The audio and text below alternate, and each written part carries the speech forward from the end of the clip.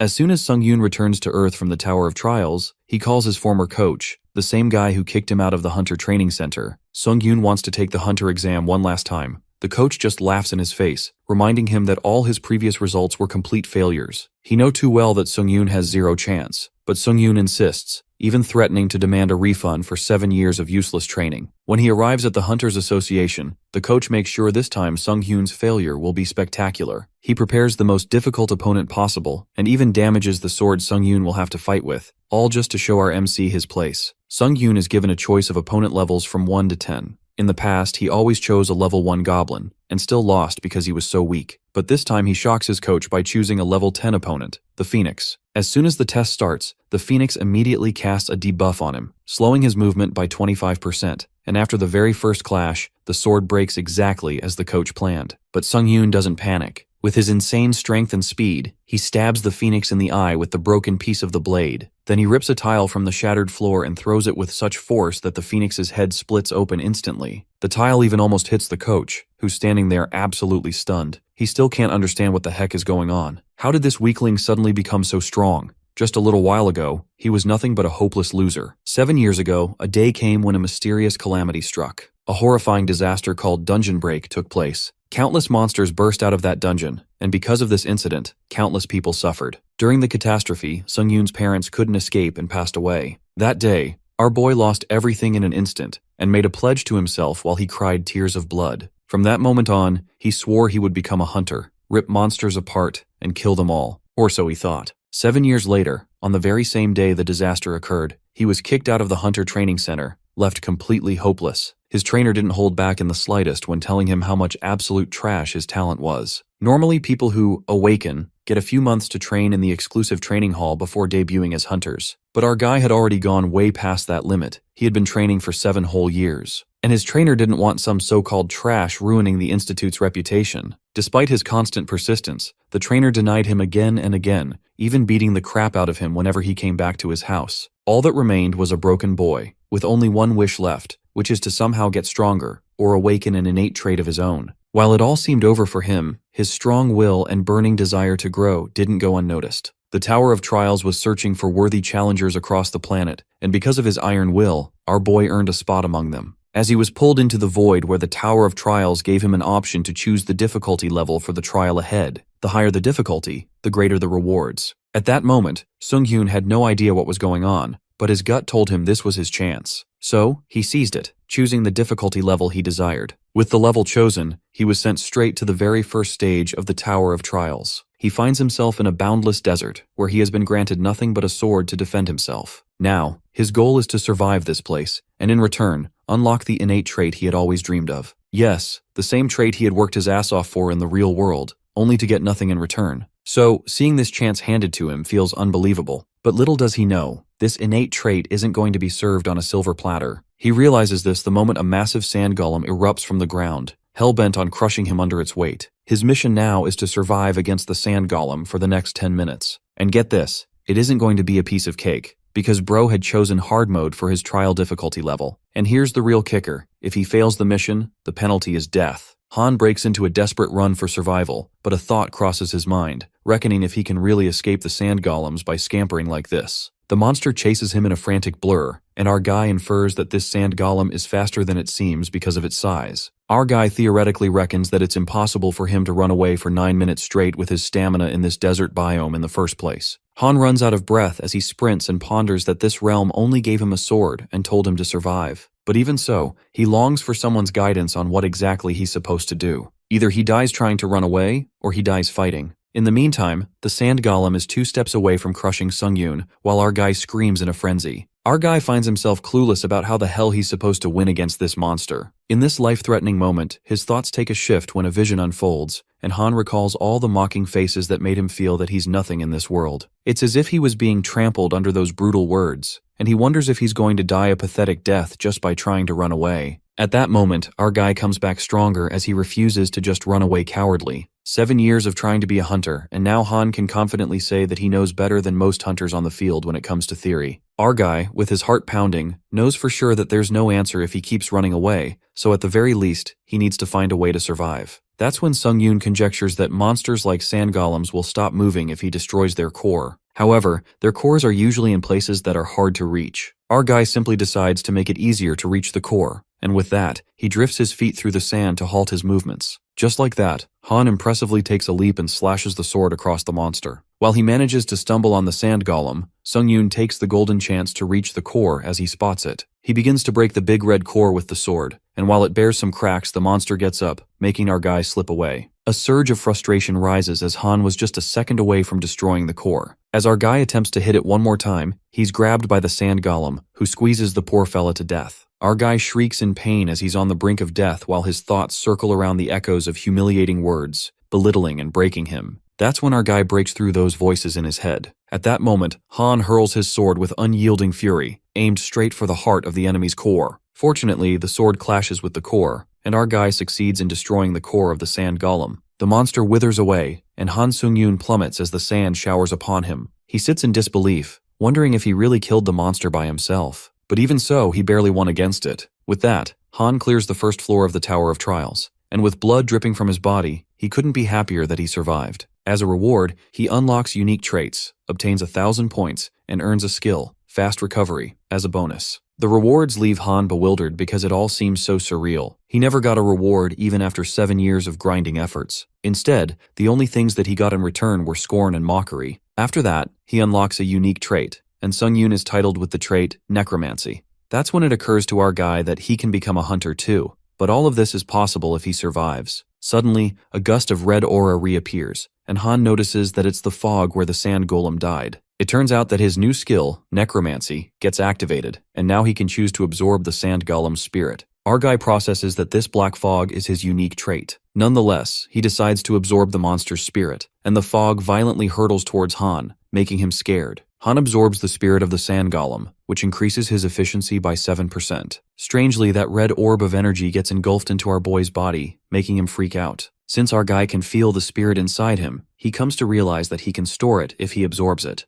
Han uses the spirit energy to increase his stats permanently and feels a surge of energy filling his body. This makes our guy barely able to process the miracle unfolding before him, since his stats have really increased, because never once in 7 years was he able to raise his stats. But now, Sung-yoon is finally able to raise his stats permanently with the help of this unique necromancy trait. A wave of stunned joy washes over him when he realizes that he can become a hunter now if he returns to the real world with this skill. Shortly after that, the system informs Han to move to the waiting room. The moment our guy enters the portal, he collapses since he lost too much blood, and his injuries get worse than he thought. Suddenly, a green gust surrounds Sung-yoon, and in the next moment, our fella is all healed up. Given the amount of blood he spilled, our guy assumes that he'll be healed once the trial is over. But what's even more shocking is when our guy spots a big bed, wondering how they could just put a single bed in a big room. Nonetheless, he hops onto the bed and ponders about his next plan. While our guy wonders if he'll be able to escape the tower, the thing that doesn't settle with him is the reason why this tower called him to this place. Just then, he's interrupted by the system. He's notified that he is able to use the 5 commands: Info, Store, Community, Inventory, and Trial. Saying the following words will activate the commands. Han Sung-yoon's mind is flooding with questions, but he snaps out of it and focuses on surviving for now. He then calls the word trial to activate it and gets to know that 23 hours are left until the second floor trial. Our guy now apprehends that he needs to go through more trials and activates a community where the people who were also forced into this tower are conversing with each other. Han discovers that the people in the chat are confused, and on top of that, the people who weren't hunters like him were also dragged into this place. Suddenly, the admin enters the chat, disabling the other players from messaging since he seems to have an important message for those who have cleared the tutorial. Our guy is still clueless about a way to return, but he plans to memorize all the info whatsoever. The admin reveals that the points earned during trials are used as currency within the Tower of Trials. More importantly, they can't get even a single drop of water without points. Lastly, the only way to earn points is through trials. While this sounds like a true survival game, Han learns that he needs to do everything he can to get used to the rules within the tower. Otherwise, he dies. The fact that he can't even get water without points means that, in order to earn points, he needs to keep clearing the trials. With that, the admin exits the chat after giving a shocker, and Sung-yoon feels disgruntled since he thought he'd return and be a hunter, but he's snapped by reality. Our guy then peeks at the long sword and opens the store since this weapon isn't enough to survive. After getting a new weapon, Han starts training while contemplating that all the hunters lost their stats when they entered the tower, but he assumes that it should be easier to learn skills that they've learned before. For this reason, our guy can't seem to forget that he's not on the same starting line as them, who are already hunters. Han gets pumped up as he trains with all his might just so that he can catch up to them. The fire of hard work eventually drains him out as he collapses on the floor, panting. But in a second, all of his energy is restored. Thanks to the healing effect of the waiting room, he can train effortlessly. Just as our guy feels inspired to train for the next trial, his stomach rumbles with hunger. Our guy then scrolls up to the inventory to get something to eat and is only left with 40 points for buying water and stuff. He feels lucky to get those additional points, or else he wouldn't have even dreamt of getting a shield. It appears to be 17 minutes until the next trial begins, and Han realizes that even the chat that was confused is quiet now that it's time to clear the second floor. But a hint of doubt lingers in Sung-yoon's mind as he's uncertain if he will survive again or not. He shakes off that feeling and gets adamant to survive no matter what. Just like that, the trial starts in 10 seconds, and our guy gets teleported to the second floor of the tower, which turns out to be a forest this time. The subject of this trial is to assassinate the orc tribe leader within a given time limit. Our guy finds himself standing on a cliff where he can clearly sight the orc village. A strike of terror runs through him when he witnesses a tribe of giant orcs. But what terrifies him more is that they want him to jump into the swarm of orcs and defeat the tribe leader. After that, Han Sung-yoon musters up the courage as he trudges down and hides in the bushes to watch over the orcs. Normally in dungeons, if there's a guard amongst the orc tribe, then there's also a hunter. Our guy finds it difficult to even win against one orc hunter, but the problem is, there are a lot of orcs. In order to defeat all the orcs, they need at least a party of E-rank hunters to make sure they don't die. Han feels helpless, given the situation, and retreats to come back with a better plan. However, an idea flickers in his mind, and he comes across a way to complete this trial. It occurs that our guy lit up firewood and found enough wood to make more of them. He then stores the firewood in the inventory, and it works. It is then narrated by our main character that it may seem like orcs are lazy pigs, but they're quite a diligent race. They always hunt in the morning and come back when the sun starts to set, so this leaves plenty of time for Han to set up his plan. Our guy figures out that the only way to complete this difficult and numerical inferiority trial is with fire. Later, Sung-yoon waits for the right time to ambush.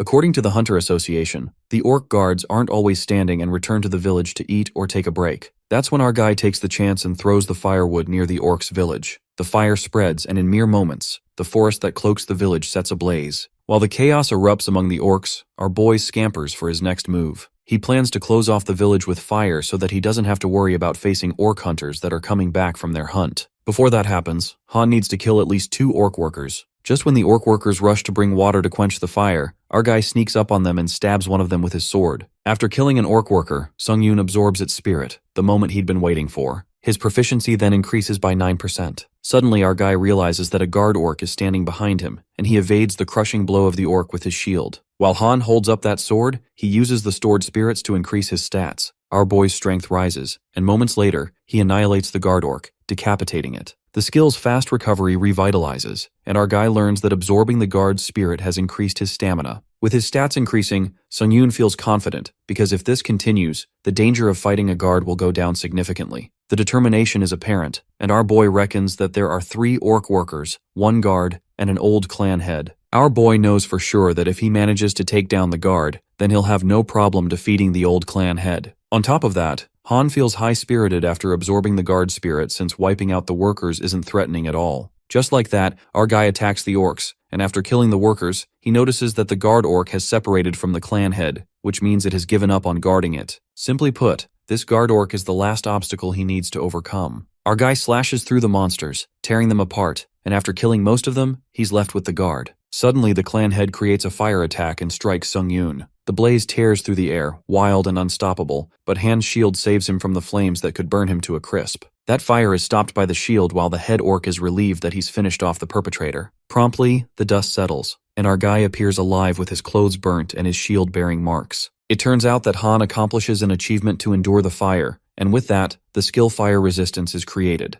With his new iconic skill, these orcs are now dead meat as anger flashes across Han's eyes, ready to assassinate them. Our guy confronts the head clan and mercilessly chops off both of its hands. The orc screams in agony as the blood spills, and it immediately runs inside the tent. Just then, Han Sung-yoon walks in and witnesses a sight that leaves him staggered. He finds the head orc protecting its children, who are scared to death, making Han realize that these monsters also value their family. The sight triggers a memory when our guy recalls how his parents shouted at him to run away and survive when they were attacked by the monsters. They protected him and died. After that, the little orc pulls out a knife to attack Han, but our guy thinks it's so stupid and bangs his sword's end on the head of the orc. Sung-yoon presumes that even if he becomes a ghost, he'll make sure to cut the monster's bloodlines. Just like that, our guy assassinates the leader of the orcs and completes the second floor of the Tower of Trials. In the waiting room, Han Sung-yoon's shield can't be used anymore because of the damages it endured, but thanks to this, our guy made it out alive. This time it was a close call, and our guy opens the chat to check up on others. However, he learns that most of the members have died. While Han thinks it's brutal, suddenly his eyes snap in shock when he stumbles upon a member's message that says he found a way to return to Earth with his question voucher. Our guy is totally taken aback and activates information, one of the 5 commands. It occurs that Han can use a question voucher to get a reply from the moderator, and each time he enters a new floor, he'll get a question voucher. It is revealed to us that by sharing the information they've found through the question vouchers, the chat room's atmosphere has naturally turned into a place to share what they've found. This is the main point of the chat room. The crucial part of info is that there's a temporary return stone for sale that one can use to return to Earth for a couple of days when they complete the 5th floor. Furthermore, there's also info beyond the 7th floor. An extensive system expansion will occur, and items that can make one permanently return to Earth are sold. After processing all the info, Han Sung-yoon presumes that if he returns to Earth with his current abilities, he'll easily become an E-rank hunter. But this pressure takes a toll on our guy, because if he had this ability on Earth, it would be a complete scam. The more Han urges to go back to Earth, the thoughts make him low-spirited. He thinks logically that he barely just completed the 2nd floor, and reaching the 8th floor seems far-fetched. Even so, our guy decides to stay positive since his stats, which were nothing, are now averaging and heading towards 20. First, our guy absorbs all the 5 spirits he got by putting his life on the line, which increases his status, and his body overflows with strength. As soon as those spirits are swept in, Han finally gets it,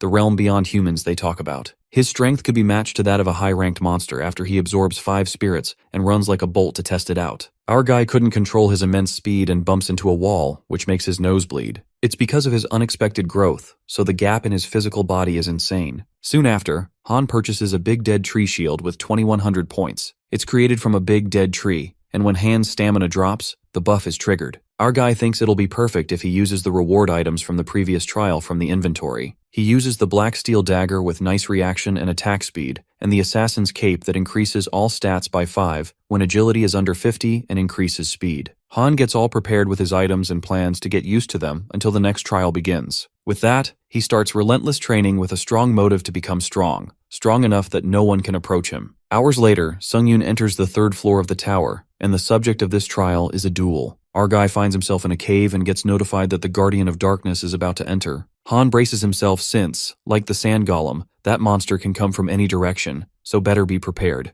The timer ends, and the Guardian of Darkness emerges from the shadows. Even our guy can't sense a single movement of that monster. To our surprise, that monster catches Han off guard when it ambushes him and stabs him in a split second. The Guardian of Darkness appears more dangerous than expected as it smirks while our guy groans in pain, disoriented by the sudden occurrence. He's then instructed to defeat the Guardian of Darkness, the doppelganger, who moves like Han's shadow. Han Sung-yoon struggles to defeat the Guardian of Darkness and activates his skill, Fast Recovery. Our guy realizes his spine would have been cut if he hadn't moved, but then he notices something. Sung-yoon observes the position of his opponent, which is the same as his, and notices the doppelganger is copying his moves. Our guy decides to figure it out by clashing with it once and succeeds in attacking him, but then he learns that it can use a healing skill. In an instant, the Guardian of Darkness leaps onto our guy with the exact same moves Sung-yoon pulled off earlier. Han grasps the situation quickly and decides to use his own skills to take his enemy down, but is left stunned when it attacks him. And somehow, the doppelganger manages to grow stronger in a short time. Han Sung-yoon uses the assassin's cape, activating its innate effect. He decides to end this in a minute. Our guy manages to do some damage to its body, but as he assumes it worked, his arm is cut off, making him scream in pain. Sung-yoon observes the Guardian of Darkness and finds him not moving. Our guy is aware that it will take some time to heal and sees this as a chance to kill it. But since his hand is cut off, our guy thinks of a way to do it without having the sword in his hands. An idea pops into his mind, and even though he thinks it's an insane thing to do, Sung-yoon thinks it's better to die trying than to die in vain. Our guy uses the shield to hit it, resulting in the Guardian of Darkness collapsing on the ground, and using this as a chance, Han Sung-yoon hits it with the shield with full strength. The system congratulates him for clearing the 3rd floor of the Trial of Towers. Upon entering the 4th floor's waiting room, Han Sung-yoon has been healed of all debuffs and injuries. As he tests it out on a wall, he's glad he healed perfectly and ponders about the spirit of doppelganger he earned in the cave after clearing the third-floor trial. He believes that the spirit is incomparable to the other monsters he faced. Meanwhile, the system notifies him that his trait, necromancy, has reached 100% proficiency. With his rank being improved by 1, Sung-yoon reaches necromancy level E and finds out he can absorb their skills. In addition to that, our guy now also has an additional effect from which he can randomly obtain one of the awakened skills of the spirit when absorbing the spirit of death. Our guy realizes that's how he managed to obtain fast recovery after experiencing near death, being well aware that skills aren't easy to get. Not expecting to have a broken trait like this, Han Sung-yoon decides to test his fate. With that, he enters the community of the 4th floor and feels at home, waiting in the lobby. As our guy is about to swipe the screen, he sees the information given about the next trial, which is an integrated trial in which they would have to work as a party. Sung-yoon sees the comment of one of the competitors, stating that the competition among the hunters would mean killing each other, leaving our guy stunned. The next trial begins with the system informing our guy about him being matched with another challenger, and they would have to defeat the Goblin King within the remaining time, that is 1 day. With that, the system notifies him about the failure penalty being death, and Han appears in front of 2 other hunters. A girl named Lee Haeon starts with the introduction now that they're a team and lets them know about her specialty in helping the team, being an E-rank hunter back on Earth. The other guy, named Lee Sung-hoon, specializes in close combat and was a D-rank hunter on Earth, which explains his arrogant tone. Our fellow reveals his specialty in close combat as well and lets them know that he wasn't a hunter, but hoped to become one in the world. This grabs Sung-hoon's attention as he gets curious about our guy being an aspiring hunter, making it obvious that he's looking down on him. Our guy is confident that he can play his part, but his teammate mocks him and warns him about being kicked out if he's detrimental to the team. Sung-yoon, being used to this, forgot for a moment about how people treated him back then, but he's also aware of Sung-hoon's skills, hence growing hushed. Our guy is well aware that skills are the only thing that matter in the tower. The system notifies him about the theme of the trial being a 3-to-3 competition, in which they have to work with their team and complete the trial before the other team does. And with that, the doors of the castle open. Lee struggles to take down the goblins, wondering how the hell they're moving in such an organized way, and calls out the newbie, who's our guy, yelling at him to fight. While our guy complains about him not even paying attention to his surroundings, Lee Haeon announces to help him after she's done with her spell, but is interrupted when Sung-hoon screams at her, ordering her to buff him right now. She reveals her supportive spells are all used up, not knowing what to do when Sung-yoon steps in and informs her that he is going to help his teammate since he needs his help. Haeon tries to stop our guy but fails, concerned about who's going to watch her back, and as she turns around, she is left speechless to witness all the goblins dead. Sung-hoon loses his cool as he fails to defeat the goblins and blames the newbie for his failure. He's about to get hit when someone appears in front of him and kills the goblin. Turns out, it's Han Sung-yoon, who orders him to stay back since he's just getting in his way as his aura now changes completely. Defeating all the goblins, he slices them like butter and accomplishes the title of a goblin hunter. Our guy pulls an Uno reverse on that big guy and says that he's a fucking bother right now. With that, Han Sung-yoon goes like the clappers and slices the goblins into pieces. Lee Sung-hoon's jaw drops when he astonishingly stares at Han cutting through the enemy like a phantom wind. The spirits of goblins linger, and our boy senses that they can't see his unique trait, sword energy, so he can easily absorb them. He then absorbs the souls and increases his stats. Sung-yoon also gets to know that one of the skills possessed by goblins is also being absorbed. That skill turns out to be a ranger's knowledge that can widen his field of view, and it'll be easier to see approaching enemies. At that moment, our guy experiences the sight of a goblin and smirks, knowing that he has hit a jackpot. The team meets up, and that incompetent bastard Lee approaches Han and says that the newbie got lucky going against the weak goblins. The guy laughs nervously to hide his scary ass. Our guy cuts to the case and announces that he'll lead and give commands from now on for the party's better efficiency. Han humbles the D-rank bastard with his death glare real quick and asks Lee if he's got a problem. Lee obediently agrees and asks what's there to do besides that. Sung-yoon then orders him to protect the girl hunter Lee Haeon and instructs that girl to continue guiding them from the back. Haeon gladly agrees, and they resume their search. Just like that, our hero flashes through the battlefield and slaughters the goblins. He keeps absorbing the souls of dead goblins, which repeatedly increases his proficiency. It is known that 14 hours are left till the third trial ends. Later, the team keeps walking when Lee Haeon gets suspicious since goblins appear periodically, but now it's strangely quiet. Suddenly, Han witnesses something and scampers towards it.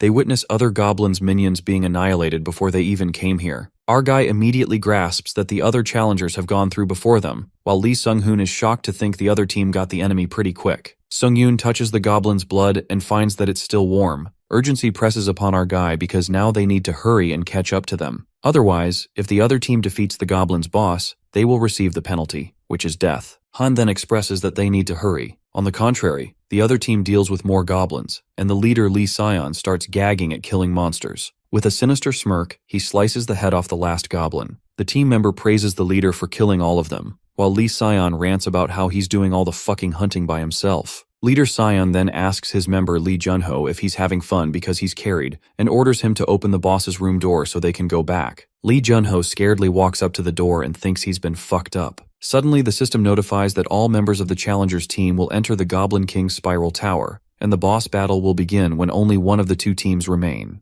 An ominous red aura cloaks them, and they cannot leave the current location from this point on. It turns out that Han Sung-yoon's team arrives at the Spiral Tower. Witnessing that the other team is alive as well, Lee Sion finds it annoying, while our guy informs his team members that he'll fight against them alone. Our fella asks Lee Haeun to give him only an agility buff, but the girl hunter raises her concern since she knows that Sung-yoon is strong. She saw his strength with her own eyes, but still, hunters might be more frightening than monsters. Han understands and agrees to let her know if it gets dangerous. He plans to leave the backup to Haeun if that happens. After the girl increases his agility, our guy strides towards the enemy. Well, our main character is giving Assassin's Creed vibes. He's so cool. As he's walking, Sung-yoon presumes that he's better than an average hunter and has killed more than 30 goblins. While Lee Sion's team braces themselves, our guy flashes towards his opponent, certain that he can do it. Our guy exudes a fierce aura that even scares the shit out of Lee Sion, who hides behind his member Lee Junho like a coward and commands him to use his shield with all his power. Just then, Junho activates an open shield, and a protective barrier enfolds them. However, Han, with his awe-striking strength,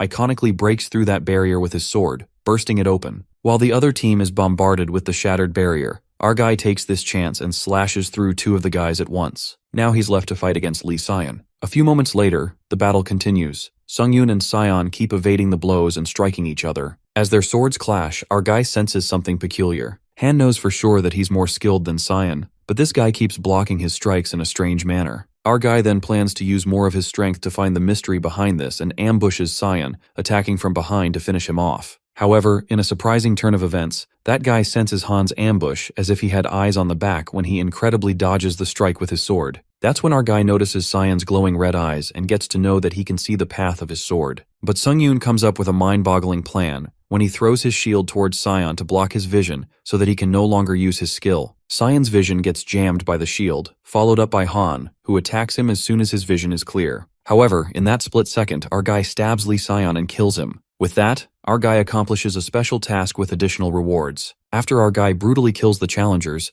Haeun notices Han's hand quivering as blood drips from it, and she asks him if he's okay. Gloominess overtakes Sung-yoon's face, but he responds that he's fine. Lee Haeun apprehends that our guy must have been shocked since he killed a human. After all, she thought he'd be cold and strong. Nonetheless, with no time to grieve, Han plans to proceed with the boss fight straight away and asks Haeun and Lee Sung-hoon, who are also ready to do the same. In the meantime, our guy gets done defeating the trial's goal, the Goblin King, like it's a cinch, leaving Lee to believe that he's a monster. After that, they complete the trial of the 4th floor, and as a reward for completion, all of their stats increase by 4, followed by an instant acceleration skill as a bonus reward. Lee Sung-hoon moves to the lobby first, and while our guy wishes Haeun a safe return, she says something in return. The girl hunter oversteps and affirms to our guy that he only did what he needed to do, referring to killing humans. She lets out that it was something someone had to do, and if Sung-yoon wouldn't have done it, she would have, for the means of survival. Our guy smiles upon hearing this, and Haeun sends him a friend request. The girl thanks Han since they won the 4th trial because of him, but finds it a little upsetting since she didn't get any rewards. Haeun blushes and asks our guy to look for her when he returns to Earth later, adding that she's from the White Silver Guild. With that, the girl leaves and our guy turns red. Since he's left alone, our guy is left to make a decision on whether he's going to absorb the human souls or not. Our guy narrates that when he first found out he could do this, he put it off because he knew that if he did it, then he would have crossed a line and couldn't go back. A smirk spreads across his face, reeking of malice, and that's when he makes up his mind.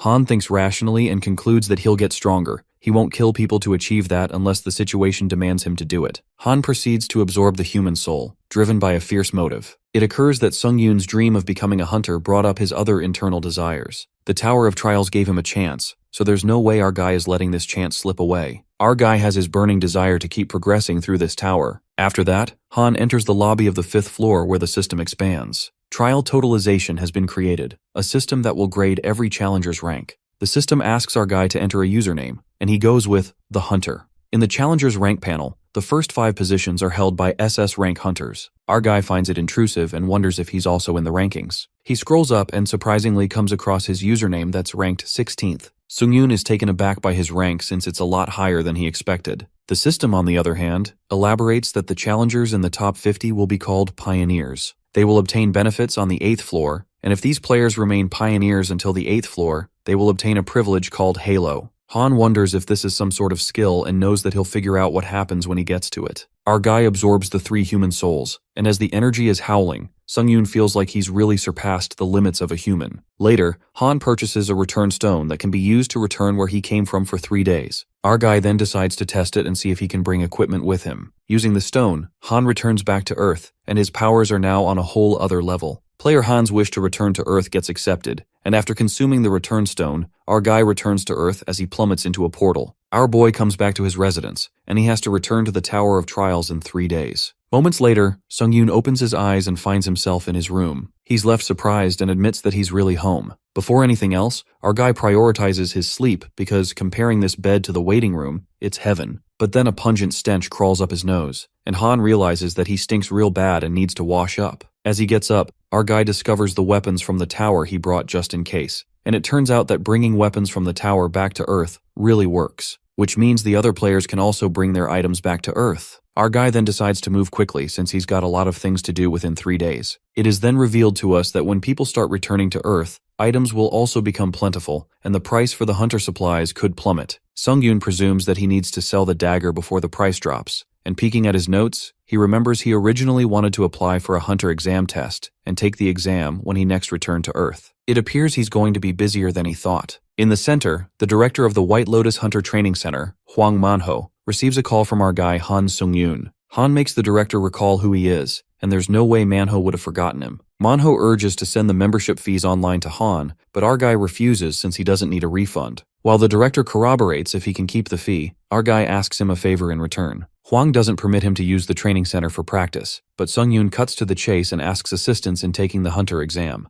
Director Hwang remembers that Han failed the test last time and tells our guy not to forget his overall ability results. It was rank F, the lowest possible score. Hwang mocks our guy for not having any traits or skills, but Sung-yoon intrigues his interest by saying that he would pay the membership fee. Well, the director seems speechless since our guy agrees to pay the money, so he doesn't have any intention of refusing. With that, Sung-yoon closes the deal and requests Manhwa to help him take the hunter exam today. Later, our guy takes a bath and sees himself in the mirror. His body seems to be in shape now that he's progressed a bit, but Han yanks out of thoughts as he flatters his body since the hunter test has been scheduled for later, so he better hurry. Just like that, Sung-yoon barges out of the apartment, contemplating the ordinary life he always longed for without any humiliation and complexes, that even just seeing his neighbors pass by feels great. Han greets his neighbor, who's a woman, and she immediately guesses that our guy is an older guy trying to become a hunter. While our guy signs off, the neighbor is low-key impressed by his aura, wondering if he was always this tall. Outside, Han tries to find a taxi, but he struggles. He then uses another mode of transportation, which is his strength, as running is a pretty good method since he'll be there in no time. Moments later, our guy arrives at the Hunter Association, where he meets with Director Hwang after a long time. Sung-yoon leaves the director in a mystery when he says he's been dealing with peculiar things recently.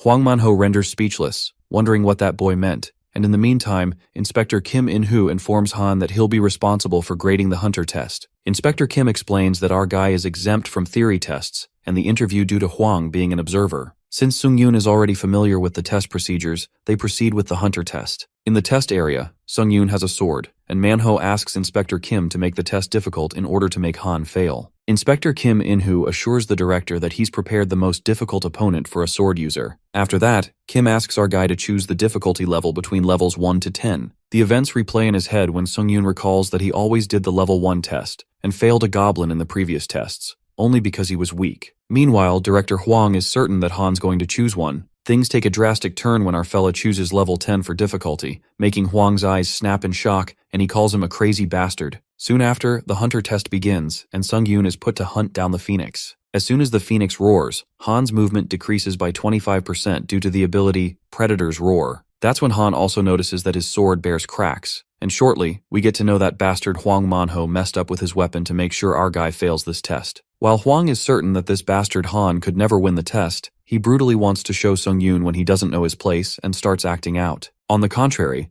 Sung-yoon confronts the Phoenix, who seems to be soaring his way while he stands stiff. The next scene begins with director Hwang's point of view, where it is revealed to us that he passed the hunter exam. When he first became a hunter, he felt like he was the best, gushing with pride and joy. However, the gap between his colleagues gradually started to grow, and in the end, he couldn't catch up, so he gave up. In the world of hunters, being born with talent is everything. At least that's how the world works. Hwang Manho accepted this harsh reality and stopped working hard. He justifies that it's not just him. Everyone does that. The director urges to see Han Sung-yoon's downfall and wants him to give up because he feels inferior to someone who's persistent and works hard. In the exam area, the Phoenix clashes with Han's sword that shatters with a single hit. Incredulity flickers in his head since he's aware that not even a low-grade weapon breaks like this. While our guy understands that his sword was tampered with, director Hwang smirks maliciously and eagerly waits for Han's defeat since he can't do anything without a sword. In the meantime, the Phoenix glides towards Han, and with no weapon to counterattack, our guy takes this as the perfect opportunity to test out his skill, instant acceleration, he got after the fourth trial. He activates the skill and zooms like a bolt of lightning.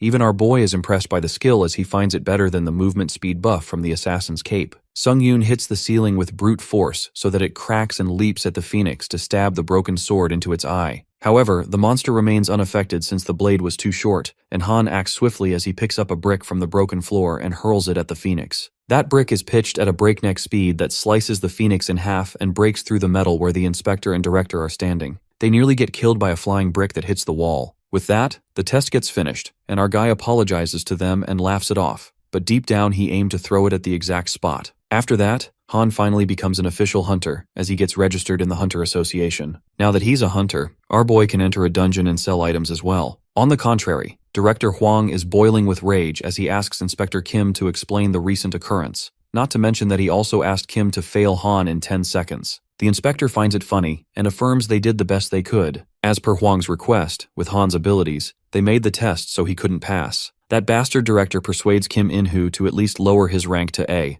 I mean, the director is such a dumb fuck. Bro got mad at our protagonist just because he worked harder and didn't end up like him. Nonetheless, the inspector couldn't lower it anymore since Sung-yoon killed a monster in a test that would at least set him at D rank in freaking 10 seconds. While that sounds jaw-dropping, Inspector Kim clarifies that if he gave Sung-yoon a D rank, he would have gotten a complaint from the association. As Hwang Manho is utterly jealous of Sung-yoon, he forces Kim to change the rank whatsoever when shortly, our guy enters the room, flaunting his hunter's license. Inspector Kim congratulates Han, who walks up to the director and asks if something happened because he doesn't look well. The director nervously wishes him and addresses him as Hunter Sung-yoon. It appears that Han Sung-yoon is here to seek retaliation for all the times he's been humiliated by the director's words. Tension crackles in the air when our guy breaks the ice and reminds director Hwang that he was a C rank before he retired. The director asks where this conversation is headed while Sung-yoon makes Manho remember how he called him a failure the other time. Abruptly, Hwang loses his shit when he runs to smack Han, and it turns out our guy's provocation worked well as expected. With that,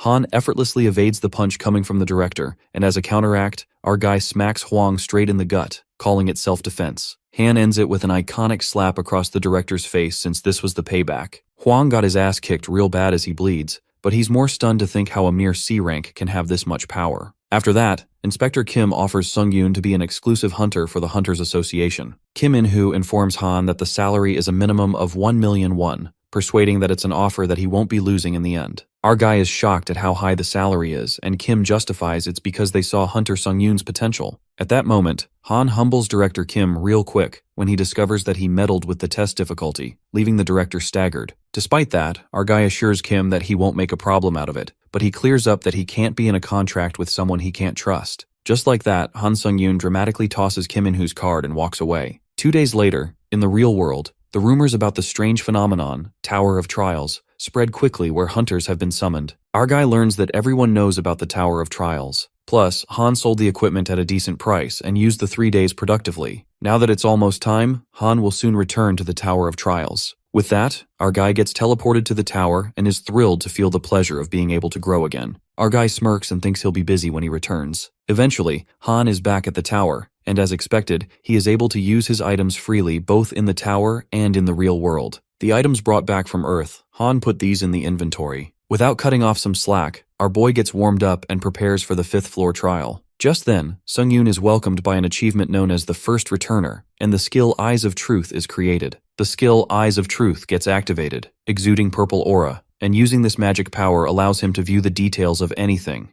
even determine the truth of a person's words. Our fella strikes it rich with this skill as he realizes that not only can he view the details behind items, but also determine if someone's lying. Han calls it unexpected luck. After that, our boy purchases a thunder sword and a secretive hunter's shield at a heavy cost. Although it's expensive, Sung-yoon looks for the good sword's bonus effects, which is when he hits the opponent, they will have a 10% chance of being paralyzed. Sounds like a nice prerogative. He then gets ready for the 5th floor trial since it's been a while. Han enters the 5th floor of the Tower of Trials, and the title of the trial is Hunt, with the remaining time of 1 day. The condition to win the trial is to defeat the wolf person, the boss of the Wolf Gorge, and the penalty of failure is the player's death. Sung-yoon arrives at the 5th floor and is amused to see that he's surrounded by a herd of wolves. Our guy goes in for a feast and starts slashing the monsters, but he feels that they're too weak. Suddenly, a wolf bangs into something big, and it turns out to be giant wolves 10 times bigger than an ordinary wolf. The giant white wolf roars and devours the little wolf, ripping it into pieces. That's when Han feels thrilled, since this is how a trial of towers should be like. With that, the white wolves leap towards our guy, and now that the situation has become fun, he incredibly slashes the monsters with his thunder sword like a freaking maniac. Even our guy thinks he's gradually becoming insane, given how strong he's become. After Han effortlessly wipes out the wolf monsters, his skill Hunter Dagger and Fast Recovery rise to E and D rank. But our guy presumes that the Hunter Dagger skill he got on the 3rd floor is growing slowly, and thinks of getting a new sword skill. He then lets the wolves attack him, and eventually annihilates them all. With this, Sung-yoon's 3rd hunt is over, and he infers that the sword paralysis effect didn't happen as much as he thought it would. He then starts absorbing the souls of plenty of dead wolves, increasing his proficiency to 16%.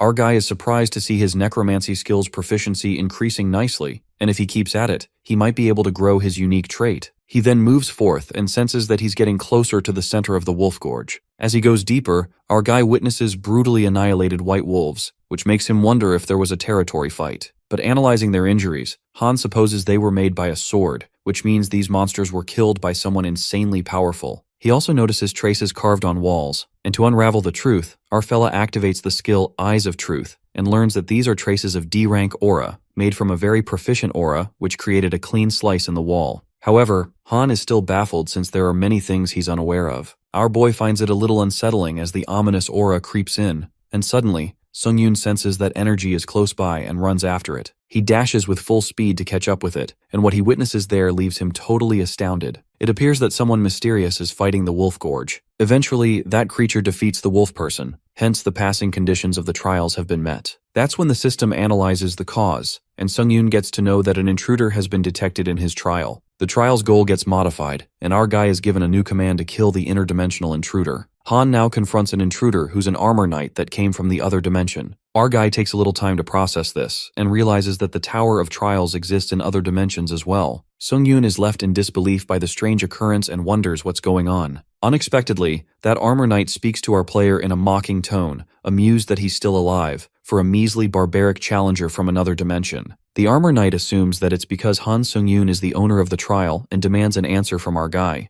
The knight calls him a barbarian and thinks he's scared of the horror of death. Upon hearing this, our guy smirks nervously as he's a bit scared and presumes that this armor guy is not normal. Sung-yoon did not consider the possibility that an intruder might try to steal his trial objective, but he's relieved that he didn't fail the trial immediately. Meanwhile, the armored intruder thinks that Han's sheer terror has robbed him of his wits and decides to let his sword do the talking. With that, our guy braces himself as the fight is about to begin. As the armored player runs forth to attack Sung-yoon, our guy hurls the dead wolf in his way. While the intruder gets distracted as it slashes the wolf, Han seizes the chance to ambush and goes for the attack. However, our guy fails miserably when his thunder sword doesn't penetrate that player's heavy armor. Our dude's futile attempt to cut through the armor and cleave it in half is left undone as he discovers that's not how it's gonna be. At that moment, the intruder's sword unleashes a dark aura, and as soon as it strikes Sung-yoon, he drifts away with brute force. Our guy gets smashed into the ground to the point that one of his wrists gets twisted. Han's arm bleeds, and the armored player is impressed that his aura is blocked. But still, that arm of his is more useless than if he had severed it entirely. That's when our guy gets worked up and frantically asks the intruder who he is, since no one mentioned anything like this to him. The armored player steps forward, and is not surprised that the primitive ape is ignorant of trial invasion. It's just as he suspected, referring to Sung-yoon. With a broken arm, our guy is now utterly helpless, and questions the intruder why the hell he had to invade his trial. The intruder states that lamentations will not avail him.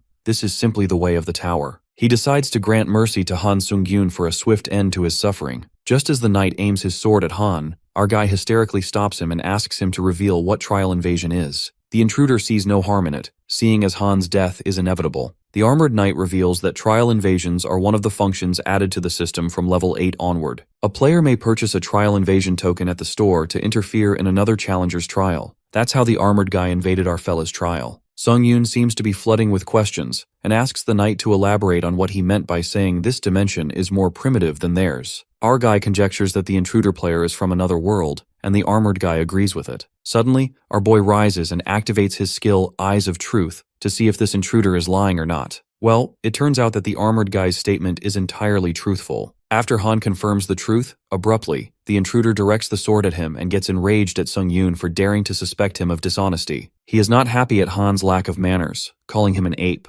While the intruder furiously swings the sword, our guy gets cocky and asks what he's gonna do about it. The armored guy gets mad and calls Han a puny primitive fool for acting cocky. That's when Han Sung-yoon spills the beans. Since the intruder gave him some valuable information, he decides to tell him something in return. Han confesses that his twisted arm doesn't feel too bad, thanks to his pain resistance skill. What's more shocking is that our dude is not holding his arm like this because it hurts. It occurs that as soon as our boy lets go of his arm, his fast regeneration skill heals him automatically, figuring the intruder would let his guard down if he looked hurt. Our guy literally flips the tables and makes it exhilarating as his arm looks perfect, as if it was never broken. The armored player is flabbergasted when he learns that our boy is a swordsman and a healer. However, he states that the inevitability of his demise remains unchanged if he has no more to offer. But our guy lets out that it's hard to say since he just keeps getting stronger and stronger. That's the turning point. His real power awakens. Han Sung-yoon's power shines through when he uses all the dead souls in possession to increase his stats. The energy overflows, and his strength drastically increases. Han keeps intriguing the armored guy, who learns that our guy is also capable of strengthening himself. At that moment, things get serious when our guy activates item skill using the assassin's cloak,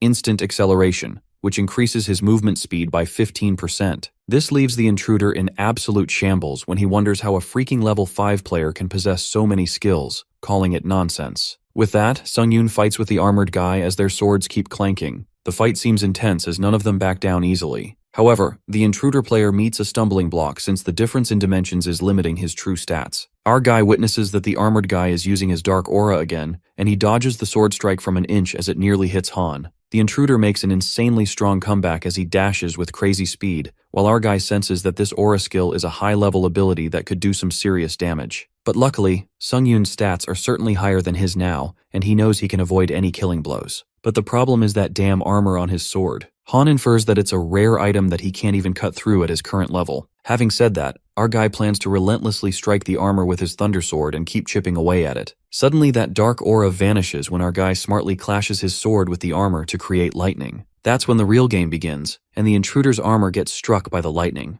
As the armored guy screams in agony, the system notifies Sung-yoon that upon striking an enemy, the user has a 10% chance of gaining the lightning strike effect. Our guy smirks as this effect enters at the perfect timing. Cade Adrax lays on the floor lifelessly, and Han Sung-yoon is glad that his gamble paid off, hence paralyzing his opponent. The armored challenger groans in pain as he refuses to believe that he lost to a mere 5th floor challenger, wondering how he can have that many skills. Our guy decides to finish him as he lets him know that he's the careless one for trusting his armor and skills. He takes a step forward, but Cade tries to prevent him from killing him and suggests giving answers to everything Sung-yoon wants to know. However, our guy refuses to listen to him and stabs him while he curses him, calling him a barbarian. Even though Sung-yoon is becoming numb to killing, he still feels uncomfortable every time he does it and thinks of it as a problem. The system congratulates him upon clearing the 5th floor of the Tower of Trials, and our guy absorbs Cade Adrax's soul. As his proficiency increases by 15%, Sung-yoon feels relieved as he almost couldn't absorb his soul. Wondering why the reward message is not popping up, our guy is notified about the difficulty of this trial not being proportional to the rewards. The system reveals all the rewards being modified and the skills he just obtained, that is the 3 lacerations, along with 75,000 points as a completion reward and an additional 3,500 points. Sung-yoon's C rank is now replaced by an A rank, and our guy is happy about it as he now knows how strong the intruder knight truly was. Our guy is notified about entering the lobby of the 6th floor with all his injuries and status abnormalities being restored, and his information being updated on the leaderboard. As Sung-yoon opens the inventory, he decides not to let his guard down due to the existence of dimensional invasions. Pondering if he should save his question voucher till he reaches the 8th floor, Han decides to use it anyway. The system instructs our guy to write his question down, and an administrator will answer his questions. Sung-yoon, who's still confused about what a floor invasion is and whether or not he can be alerted as soon as an invasion occurs. The reply arrives in an instant after the question is sent, revealing that a floor invasion is a system where you can invade a challenger's trial when it's within the first 10 classes. However, you cannot interfere with special trials such as a combined trial, and this is a system you acquire on the 8th floor, meaning he cannot use it currently. Our guy learns that this is a climbing breaker and learns that he cannot receive information about this on his current floor. However, a question voucher will be consumed, since only the first part of his question received a reply. Sung-yoon is shocked to find out that a question voucher isn't that powerful at all, but he's glad it didn't get consumed. With that, our guy decides to use the items he got from Earth and opens up the inventory, using Kroken's Magic Tower's restoration box to restore the secretive hunter's shield. The performance exceeds his expectations, and Sung-yoon uses a cleaning stone as he remembers how he thought it was a waste of money until he uses it, feeling embarrassed. Time until the 6th floor trial is 1 hour 12 minutes. Therefore, Han decides to take a look at the trial leaderboard and the community board. On the 5th floor leaderboard, our guy is ranked at 3rd, and this leaves him in shock since he has gone up a lot from rank 16. Sung-yoon wonders if he's getting closer to obtaining the benefit of a continuous pioneer and decides to check what he got when he reaches the 8th floor. The system bombards our guy with notifications about selling a psychological skill that helps a lot with murder and pillaging. Plus, if you have a psychological resistance skill, you will be able to achieve things related to murder, pillaging, and betrayal, as well as receive great rewards. Upon reading the current chats, Sung-yoon sees the argument between two challengers about achievements related to murder. Our guy feels the situation to be full of chaos as he sees the disorderly way of things and wonders what's happening. As he ponders about this psychological resistance skill that is being actively sold right now, Sung-yoon thinks it's the same as a double-edged sword. However, the effect of it negating psychological shock is everything. Our guy knows damn well that by using this skill to erase psychological pain, one will never have any problems. When someone informs him about the bastard who gave them information on the 4th floor changing his name to Princess Sooty, although it's a competition among the hunters, our guy thinks that they are, in fact, saying that they should kill him. Sung-yoon remembers the challenger that screwed up the mood in the 4th floor lobby, as he feels he did that on purpose to make everyone feel competitive. Our guy decides to remember this name for now, and then the system asks him if he would accept the 6th floor trial with difficulty level hard and the objective of the trial being conquering within 50 minutes of time. Pass conditions are to capture one of the surrounding tiles within the time limit, and fail conditions, on the contrary, are the challenger's death or time running out. Rewards for the trial consist of a randomly picked box B, and the penalty of failure is death. Sung-yoon is then transferred to the 6th floor, which looks like an ocean, and is notified about his teammate's allocation being complete. The system suggests cooperating with his teammate and completing the trial. Our guy, who has been waiting, looks concerned when his teammate doesn't come out, but then a spear appears right on top of him as he instantly moves aside, grabbing the spear. A guy also comes out along with the spear, and it seems like he was attacking Han on purpose, making him wonder what and why he's doing that. The guy justifies his actions by stating that murdering a teammate is the easiest way to obtain achievements, while Sung-yoon doesn't like the idea of it. His teammate calls our guy a bastard for acting all hypocritical, reminding him to look around him before he pretends to have a conscience. Flashbacks of people being betrayed by their teammates appear, and the guy laughs mockingly at Sung-yoon, calling him a hypocrite. Two challengers exchange greetings, and one of them pretends to combine their strengths with one another as they witness how the hunters are betraying each other. Just as the challenger thought he got a loyal teammate, his teammate stabs him, knowing he can't get a hold of his sword while he's shaking hands with him. By playing this dirty trick, the challenger gets the title of the achievement that is Dirty Murderer, with his durability increasing by 1. Moving back to Han, who has been listening to his teammate yap about him being a hypocrite, etc., our guy is welcomed by a sudden attack from his teammate, who sees this as a chance to increase his achievements. Our guy effortlessly dodges and attacks his teammate simultaneously while he was not expecting it. Sung-yoon acquires the achievement named Traitor, and his strength increases by 1 while he thinks of his teammate as a weakling. Thinking about the words used for this trial as a special trial or a combined trial, our guy thinks it's no different from an event. Han believes he's lucky if he can get a skill from this amazing event, but he decides not to go out of his way to kill other hunters. However, he also won't ignore the ones who attack him. A challenger uses an iron dome to protect himself as he believes this trial is made for someone like him, who knows how to use water attribute magic. But he's instantly proved wrong when Han Sung-yoon appears on top of him and tries to break the dome. The challenger seems pretty confident about his shield, revealing it's a bulletproof iron form while he curses our guy. The situation takes an unexpected turn of events, and Sung-yoon breaks through the dome, kicking the hunter in his face, making him go flying back as he hits the ground with a thud. Even though our guy is aware that he got a bit too cruel, he thinks it was necessary to put fear into the challengers. Han Sung-yoon does want achievements but doesn't want to commit unnecessary murders, and the system notifies him about capturing the tiles being in process. The system instructs him that if another team steps on the tile, then the capturing of tiles will stop. Therefore, he has to prevent his enemies from capturing his tiles. Our guy has to endure 10 minutes on this tile as he assumes that the high-ranking challengers must have already finished the 6th floor. And since most of the challengers around him are low-ranked, this challenge is way too easy for Sung-yoon. The 6th floor trial made Han Sung-yoon think about a lot of things, like distrusting others, the reality of low-ranking challengers, and the gloominess of the Tower of Trial. But our guy knows that misplaced compassion is real hypocrisy, and even if he doesn't kill the challengers who come at him, someone else will die. The system alerts Sung-yoon about someone trying to invade his tile, which has halted the capturing. Turning around to see a group of 4 guys approaching him, our guy gives off a stunned expression while one of those 4 guys tries to act cocky. Sung-yoon thinks it's pretty obvious that they have created a murderer party to get achievements, and the blonde guy lets him know that he's right. With that, 2 of those 4 guys attack our guy while he activates Heart Solidarity, a trait that is going to share Kim Jin-young's pain with Han Sung-yoon. A bald guy leaps onto Sung-yoon and uses seawater to attack, and our guy ends up touching it, which decreases his strength, agility, and stamina by 10 with the penalty time of 2 minutes and 59 seconds. Not being aware of this penalty, Han believes this to be the worst situation only if he was a normal challenger and gives off an evil smile. Our guy presumes this is the worst. Well, only if he would have been a normal challenger. The smirk could tell Han is ready to kick their asses. The 2 players come attacking at Sung-yoon with their weapons while our guy stands his ground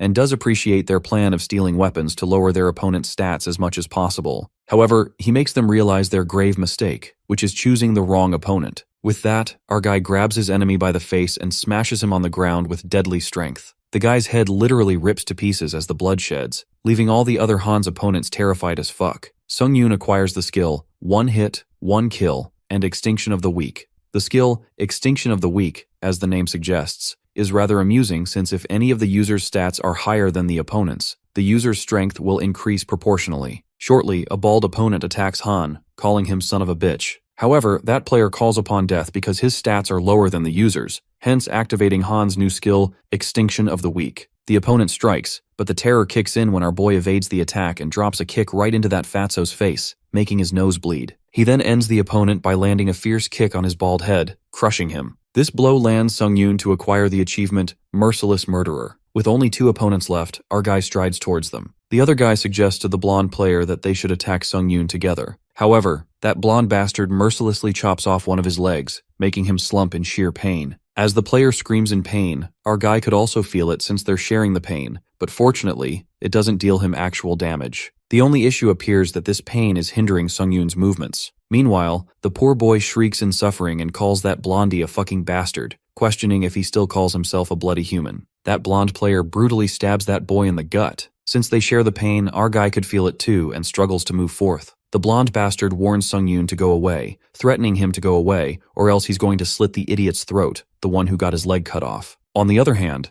our guy still has the strength to move thanks to the pain resistance skill, although it's still hard to maneuver. As expected, Han is left with only one way, and that is to kill the other challengers quickly with the Heart Solidarity. Right at that moment, when the blonde bastard notices our guy coming at him, without any reluctance, he slits the throat of the other player, making Han stop in his movement as sharp pain sears through him. Our guy grasps his neck as if his neck had also been cut open, but he knows for sure, if he doesn't pull that move now, there won't be another chance. Just like that, the blonde player leaps towards Sung-yoon to end him with his sword. That's when our guy turns the tables when he clutches the blade of the sword and iconically breaks it apart. Since the feeling of slitting the throat is so thrilling, our guy decides to make that blondie go through the same thrill. The blonde player realizes that he's screwed big time. With the blade of his own sword, Sung-yoon slits his throat and kills him. After that, Han achieves the Iron Blood Climber and 1500 points. Eventually the limit is reached and they capture a tile. Han Sung-yoon's team survives after annihilating their own kind. The players celebrate their triumph with exuberance, the joy of surviving. On the other end, our guy wonders if it was someone's instigation that so many people started to get murder achievements in the beginning of the trial. Whatsoever. In the end, those who won were the ones who remained a team. Of course, there were exceptions. The players who killed the others convinced themselves that they did nothing wrong.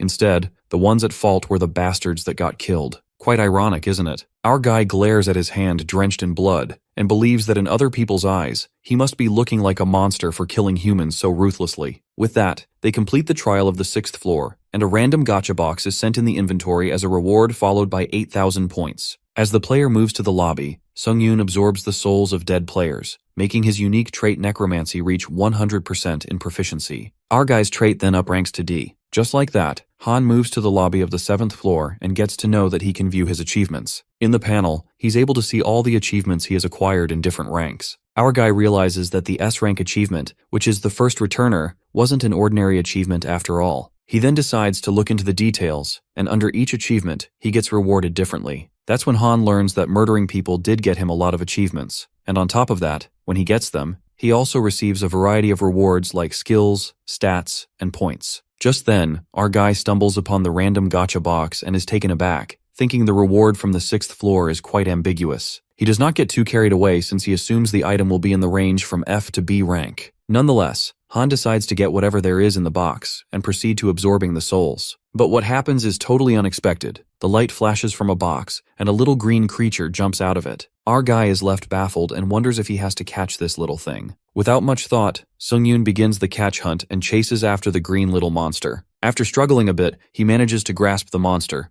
However, it bites Han's hand with its sharp fangs. Our poor fella groans in pain, bawling his eyes out. The little monster flips back like a ninja demon and smirks, while our guy looks done since he went easy on this little one as it was cute. But now he decides to go all out. Sung-yoon chases the little shit like a maniac, but he keeps failing. Eventually, our boy leaps and lands a critical hit, a crushing punch directly onto the monster's head. After the punch, the monster breaks away, and our guy obtains an item of the best rank from the gacha box. Since it's the best rank, Han believes that it's a B rank item. And yes, it turns out to be a wrought iron pendant, which increases sword skill effects by 7%, and using magic power will activate the exclusive effect, Iron Protection. The pendant materializes in his hands and our guy decides to check it out. The item gets activated, and his skin develops a property that absorbs 10% of all physical damage. Sung-yoon himself is amazed as it's better than most A-rank items since the pendant increases the sword skill effect by 7%, followed by 10% of all physical damage absorbed. Simply put, it's an OP item with both attack and defense properties. Our guy feels over the moon since it exceeded his expectations and got a freaking amazing item. But there's a drawback. As soon as Han is done using the pendant, all his magic power gets consumed by it. It occurs that the exclusive skill of the wrought iron pendant,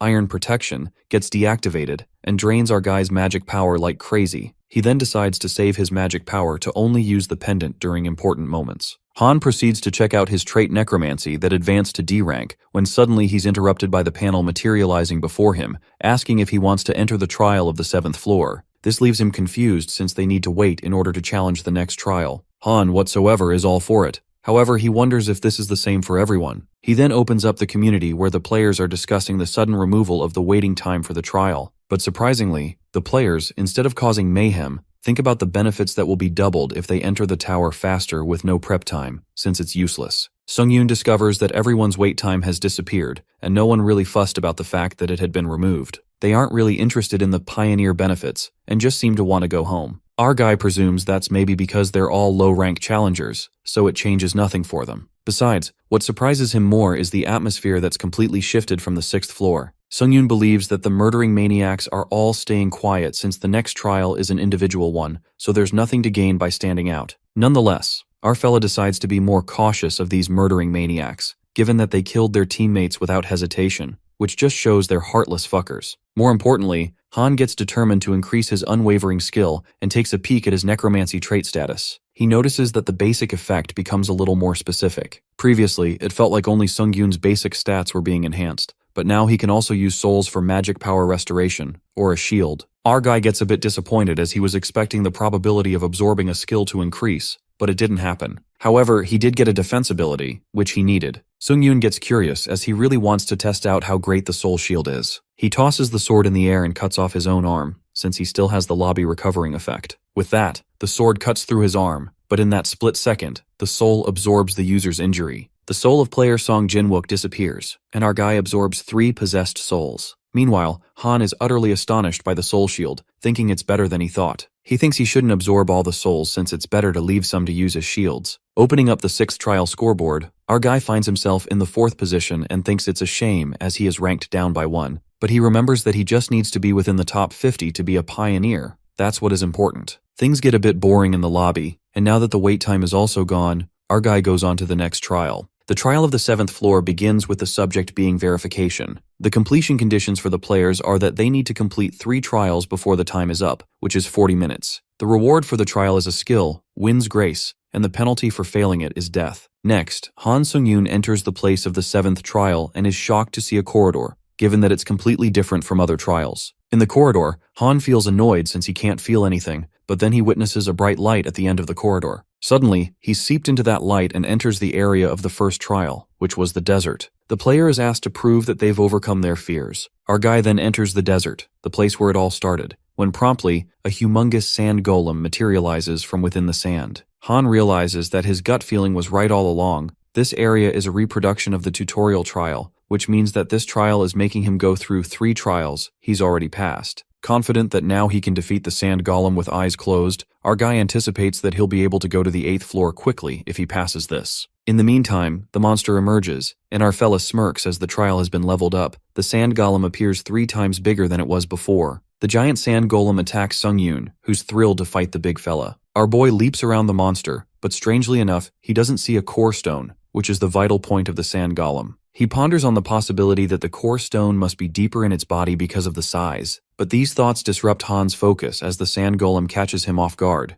trapping him in its hand. Our boy, being stronger than before, bursts out of that giant hand with his magic power and thinks he has no choice but to slice up the monster. He then begins slashing the thunder sword across the sand golem, but slicing sand with a knife doesn't sound like a nice idea to him. Nonetheless, our guy adamantly aims to find that core and destroy it. However, Han realizes that he unintentionally made the sand golem angrier and fucked up things a bit. The giant golem bastard gets frantic as it decides to literally make a puree out of our guy by crushing him to death. The sand golem takes a leap to end Sung-yoon while our guy is scared to death. He starts scampering away, knowing that dodging this big asshole isn't a problem, but if it falls like that, our guy is done for. Sung-yoon hysterically runs for his life because he knows he can't escape it. The sand golem forcefully tumbles while our guy makes a lucky escape, camouflaging himself in the ridge of sand. Our guy gets pissed and confronts the frantic sand golem by activating the skill 3 Lacerations, which multiplies the sword's cutting power after every attack. With that, Sung-yoon levels up the game and cuts off the golem's arm in one go. Even our boy is shocked that he managed to do it in one go. He recalls how frustrated he was when that armored player invaded his trial, but he thinks he should be thankful the knight invaded his floor since he got an iconic skill. Although the sand golem can regenerate its part with sand, our guy plans to continue slicing it up in order to get to the core stone. Just like that, Han becomes a freaking maniac as he relentlessly slashes his knife through the monster. Panting heavily, our guy halts since the monster is persistent and keeps regenerating. He's disgruntled since he couldn't spot the core stone yet despite his efforts. Right at that moment, his eyes widen when he witnesses the sand golem's size reduced 3 times. Our guy wonders when this big fella got this cute. Even the golem blushes since it's the first time being called cute. It is then revealed to us that while sand is the golem's body's main resource, it doesn't seem like it can continuously use it in this environment. That's why it's this small now. A malicious smirk spreads across Sung-yoon's face, and our guy asks the golem to get on the diet with him. The trial is a piece of cake due to the golem's size, and Han leaps toward it, slicing that sand golem into pieces like a lightning bolt. Shortly, our boy finds out the core stone to be on the golem's back, realizing that it was too hard to slice its thick body. Han reckons that it took him 10 minutes to find the core, and since the total time of the 7th floor trial is 40 minutes, he better hurry. Suddenly the golem throws a punch at Han, but our guy evades smoothly, thinking this fella got quicker after the diet. Our guy finds it amusing and wants to play with the sand golem for a little longer, but he's short on time. Han gets at the back of the monster and destroys the core stone by piercing his sword, and it shatters into pieces. Just like that, player Han Sung-yoon proves that he has overcome his fear, and the first trial ends. As soon as the first trial ends, our guy gets swept into the portal right away, and he doesn't even get the chance to take the sand golem's spirit. Unfortunately, after trying, Han fails to absorb the dead golem's soul and feels hella frustrated. With that, he enters the second trial zone, and again proves that he has employed his wits. Our guy arrives at the zone and is astounded to see that it's the orc village from the level 2 trial. He finally gets convinced that it is the recreation of the previous trials. The orc village is enfolded in flames, and our guy spots the orc hunters. Sung-yoon presumes this is what must have happened after he burned the entire settlement. The orc hunters witness their own kind's annihilation, and that's when their eyes burn with rage like a vengeful storm. It is narrated by our guy that it's a phenomenon that sometimes happens to monsters that are engulfed in rage. A berserk orc isn't some mediocre grade E monster anymore, just his luck. The berserk orc hunters dash to seek retaliation and rip Han Sung-yoon to pieces. On the other hand, Han says something heartless, stating that these filthy monsters have no right to feel bad about their loss, at least not when he's here. Hence, he activates the skill Instant Acceleration and Ultimate Triad. The one-sided massacre begins when our fella slashes the berserk orc hunters, and as he zooms to finish off the last monster, that orc kneels before our guy. It seems to be begging to spare his life, and Han steps forth, knowing exactly that the orc is feeling like shit. Our guy senses the familiarity, the helpless orc knowing that it's powerless while its entire family is being slaughtered. Upon hearing this, the berserk orc frantically attacks Sung-yoon, and while our guy evades, he smoothly decapitates the monster with a single sword wield. Just like that, our guy flawlessly proves to overcome his fears and completes Trial 2. To avoid the regret of not absorbing the dead golem's soul in the first trial, Sung-yoon realizes that he doesn't even have a second to waste this time and hurriedly absorbs the dead orc's souls. This time Han manages to absorb all the orc hunter's dead spirits, and his skill proficiency increases by 6%. Our guy reaches 100% proficiency in the skill Hunter-Style Dagger, hence it moves up to rank D, and the same goes for the skill Instant Acceleration. Moments later, our guy enters into the third trial zone to prove that he has left behind all hesitation. Panting, Han thinks this level just won't even give him a moment to breathe. But this time, the trial zone leaves our guy perplexed. The zone turns out to be the place from the occupation from Trial 6. He tries to make sense that the two trials were the recreation of the previous trials, so he was assuming the third would be the same. Han notices that the layout's a little different, and considering the second trial had nothing to do with using his wits, our guy calls himself a moron for expecting the tower to use common sense. He then opens the inventory and drinks the potion of life, regaining his stamina and magic power by 20%. Our boy gulps down the potion and feels the energy surging through him. After that, Sung-yoon carelessly tosses it into the water, thinking nobody cares about polluting this tower anyways. Just as Han jumps over the rocks, the water springs forth in a frantic manner, making our guy halt in his movements. Our guy is shocked to witness all this commotion just for littering, looking done with this bullshit. He instantly activates Instant Acceleration and dashes at crazy speed. While running, Han presumes the other two recreations followed the same rules as the actual trials, which means to get through this third trial, he has to find the red occupation tile. Till then, our guy reckons that he just needs to avoid the water, and now that he's faster than the waves, he doubts it'll be able to catch up to him. But the overconfidence gets the worst of him when the water rumbles and bursts from the tile that Sung-yoon's on, making him stumble. The system materializes and notifies that our guy has been doused by the trial of water. Han Sung-yoon is fucked up this time since all his stats decrease as he got hit by the water, and again he blames himself for assuming the tiles would fly up in the same order as before. Our guy reminds himself that the tower doesn't abide by common sense, and that's when Han gets a hold of himself. Using Instant Acceleration, he incredibly hops through the floating tiles that are hovering by the water splashes, because if our guy fails, he'd die here. Shortly, our guy spots the red occupation tile at a distance, and just as he's relieved this bullshit trial will end as soon as he jumps on it, his excitement is short-lived when the water splash blocks his way, and Han gets convinced that this water trial is outright trying to kill him. Despite the hurdles, our guy keeps up with his steps, and just when he's almost there, suddenly a splash of water slams into him from behind, catching him off guard and drenching him instantly. Han's plan to complete this trial plummets into ruin. Right at that moment, the unique effect Blessing of Iron using the wrought iron pendant absorbs 10% of the user's damage. The dark aura materializes from the pendant, and it appears that the damage dealt to him has been absorbed by a dead spirit. That's when the spirits of the dead orcs are used up to save Sung-yoon. While our guy witnesses the souls protecting him, he presumes that he felt the force of the water, but the protective shield absorbed the shock before it could deal any damage. Han takes the chance and leaps, releasing himself from the water torrent, and runs towards the red tile. But talk about a streak of bad luck. The skill Instant Acceleration deactivates as the time ends, hence deliberating Han's speed. Our boy is screwed up real bad because all his magic energy gets drained out, and he's seriously done for if this speeding skill deactivates. At that moment, Sung-yoon immediately absorbs an orc's soul that replenishes his magic energy. Our guy could feel his strength coming back, and he leaps towards the red tile that's just an inch closer now. But fate has other plans when a water torrent cascades.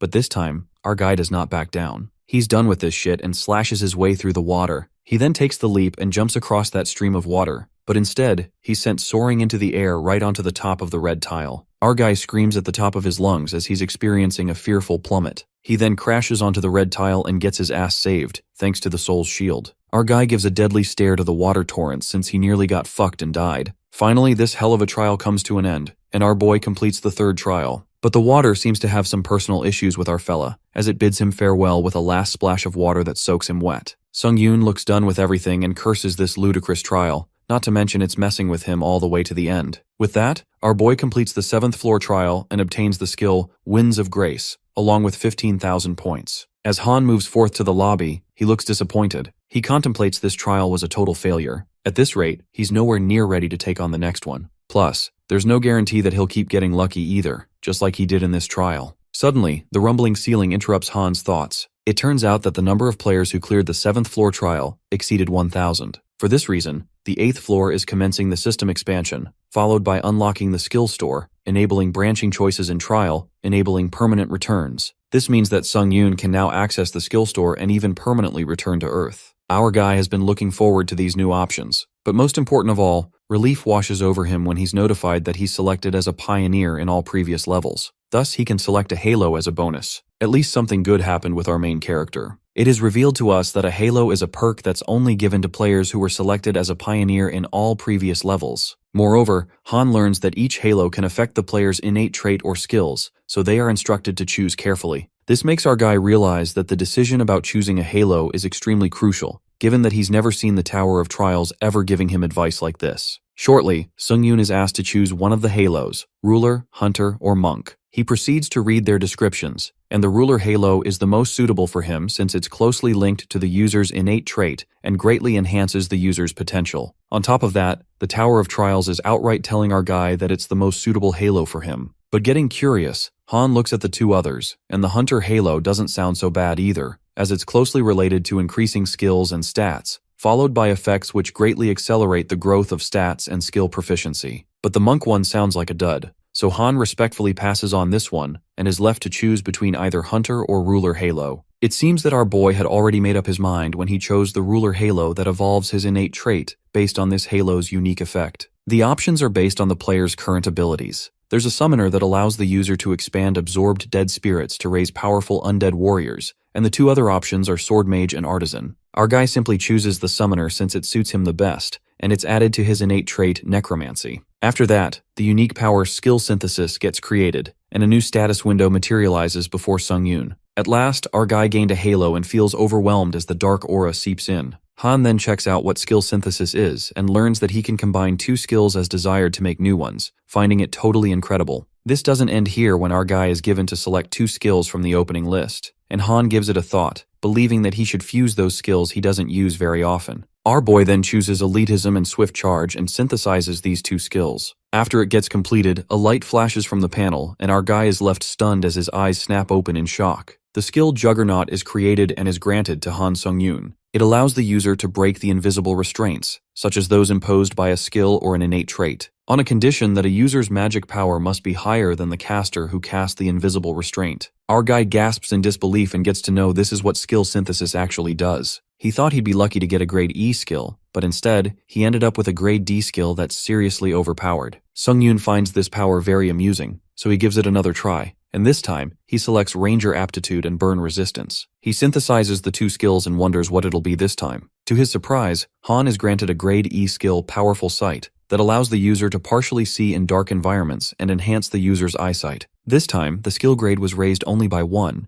and our guy supposes this is how it works. To Sung-yoon's extrapolation, Elitism and Swift Charge have a pretty good synergy, hence the synthesis turned out well, whereas Skills Ranger Aptitude and Burn Resistance aren't that compatible. Our guy regrets that he got a hunch it was an awkward combination. After going through an intricate Halo selection process, Han hops on the bed out of exhaustion. He feels weird now that he's a consecutive pioneer and an aura holder. Our guy lets the pessimistic thoughts get to his head, ruminating if he can really own these achievements, or maybe he just got lucky with his innate trait. Han shakes off these cynical feelings since it's no use dwelling on it and proceeds to check the rewards. The skill, Winds of Grace he got rewarded raises speed by 10% upon saying the skill name. It can be overlapped 7 times. While our guy is already smitten by the speed increment, he's more in love with the fact that he can overlap it 7 times. Simply put, Han can freaking enhance his speed by up to 70% at one time. Our guy feels on top of the world, and his thoughts get wilder, like he's in La La Land, getting crazy over the fact that this skill doesn't even require magic energy. He feels like he's conquered the world since this skill, Winds of Grace, has literally no downsides. Sung-yoon then opens the inventory and wears Boots of Swiftness, which enhance the user's speed when they exceed a certain pace. Our boy feels nice since all of the rewards from the 7th floor trial are related to speed. This makes him feel like he's won at life. Han then opens the skill store and is annoyed since everything is so expensive. But still, he needs all the magic-related skills he can get and purchases the skills magic circuitry and magic resistance. With the magic resistance skill, our boy can defend himself against skills like Bind Heart. From before, that led to share the pain of his teammate. On the other hand, the skill magic circuitry gathers all the magic energy within the user's body to increase the efficiency of magic usage. Han Sung-yoon uses this skill when suddenly the red energy begins to emerge, and his body feels hot. A radiant light illuminates from him, and surprisingly, Han's body feels light. He walks forth to try it out, and when he pounds his feet on the ground,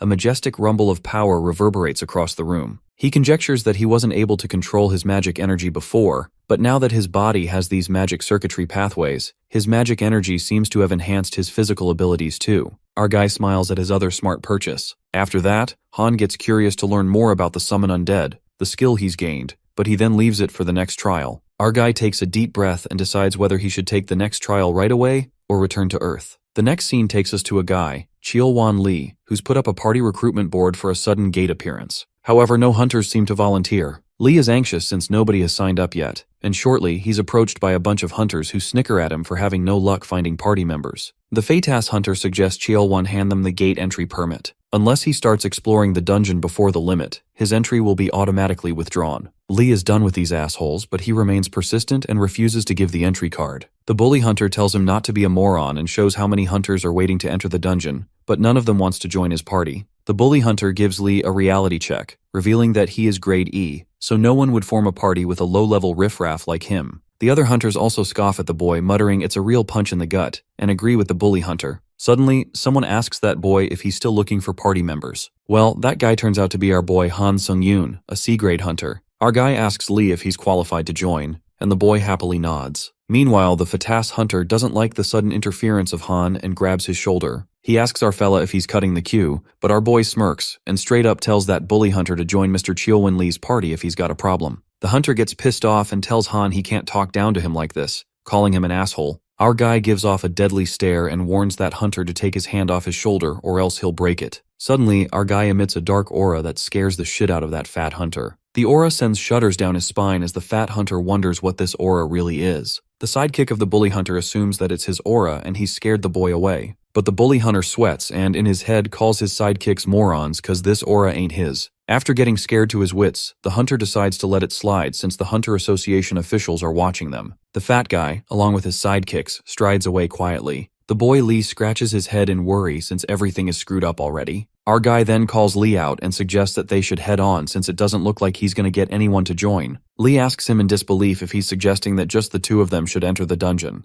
Later they both enter the dungeon and Cheolwan Lee gets alerted as he glances right and left. But our guy tells him not to be so nervous and states that he'll be able to take care of most monsters up to grade D. Lee is surprised to hear this and recalls Sung-yoon saying that it's his first time inside a dungeon. Our guy doesn't exactly lie when he says it's his first time, presuming that the Tower of Trials technically isn't a dungeon. Hunter Lee gets a bit anxious, and not to sound rude, he informs Sung-yoon that exploring dungeons means putting their lives on the line. And there's something he tells our boy before they go. Lee explains to Sung-yoon that between grade E and grade C hunters, they might think that low-grade hunters are much weaker so they're more likely to die, but the reality is, the mortality rate of grade C hunters is much higher. Grade E hunters take the side of caution since they're aware of how weak they are, whereas grade C hunters have sky-high confidence, and that's what leads them to make fatal mistakes. Lee warns our boy that dungeons are more dangerous than they think, and frankly, seeing Sung-yoon's confidence is making him worry even more. While our guy understands why he's worried, Hunter Lee takes the role of the leader. Although he may be a low-grade hunter, he has plenty of experience. Our guy doesn't feel so sure about this, since he'd feel better if he led from the front. Nonetheless, Han agrees, and Lee takes the lead for both of their safety. They start going inside, and our guy decides to see how Lee does for now. Shortly, they encounter a lizard man monster, and Lee gets tense as Lizard Man is a skilled weapons user, so it's going to be a tough battle. Cheolwan plans to distract the monster and instructs Han to attack its weak point when he gives the signal. Our guy nods and decides to see how an experienced hunter like Lee handles things. In the meantime, the lizardman leaps forward to attack Lee, and while we all expect this boy to fight back, this dumbass begins swishing his sword and tries to shoo it away like it's a freaking cat. Han, standing at a distance, is baffled as he notices that this dumb fuck Lee is scaring the monster away. Our guy seems to have no time for dilly-dallying since he used a temporary return, so he only has 3 days on Earth, which he can't waste on a single lizard man at the very start of the dungeon. That's when Han Sung-yoon steps in to cut out the bullshit and lends a helping hand to Lee. While Hunter Lee lets out that he'll get hurt if he charges like that, our guy uses instant acceleration and zooms like a rocket. In an instant, our guy slices up the lizard man, making the blood splatter. This leaves Lee slack-jawed while Han poses incredibly and thought he'd help since he's in a rush, hoping Lee would understand. After witnessing that fight, Cheol-won nods, as he has no problem with it. Our guy then makes another suggestion, and Lee nods immediately, as if Han's the boss. Our fella then decides to take the lead from this point on. Just like that, a large number of lizardmen start emerging, and our guy breathtakingly slashes through them, stabbing them to death like it's a breeze. Lee is rendered speechless when he witnesses Han annihilating the monsters, thinking it's nothing more than a one-sided massacre. He just can't believe what he's witnessing, anticipating that this might shake up the entire hunter industry. Meanwhile, our guy yanks out the crystals from the dead monsters. They are magic crystals, gemstones that can be used in metallurgy or alchemy. Han extracts many crystals and stores them in Lee's backpack. Cheol-won then apologizes to our guy and wishes he could help more than just carrying things. The boy lets out that he won't even complain if Han takes the bigger share of the reward. As they are busy talking, suddenly a lizardman ambushes our boy. The moment it's about to stab with the sword, our guy evades the futile attempt smoothly and flings the lizardman upwards with brute force. The monster gets crushed after smashing into the wall, and that even causes the rocks to topple. Sung-yoon then suggests that they should talk about the reward once they are out, or they might get themselves in trouble if they don't focus. He promises to keep Lee safe as best as he can. With that, Han absorbs the dead souls of the lizardmen, and while all the souls are being absorbed, our guy pretends to yawn to avoid suspicions. After all the souls seep in, Sung-yoon isn't quite happy to see a 0.7% raise in proficiency, assuming that grade D monsters won't help with proficiency at this point. Just then, a gate materializes, and Lee can't believe they made it to the boss battle gate. He contemplates that he has never dreamt of attempting the boss battle. In fact, he would be over the moon with clearing the dungeon halfway. But as long as he sticks with Sung-yoon, Lee believes that they might actually clear the entire dungeon. Moments later, our guy asks Lee if he's ready to enter the boss battle gate. The boy advises Han to take a break, but our guy is ready to go as well. With that, they enter the gate and witness a Lizard King, as expected. The Lizard King stomps towards them while Lee asks Han how he's going to take this thing down. The boy yells at him to think of a plan or something, but our guy looks chill about this as he responds that he doesn't really have a plan. Well, this is exactly the kind of cocky attitude Cheol-won was talking about. Sung-yoon is surprised by the Lizard King's incredible speed that doesn't suit its size, but our guy can easily match its speed. The Lizard King attacks Sung-yoon, and he goes flying back and smashes into the ground. This leaves his teammate worried sick for a moment since he thought he was dead. Our guy recovers from the damage and believes that it should obviously be this difficult in order for him to test his new skills properly. Seeing the Lizard King's chair damaged, Han feels it's overshadowing something bad, and at the same time, the Lizard King lets out a purple light, which triggers the skill slow movement. All of Sung-yoon's movements start slowing down by 25%, but before that could have happened, our guy activates the skill Forceful Breakthrough, which enables him to have more than twice the amount of magic power than the user of the slow movement skill has. All effects of slowness from all movements negate, but his teammate, Lee Cheol-won, gets affected by the skill the Lizard King used as he pleads to Sung-yoon to save him. The Lizard King, instead of continuing the fight with our guy, leaps towards his weak teammate while Han tries to prevent him from getting there. As our guy realizes he's too far away and won't be able to make it in time, he uses the skill Summon the Dead, resulting in many skeletons erupting in front of the Lizard King. But they are destroyed instantly since they're pretty inadequate. But in that 1 second, Han Sung-yoon uses the skill Wind's Grace, which increases all his movements by 60% and saves Cheol-won while slaying the Lizard King's neck. This results in his stats increasing exponentially due to absorbing the Lizard King's soul, increasing his strength, agility, stamina, and durability by 1 in 5. Our guy also absorbs the Lizard King's skill, Spiritual Eyes. The team leader of the Hunter Association Gate Management Team, Shin Woo-jin, yawns as he waits outside the gates that appeared. Feeling bored, he confirms with his subordinate if something significant happened, but he denies, leaving Woo-jin in deep thought. Knowing that the association's raid team would soon arrive when the advanced hunter party comes out after partially raiding the gate and would finish it by defeating the boss, Shin feels rage since he's from the same association, but his team doesn't get any commissions. He feels jealous of the raid team. His eyes sparkle when he remembers that if the advanced team clears the gate in one go, then his management team will receive a bonus, but he's aware that it's only possible if they have an A-rank hunter. Just as he's thinking about it, Han, along with his teammate, appears out of the gate while it's announced that the third gate advance party has finished their raid and are coming out. Woo-jin finds it unusual for the raid to be completed so quickly, but after seeing only 2 people coming out of the gate, he assumes that they probably came out after barely clearing 1/2 of the raid. But as the team leader sees the color of the gate turning gray, which indicates that the boss room raid is done, he rushes in front of Sung-yoon as he finds it hard to believe. Shin Woo-jin introduces himself as the one who's in charge of the urgent gates that have appeared in the park, and Lee Chae-won interrupts him, asking him if he's perhaps here to purchase the gate's ownership.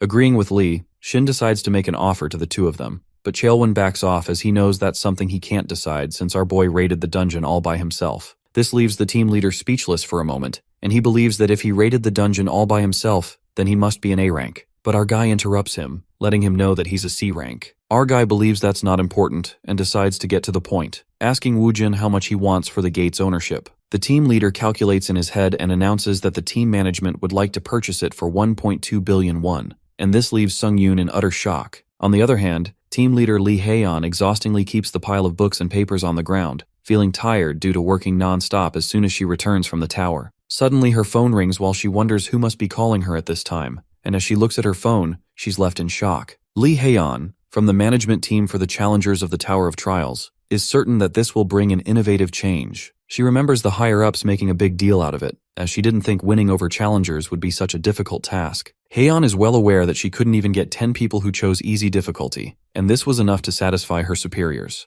The thought of this makes her worry, but then she remembers the guy she met in the tower, who's so strong that him clearing the 4th floor all by himself would not be an understatement. She regrets not making an offer to Han Sung-yoon earlier, but then her phone rings, and it turns out it's Han Sung-yoon's message asking her to meet him if she's returned from the tower. Our guy, who's been sitting in a restaurant, is still in disbelief that he earned 1.3 billion won as he feels unbelievable and great at the same time. Lee Hae-yeon enters the restaurant breathing heavily, and upon seeing her, Sung-yoon calls her out. Seeing her uneven breath, our guy wonders if she ran over here and lets her know that she could have taken her time. Hae-yeon sits in front of him as she looks mad about Sung-yoon not replying to her message and questions him if he knows how long she waited for his reply. Feeling awkward, our guy apologizes as he reveals not having interest in things like that. The girl in front of him asks him to treat her with coffee and a cheesecake in order to make it up to her, while Han agrees nervously. Hae-yeon is curious if he has stopped climbing the tower, but our guy reveals that he plans to continue, and the reason he contacted her is because he has a favor to ask. Han Sung-yoon tells her that he needs a guild, a place that will let him enter the towers as he pleases and raid the dungeons,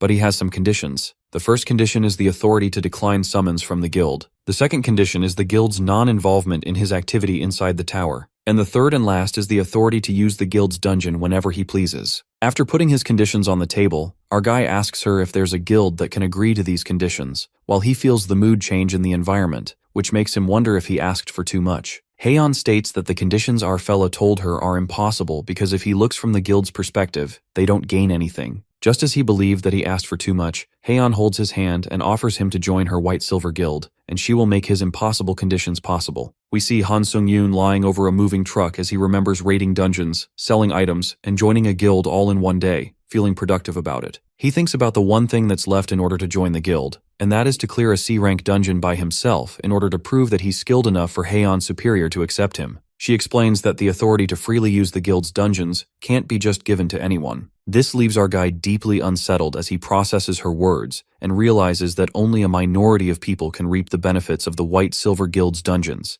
and for that they either have to be a rising star or a hunter that the guild expects a lot from. After thinking for some time, Han requests Hae-yeon to prepare a C-rank dungeon for him to clear. In Uijeongbu Nogyang District, Chunbo Mountain, we see our guy lying over a moving vehicle while he ponders if he should run from there to warm up. With that, Sung-yoon sprints with lightning speed, which results in intense air resistance. Meanwhile, Hae-yeon is busy preparing a C-rank dungeon as she goes to reserve a raid gate in an hour's time, and the guy in front of her recognizes her by her card and suggests she sit under the tent since there's a lot of time. But before she could even sit down, Han Sung-yoon makes a swift entrance, catching Hae-yeon by surprise since he's way too early. Sung-yoon is about to reply when a gust of extremely intense wind blows all over the place, and our guy nervously apologizes and explains it must have caused a shockwave since he ran here way too fast. Lee Hae-yeon, along with the guy, tries to suppress her shock as she wonders who this guy is, and with that, she lets Han know that she's done with the proceedings. Therefore, he should let her know when he's ready. Han Sung-yoon is ready to start now, and they both enter the gate only to be welcomed by Fields. Looking back at her, our guy instructs her to give him a signal if she feels he's in danger. But Hae-yeon is wearing an artifact that the guild has given her, Empress's Necklace, which is an item with a shield ability. And even though it's not very strong, it has a stealth ability. Plus, the necklace also attracts aggro, and it might make it look as if she helped him. Therefore, she decides to stay far away. Sung-yoon is relaxed now that he doesn't have to worry about her while fighting, and with that, he activates spiritual eyes, which helps him sense invisible enemies. Then deadly demons suddenly appear out of the fields. Seeing the deadly poisonous demons in a C-rank dungeon, Haeyeon alerts our guy about this being an irregular dungeon. Meanwhile, Sung-yoon kills all 3 of the demons. This leaves Lee Haeyeon amazed beyond comprehension, as she knows that this isn't normal and is glad that her decision wasn't wrong. Han uses his sword, and its lightning effect activates so rarely that he forgets he has it. With that, he clears the vicinity by killing the last demon and lets Haeyeon know. Lee Haeyeon couldn't believe her eyes, seeing our guy clear the boss room in under an hour, and solo at that. What's even more surprising to her is that this is an irregular dungeon. Plus, the deadly poisonous demons aren't monsters that can be taken lightly, and they're one of the monsters that C-rank hunters are recommended to kill in a party play. Observing his potential, Haeyeon believes that Han Sung-yoon is going to grow even more, to the point where he can't be compared to him. Due to all possessed souls being used, Sung-yoon's stats increase, and his strength, agility, stamina, magic power, and durability increase. Our guy assumes the dungeon boss will not pose much danger and decides to enter the boss room along with Haeyeon. She finds it a bit strange that they can't feel the monster's presence to this extent, and is interrupted when the monster appears right on top of them, going straight for her. All of this happens in a blink of an eye, but Han Sung-yoon saves Lee Haeyeon by carrying her in his arms when she alerts him to look behind him. The monster lets out blue flames and destroys the place, but our guy rushes to a safer spot and lets Haeyeon know that he moved them there without her consent since it was dangerous, asking her to understand him. Haeyeon reassures him, and our guy decides to finish it off. The management team leader offers him her buff skills, but Sung-yoon refuses and jumps down. Our guy activates the skill Instant Acceleration, and due to the exclusive effect of Fast Boost, his movement speed momentarily increases. Along with that, he uses the skill Wind Grace, which results in increasing his movement speed by 70%. With 3 lacerations, Sung-yoon slays the dungeon boss, Demon of the Blue Fire of Destruction, while he's confused as to who this monster is. They both walk out of the boss room when Haeyeon expresses that she wasn't expecting him to clear a dungeon of this level so quickly. With that, she announces that he has passed the test and now can use the White Silver Guild's dungeon. Our guy is glad to hear that when the black-haired girl takes the conversation off topic and tells him that when they are first called to the Tower of Trials, the difficulty they select isn't too important. For those who have good scores on their easy difficulty levels, their later trials slowly become more challenging. Similarly, for those who elected hard difficulty, if their scores aren't great, they can change their difficulty level to easy. The point is, when they consider these principles, just like how Sung-yoon did, he achieved such overwhelming success despite his ranking in the Tower of Trials being amongst the top 50, which means his difficulty is probably deadly. Haeyeon explains her point and tells him to be careful because she wants to accompany him and see him grow over the years, and this confession leaves our guy in shock. Sung-yoon, who's been sitting on top of a tall tower and is busy eating an apple, gets a system notification that he's going to return to the Tower of Trials in 5 minutes. Thinking about how busy he has been for the past 3 days, our guy is glad since his stats increased a fair bit, and his confidence too. As he returns to the Tower of Trials, Sung-yoon is welcomed by the system asking him if he wants to accept the 8th floor trial. As he clicks yes, the system asks him to choose the point of trial. With 3 options being given to him to choose from, our guy selects combat in order to increase his proficiency in necromancy, while the system lets him know that he can't change his option after selecting it. Sung-yoon is positive that he won't have the need to change it, and the system notifies him that he has a pioneer qualification. Therefore, a face-to-face chat with the administrator will begin, and after searching for an administrator who specializes in combat, the system lets him know that a chat with the administrator Iron-Blooded Monarch, who specializes in combat, will begin. With that, Han Sung-yoon enters the Iron-Blood world. The consultation begins with the combat route admin Iron-Blood Sovereign. Shortly, our guy gets teleported to a place and learns that he has entered the world of Iron and Blood. To apprehend things, Han activates the Eyes of Truth and gets to know that the world of Iron and Blood is a secret abode of the admin Iron-Blood Sovereign. Our guy smirks at how useful this skill is. However, the admin is displeased with the probing challenger. He then understands that the admin is directly communicating with him through these messages. Just then, a sword rises up from the pile of snow. The admin asks player Sung-yoon to desist from such futile efforts and follow the sword instead. The sword leads the way, and after a long distance, the sword halts in front of a house. Our guy opens the door, and the admin, Iron-Blood Sovereign, gazes at him. To everyone's surprise, the admin turns out to be a white-haired woman, leaving Han's eyes wide open. The admin greets the pioneer and informs Sung-yoon that she has been tasked with advising him. At first glance, our guy nearly mistook her for a cute foreign influencer, but come to think of it, she's an admin that rules over the Tower of Trials. Sung-yoon gets a bit nervous when suddenly the admin materializes right near him so that their eyes meet with each other. Our guy low-key freaks out as the admin gets too close in a blink of an eye, the fact that he didn't even take his eyes off her. The admin then grabs a bottle, and she was wondering what manner of savage would show up,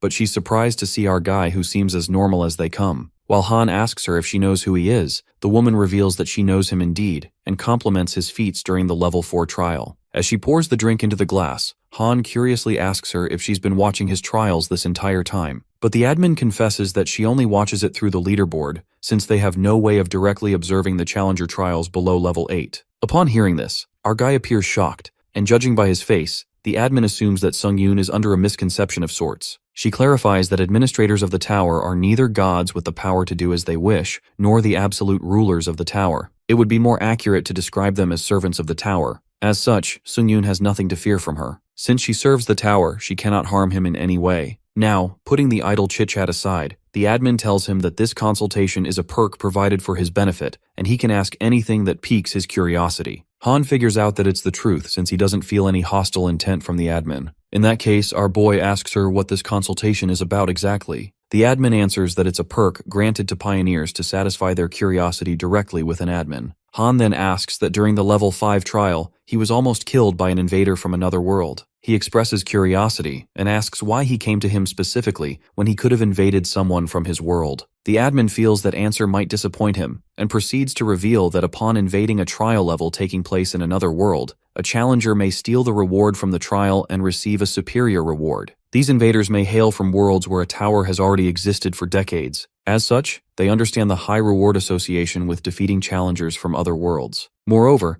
the tower will eventually merge with the tower of another world one day. Our guy asks her to elaborate, and the woman utters that it is just as she said. From level 20, trials more often take place in groups rather than by individuals. In short, soon, our guy will be pitted against challengers from other worlds. Sung-yoon then realizes that it explains why invaders might want to take out future competitors in advance. After that, the admin assumes Han has quenched his thirst for knowledge, but our fella has one final question, yet the simplest one. He questions what really is the Tower of Trials. This question even makes the admin pause for a moment, and she lets out that she would very much care to know the answer herself. Han is confused that even an admin of the tower doesn't know the answer to a simple question. That's when the truth unravels, and the admin confesses that the administrators were once challengers themselves. Challengers who perish after level 40 are given the opportunity to be resurrected as administrators. She expresses that she dreamed of climbing the zenith of the tower, yet she fell far short in the end. In fact, all the administrators, including herself, are challengers who met their demise before reaching the top of the tower. At last, they had no choice but to serve the tower. After hearing all this, Han clenches his fist in frustration and is disgruntled that the admin was nothing but an ordinary challenger from the start. And here he had high hopes that he'd finally get some answers about what lies at the end of the tower. This makes the admin enraged as she frowns and slams Han against the wall. With a ghastly look in her eyes, she warns our boy that the end of the tower is not to be spoken of so lightly by all. She looks at Sung-yoon's blank face and seems quite unperturbed. The admin asks our guy if there is no fear in his heart, to which he replies that this consultation is his personal reward. Besides, he didn't sense any bloodthirst from her. Right at that moment, Sung-yoon cracks the wall with his strength and forces his way out of the abode, making it clear that he wouldn't let her kill him so easily. The admin is left staggered and bursts into laughter at the fact that in all her time here, she's never once met a challenger who destroyed her abode. Still, she admits that Han's bravado gives her faith and proposes a contract of mentorship to him. Our guy is taken aback by the sudden confession. Later, Han gets back to the lobby of the 8th floor and instantly opens up the contractor store. He peeks at the contract and realizes it wasn't a dream after all. He really has an admin for a mentor. Our boy remembers what the admin said about not being the one to cast aside challengers with skill and grit. He's then asked to sign the mentorship contract, and Han taps yes.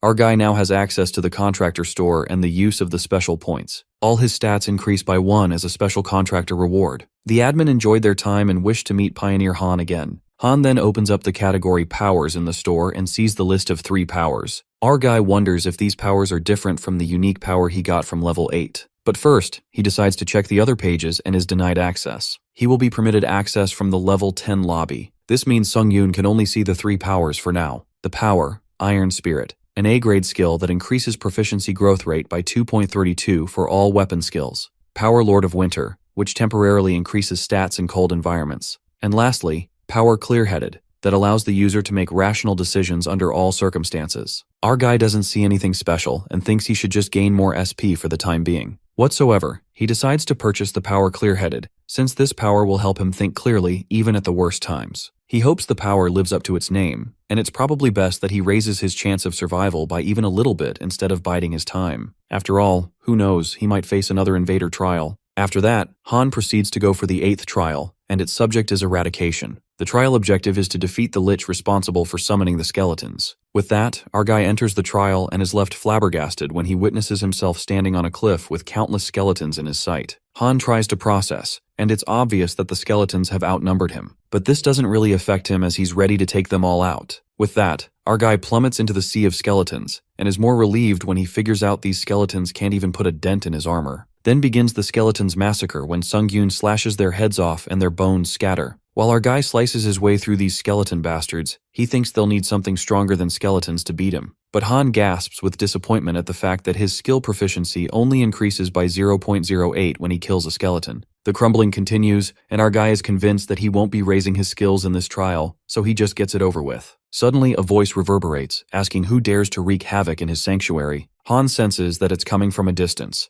and he summons the undead skeleton soldiers in his possession that wipe out the leftover skeletons. Even our boy is surprised and concludes the skeleton soldiers might be lousy enemies, but they sure are useful to have on his side. He then leaves them to it and goes to take care of the boss. Han leaps upward and activates the skill Wind of Grace, increasing it by 60% and even using the speed of the magic boots. With plenty of speed boosts, our boy soars at ludicrous speed, and with the castle in sight, he discovers where the skeleton boss is. Han confronts the Skeleton King, who gives him a deathly glare and is quite infuriated at a mere mortal's boldness to intrude upon his sacred sanctuary. The king opens up the book to cast spells to make Sung-Yoon pay a heavy toll for his impudence. That's when giant titans emerge, and our guy notices that these monsters are as strong as the sand golem. The Skeleton King expects our guy to be scared shitless at the extent of his folly. However, Han chooses to be cocky and provokes the king by asking if he doesn't have anything stronger to throw at him. Our guy says he'd be disappointed if this is all the king has got. He smirks like a villain and pulls out his dagger. The Skeleton King simmers with anger at the humiliation and calls Sung-Yoon a foolish mortal, for his loyal guardians will tear the insolent mouth of his to shreds. The Titan monsters frantically stomp their way to crush our fella. Our guy activates the instant acceleration and decapitates the monsters in a flick. In the blink of an eye, Han slashes through those monsters and gets closer to the king, ripping its legs apart. Before that, a subtle joy gushes through him when his skill proficiency increases by 1.2 after absorbing the souls of the Titans. At least higher-level undead give him more proficiency points. The Skeleton King, who was talking big, is now lying helpless on the ground and questions Han on what manner of savage beast he is. In the king's imagination, our guy grins diabolically and scoffs at the lich that got too cocky. Han then steps forth to end the king, but then his eyes land on the book, recalling how the lich seemed to be able to control the monsters at will somehow. An evil thought flickers in his mind when our guy plans on using the lich's skill to farm his proficiency. After that, Sung-Yoon asks the lich if he can summon more of these guardians. The king wonders why the mortal needs to know, while our guy thinks they're done here, given that the lich can't summon. However, the lich warns him not to get closer and confesses that he can summon. Han asks how soon he can summon those guardians, and the king responds that he can summon them in minutes after they perish. Han discovers that he can summon even more right now and commands the lich to summon the monsters again. The king appears baffled since his guardians couldn't even put a scratch on a warrior of Sung-Yoon's caliber. Our guy gets tired of the shit talk as he aims the sword at the king. The king immediately opens the book to save his ass and summons all his guardians at once. The pages flick and the monsters emerge. Our boy annihilates them at once and the king will suffice. However, Han lets the lich know that they're just getting started and asks him to recall his skeletons that are still standing and use that energy to summon guardians instead. Our guy torments the king as he flounces the sword at him to make him work. Later, the endless slashing of monsters continues, and the poor lich is sucked to the bones, wondering for how long he will endure such torment. While the lich is regretting his life decisions, our guy, being the savage beast he is, makes it clear that they're only done when he says they're done. Han relentlessly slices up the monsters, and with each kill, his proficiency increases. Moments later, his innate trait necromancy reaches 100% proficiency and increases by 1 grade, which means now his necromancy trait is at grade C. Our guy smiles at this, while the lich states that Sung-Yoon is the true monster here, and the devil himself looks upon him with disgust. The Skeleton King curses our guy's name forevermore, even in death. As the poor lich laggardly withers away, Han learns that the king's bones are cracking every time he summons a guardian.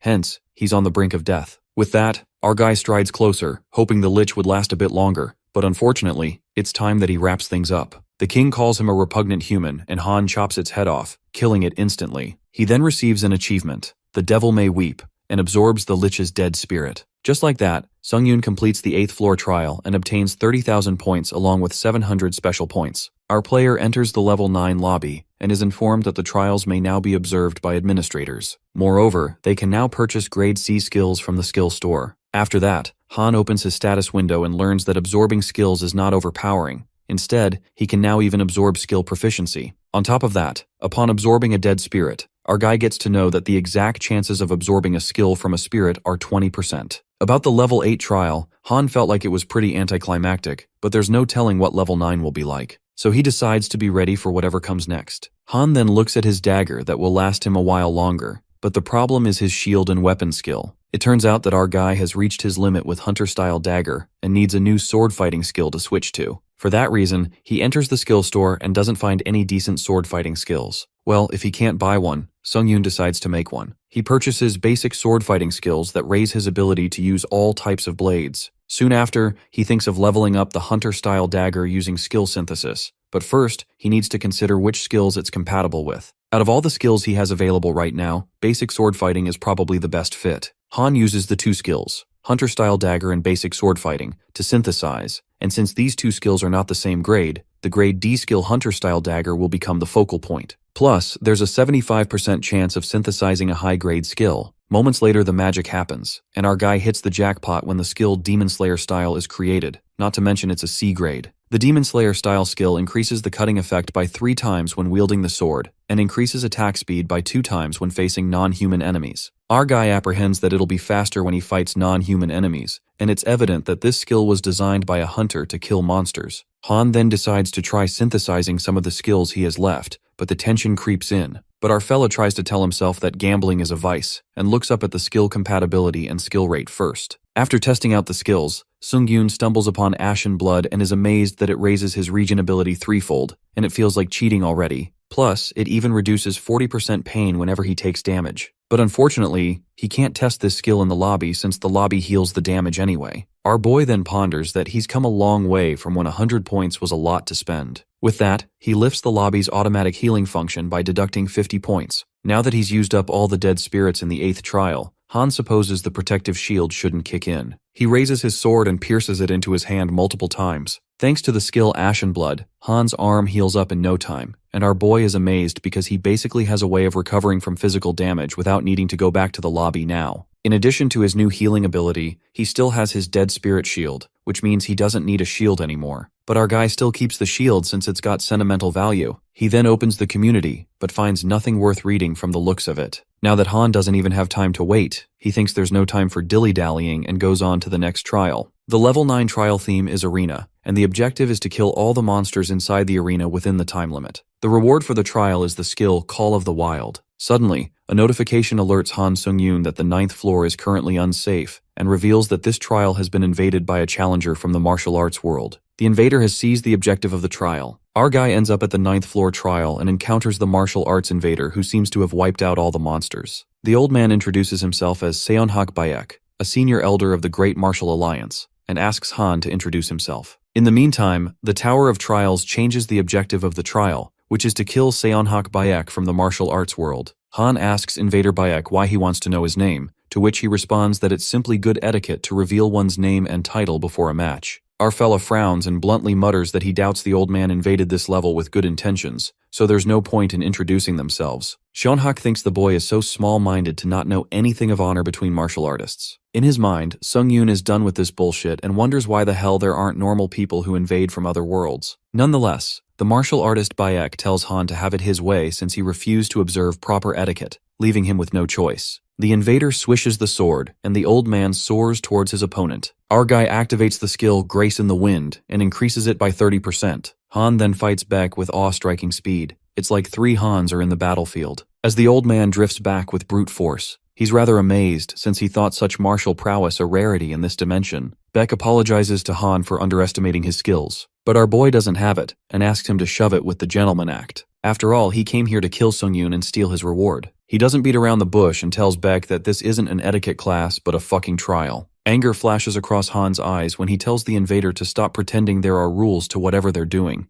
concluding that hypocrites make him hella sick. After hearing such things, the old man is offended and figures out that warriors of Han's world see neither rhyme nor reason. With that, a jolt of power gushes through Seonhak Baek, and he bids our boy farewell, addressing him as a nameless warrior. The dark energy cloaks the place and bursts out like a wrathful force. Right at that moment, the panel warns Sung-yoon that the enemy's innate trait Swordshine has shrouded his vision for 5 seconds. 5 seconds are enough to rip someone to pieces when he's completely defenseless. Our guy is thrown into panic when he can't see anything. Han Sung-yoon activates the skill Magic Resistance, which decreases the duration of sight impediment, the invader's skill. He then activates the skill Third Eye to detect an attack from outside the visible range. That's when Han detects the sword that nearly pierces through him from the front. Fortunately, our guy manages to dodge that attack as the sword brushes against his shoulders and past his hair. As 5 seconds pass away, Baek's skill Sight Impediment is terminated, and Sung-yoon is able to see his opponent. Our fella activates the skill Ashen Blood, and relief washes over him because the old man almost got him there. Invader Baek, on the other hand, is staggered and asks the nameless warrior how he sensed his movements. Our guy then uses the skill Grace of Wind, which increases by 50% and makes a stronger comeback. The tension hangs heavy in the air as their swords clash with each other. The fight gets intense as they strike each other. Han spins and lands a kick, but the invader evades and attacks with his sword. But our guy twirls, and at that moment, Seonhak Baek grabs Han's hand and halts his leg movement with the sword. The old man calls out our guy for his peculiar tricks, while Sung-yoon pauses, presuming that Baek is tougher than he expected. His curiosity peaks when he wonders how their stats can be on the same level when clearly our guy is much stronger. Sung-yoon then attacks, and Baek warns him, saying he shall hold back no longer. The old man again uses his puny trick and uses the innate trait Swordshine, shrouding his vision for 5 seconds. Our guy is fucked up again and activates the same skill he did before to see through the mist. But Han struggles to keep up with Baek's attacks since his attack speed suddenly gets so much faster. He then activates the skill Blessing of Iron, using the Wrought Iron Pendant, and his skin absorbs 10% of all physical damage. But these skills don't seem to do much, and Han is grabbed tightly by his opponent's magic skill. Shortly, the invader's skill gets terminated, and the mist disappears. At the right time, our guy drifts back as Baek wields his sword and takes the least damage, as only his arm cuts off. Han Sung-yoon smashes away with crushing force and bites his own hand to activate the healing skill. He heals his arm, and the invader calls this another puny trick. Baek lets out that he fancied Han as a gifted martial artist at first, but now he sees that his little bag of tricks is nothing but a borrowed boon. Han, clenching his fist, tells the old man to speak for himself, and is aware that he got his innate trait from the tower. Our guy returns like thunder after silence and activates the skill Grace in the Wind, escalating it by 70%. Sung-yoon advises the invader not to be such a hypocrite, while the invader bastard thinks that the nameless warrior will insist on continuing with his gimmicks and blabs about a true swordsman who does not rely on stolen abilities. I mean, this old bastard is flaunting the tower's innate trait like he was fucking born with it, and is calling out our main character for using stolen powers. What a dumb fuck. Our guy seems to have enough of this bullshit when he charges it back with the dagger, but he blocks it with the sword, asking Han if he has no honor. Sung-yoon responds that apparently he does not, and asks the old man how it feels to die from a parlor trick. Even Baek struggles to hold the attack due to Han's power. The scene then takes us to Seonhak Baek's point of view, where he narrates that he has invaded dozens of trials in dozens of worlds. It was with this very sword that he cut down countless otherworldly players. Those who were hailed from planet Earth were often lacking in every aspect to the point that it was likened to a pot of honey left unguarded. More like treasure that didn't need to be won over. The fact that players of Earth could not even touch a single strand of hair on his hand depicted how useless they were. Not only that, his innate trait, Swordshine, blinded his foes and allowed him to defeat them in a single stroke. At least until now, this trial invasion would have been the same, but things seem to be going south. Baek's distraction gives our guy a chance to attack, and he manages to slit the dagger through his hair. The old man's hair streams down, liberated, caressing the shoulder. Our guy finally manages to draw some cuts on Baek's face as the blood drips. At that very moment, several admins show up on the panel and are impressed by player Han Sung-yoon, showing their interest. However, the martial artist invader couldn't take this when jealousy speaks through his face, and he furiously uses the skill 2 birds 1 stone, increasing his speed by 2 times. The old man literally activates all the skills he possesses just out of spite. The invader exudes a fierce aura, and a snickering giggle escapes Han's mouth when he repeats the invader bastard's words that the skills were nothing but trivial tricks. Quite ironic now that he's using all of them at once. Both of the opponents spiral out of control, and the system notifies that trial invasion penalties are in effect, decreasing their stats by 8 points. Some skills are currently unavailable, Seonhak Bayek is screwed up as 2 of his skills get forcibly deactivated. Soon after, the old man activates his innate trait Swordshine, while our guy now starts to get used to his attack pattern. Beck screams and calls Han a devious follower of a demonic path, determined to cleave him in half where he stands. The rage takes over Bayek as the torrent of fire ascends, while Sungyun crouches to save himself from the sparks. Our boy activates the skill Ultimate Triad that will strengthen the next 3 attacks. With that, Han uses immense power to make his way to the invader and kick his ass this time. That ferocious attack of our warrior breaks the beloved sword of the martial artist and pierces the dagger through him. While our guy trips after using uncontrollable power, the invader walks away, dumbfounded. He quivers, calling his defeat preposterous, and suddenly his body cleaves in half. I mean, Gramps was whining about puny tricks, but was the biggest egoistic hypocrite himself. Dude got what he deserved. After a freaking long battle, the invader is annihilated, and Han smirks as he completes the 9th floor trial. After that, Han absorbs Seonhak Bayek's dead spirit, and his skill level increases by 27%,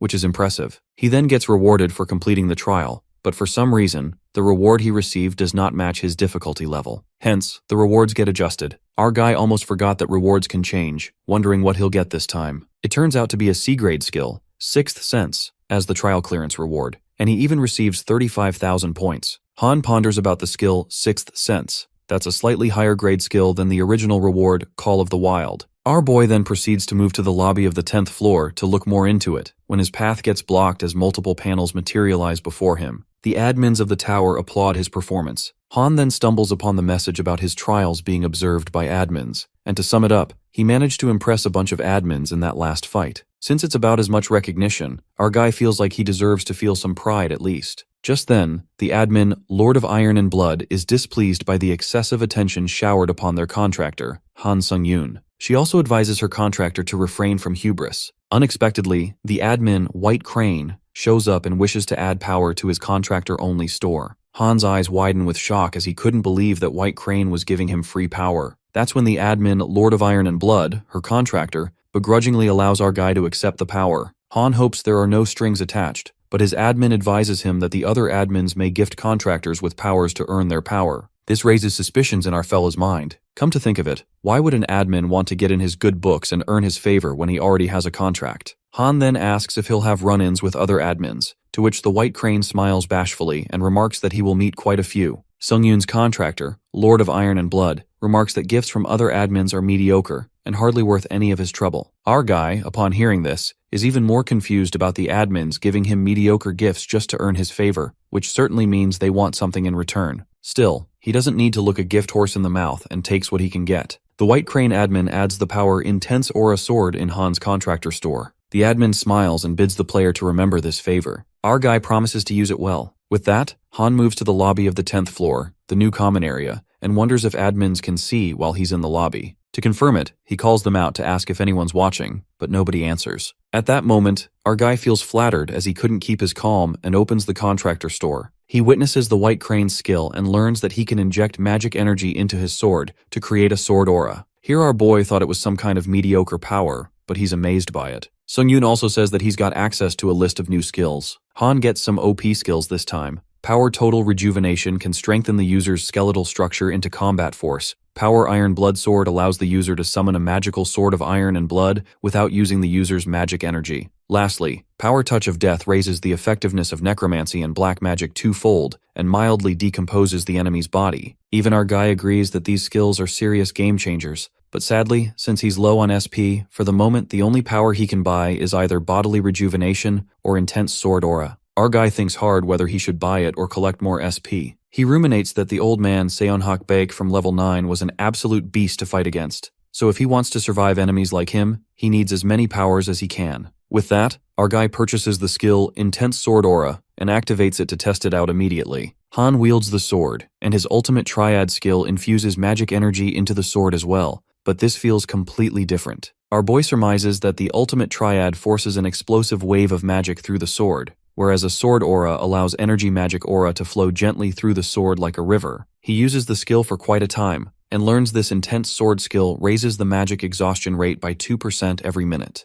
which leads our guy to conclude that his magic exhaustion will be about 100% in 50 minutes. Just then, he deactivates the skill, and decides to be careful with his magic reserve from now on. Shortly, Han gets reminded about the reward skill he got from the 9th floor, the 6th sense, which tends to make his instincts sharper. It is useful to him to have a sharp intuition that he can use to make reliable decisions. Nonetheless, our guy is curious about the community, wondering if players are talking about the new common area. In the community, everyone's talking about the common area being full of foreign players and interacting with them. But what catches Sung-yoon's eyes is when he gets to know that he can trade powers with the admins. Since there are so many players here, our guy sees it as a good opportunity. Thus, he decides to go to the common area himself and take a look. Moments later, Han gets teleported to the common area, which seems like a nice place. A mere hunter arrives at the common area. In the meantime, some Korean hunters discreetly peek at the guy, guessing that asshole looks like a Korean hunter. The other guy recognizes that he's a grade A hunter from South Korea. Suddenly, a murderous intent comes creeping in when the guy lets out that he's sick of Korean hunters acting all high and mighty, asking if they're allowed to kill other players outside the common area. The grade A hunter who's walking away is suddenly struck by magic energy, hindering his movements. The hunters from earlier emerge from the bushes, and one of them tosses out his sword. While the poor boy has no way to escape, the evil hunter assumes that these Korean hunters knew everything there was to know about the hunter world. The guy gets a bad feeling from this, and since they're not in trial, he didn't expect player killers here. The player killer aims his sword at the boy when suddenly a nun hunter interrupts and warns the murder maniacs to stop,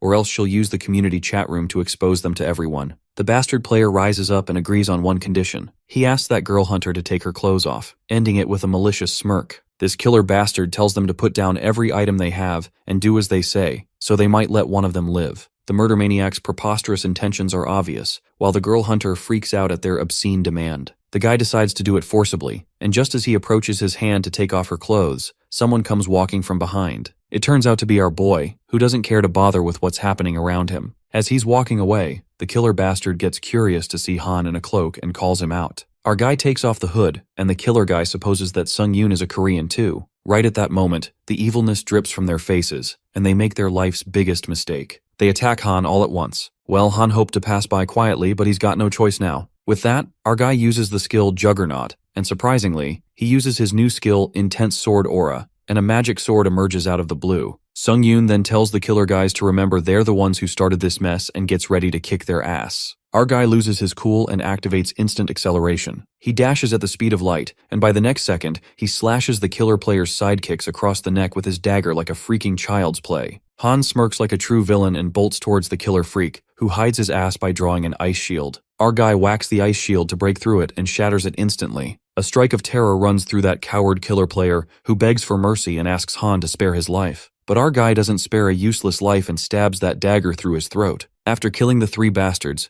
Han absorbs their dead souls and increases his proficiency by 6.4%. The girl hunter apologizes to Sung-yoon as she wanted to help him, but the fight was over before she knew it. While she heads back, the boy asks Han if he's a ranker, to which he nods. At least he's always been in the top 10 on the leaderboard. The boy is happy to cross paths with Han and shows him gratitude since he would have been dead if he didn't come along. Our guy says that it's nothing and warns him to be careful on his way, but he's not really a goody two-shoes. Han helped this boy just in case those thugs were going to attack him next. As our fella is about to depart, the boy stops him and makes an odd request. He requests Sung-yoon to let him keep these thugs' corpses. The boy elucidates that if Han lets him keep them, on top of saving his life earlier, he agrees to give our guy a power for free as a token of thanks. Of course, our guy couldn't miss out on a free power. After that, the guy uses his skill Devourer and consumes those dead bodies. As promised, he sends one of his powers to Sung-yoon, and the power appears to be Wings of Steel that gets added into our guy's contractor store. Han couldn't be happier to have another power in his bag. The boy then mentions that the skill he sent Han lets him summon wings that attach at his back and allow him to levitate. Our guy assures him that he'll put it to good use, and low-key, he can't wait to try this new power in the lobby. Meanwhile, the admins fight over Han Sung-yoon as everyone tries to win his favor. The Lord of Iron and Blood expresses her displeasure at those who covet her contractor. Our guy is baffled to see that all this fuss is because of him. But judging by how eager admins are to fight over players, Han gets convinced that there must be something they want from them. Knowing he'll find out about it sooner or later,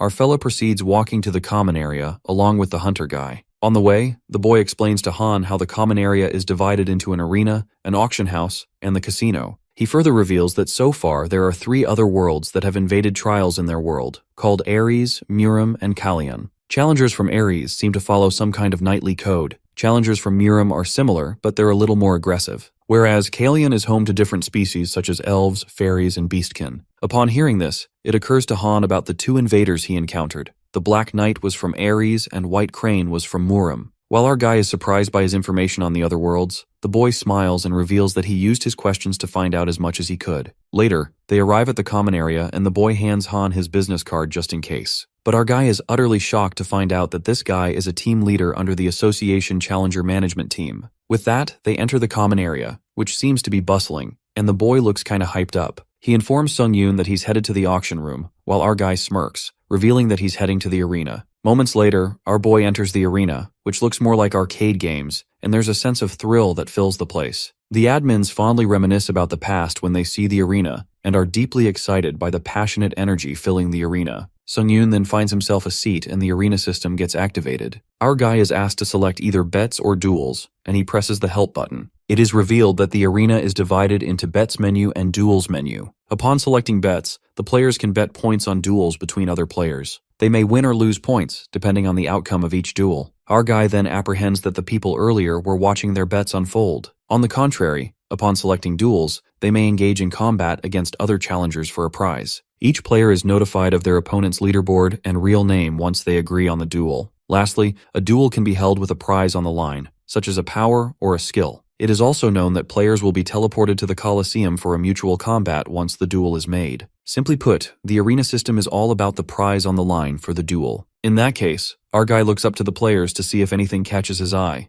On the other hand, the hunters in the arena are obsessing over the hunter Catherine, the Inferno Witch, who happens to be in there. The players are fascinated to see such a cutie from the States in real life. Meanwhile, Catherine Bennett struggles to find a decent player for a duel who has guts, wondering if her record keeps putting everyone off. She bets more challengers would duel with her if the number of wins were hidden. Bennett seems to be in the 6th rank on the leaderboard with 17 wins in total. Even the admin Master of Flame scoffs at the display of cowardice, and Catherine couldn't agree more that this place is filled with scaredy cats. The boredom nearly gets her, and as she's done wasting her time at the arena, a notification makes her turn around. It turns out to be a duel request from our boy Sung-yoon with 0 wins in the duel. Catherine is impressed by this newbie's bold move to challenge her for their first duel and smirks. She then accepts the challenge and enters the Colosseum. The opponents face each other, and Catherine likes Han's gallantry to choose her as his first duel opponent. Nonetheless, the duel begins, and the girl gets cocky when she advises our guy to think of this duel as a learning experience. The fire magic emits from her, and Bennett activates the skill, Birth of Fire, creating a giant flare of fire that chases Han.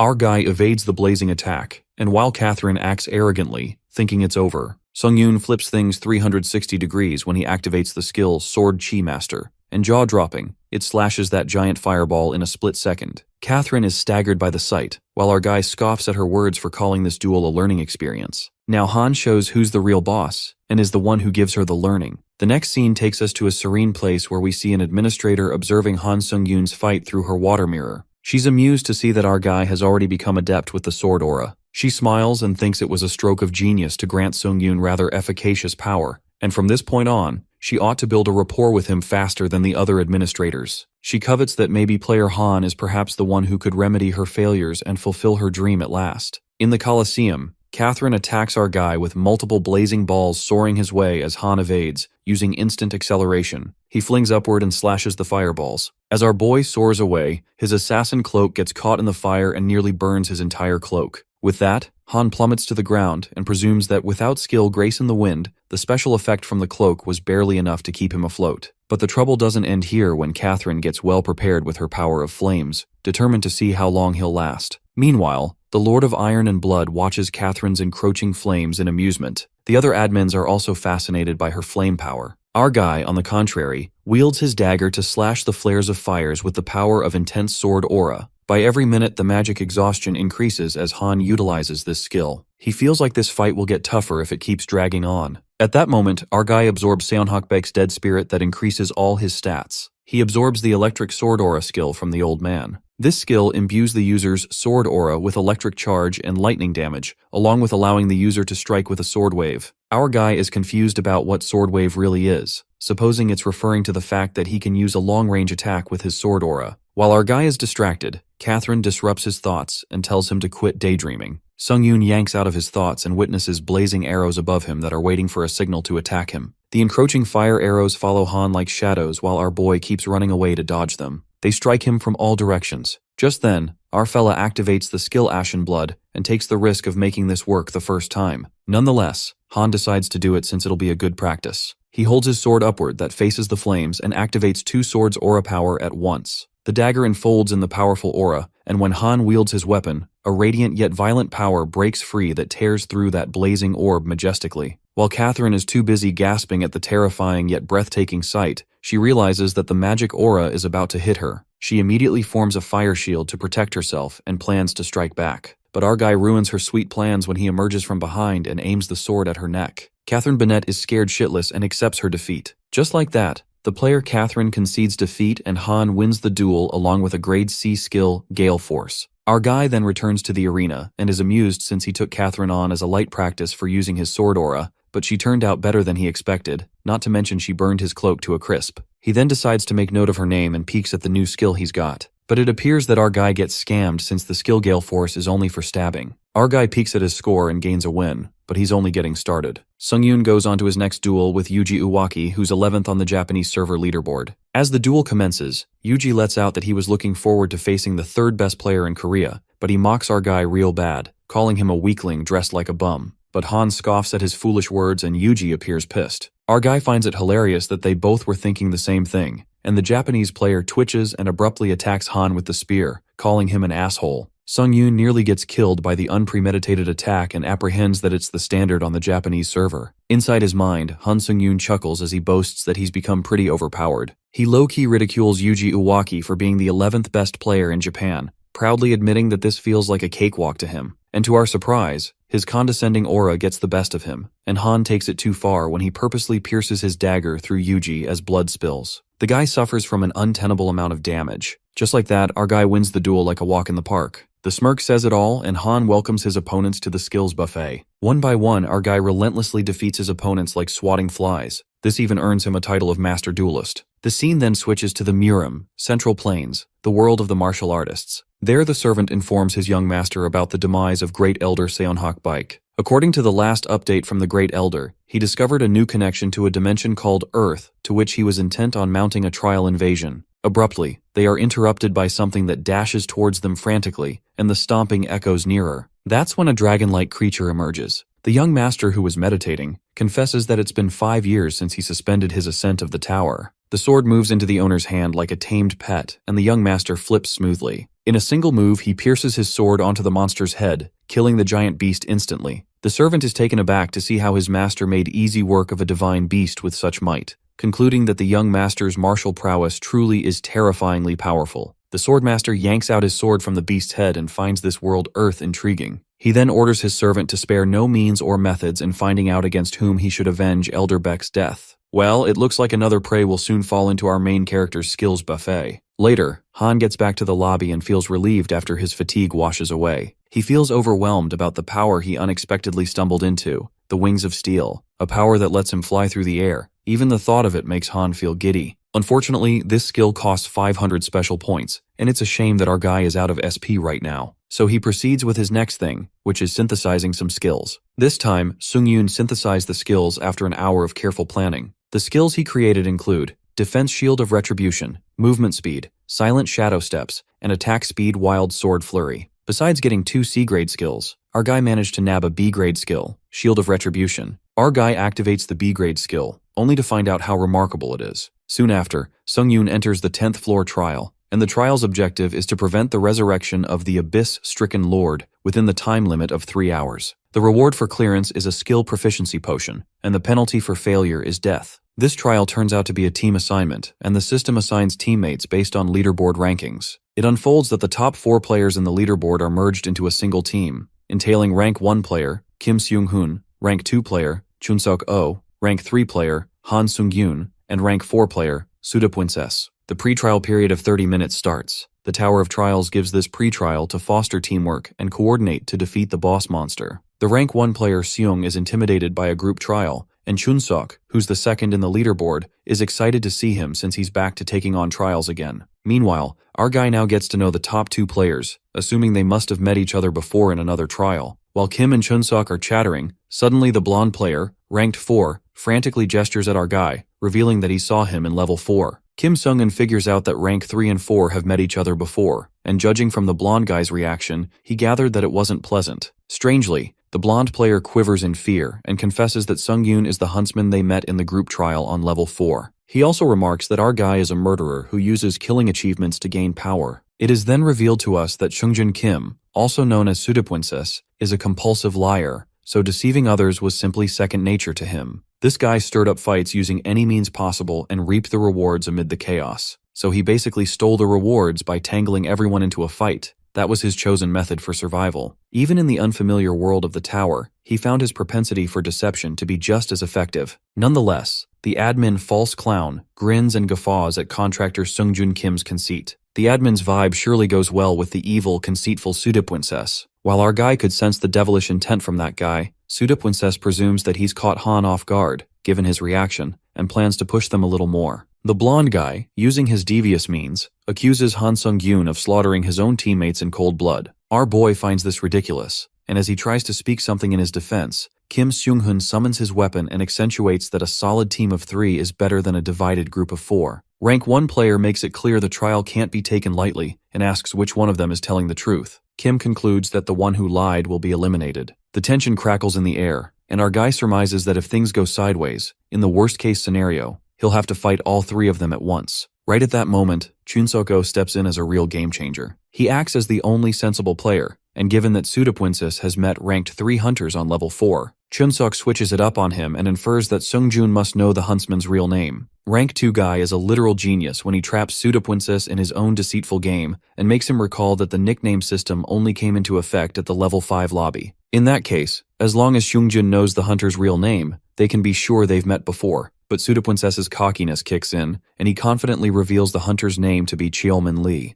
The guy is diabolically insane and gets convinced that there's no way to prove anyone's identity in this place. Chunsok addresses our guy as Cheolmin, asking if he has anything to say. That's when the tables turn, and Han pulls out his hunter's license, thinking it's beyond ludicrous. A sense of relief washes over Sung-yoon, feeling glad that he mistakenly bought this after he returned to Earth. Our guy reveals his real name, while Pseudopwincess is frozen in sheer shock. Now that things are coherent, Kim Seung-hoon knows who he should eliminate. Even the admins mock his unconvincing deceit and enjoy the outcome of his pathetic nature. The irony that the admin, Messiah of Lies, called him pathetic is just hilarious. Seungjun is screwed up big time, but our guy interferes and appreciates rank 1 player Seung-hoon's offer, but our guy insists on taking care of this himself. Han lets out that he's pretty pissed off right now, and Seung-hoon leaves him to it. On the other hand, Pseudopwincess wonders if he's going to fight one-on-one, but the malicious intent creeps in when he presumes that he's made a bad impression on the other 2, but he can still kill this moron Sung-yoon. This way, they will have no choice but to let him live since they don't want to risk taking on a 4-person trial with just the 2 of them. Pseudopwincess grins evilly, while our guy is amused by the story he just made up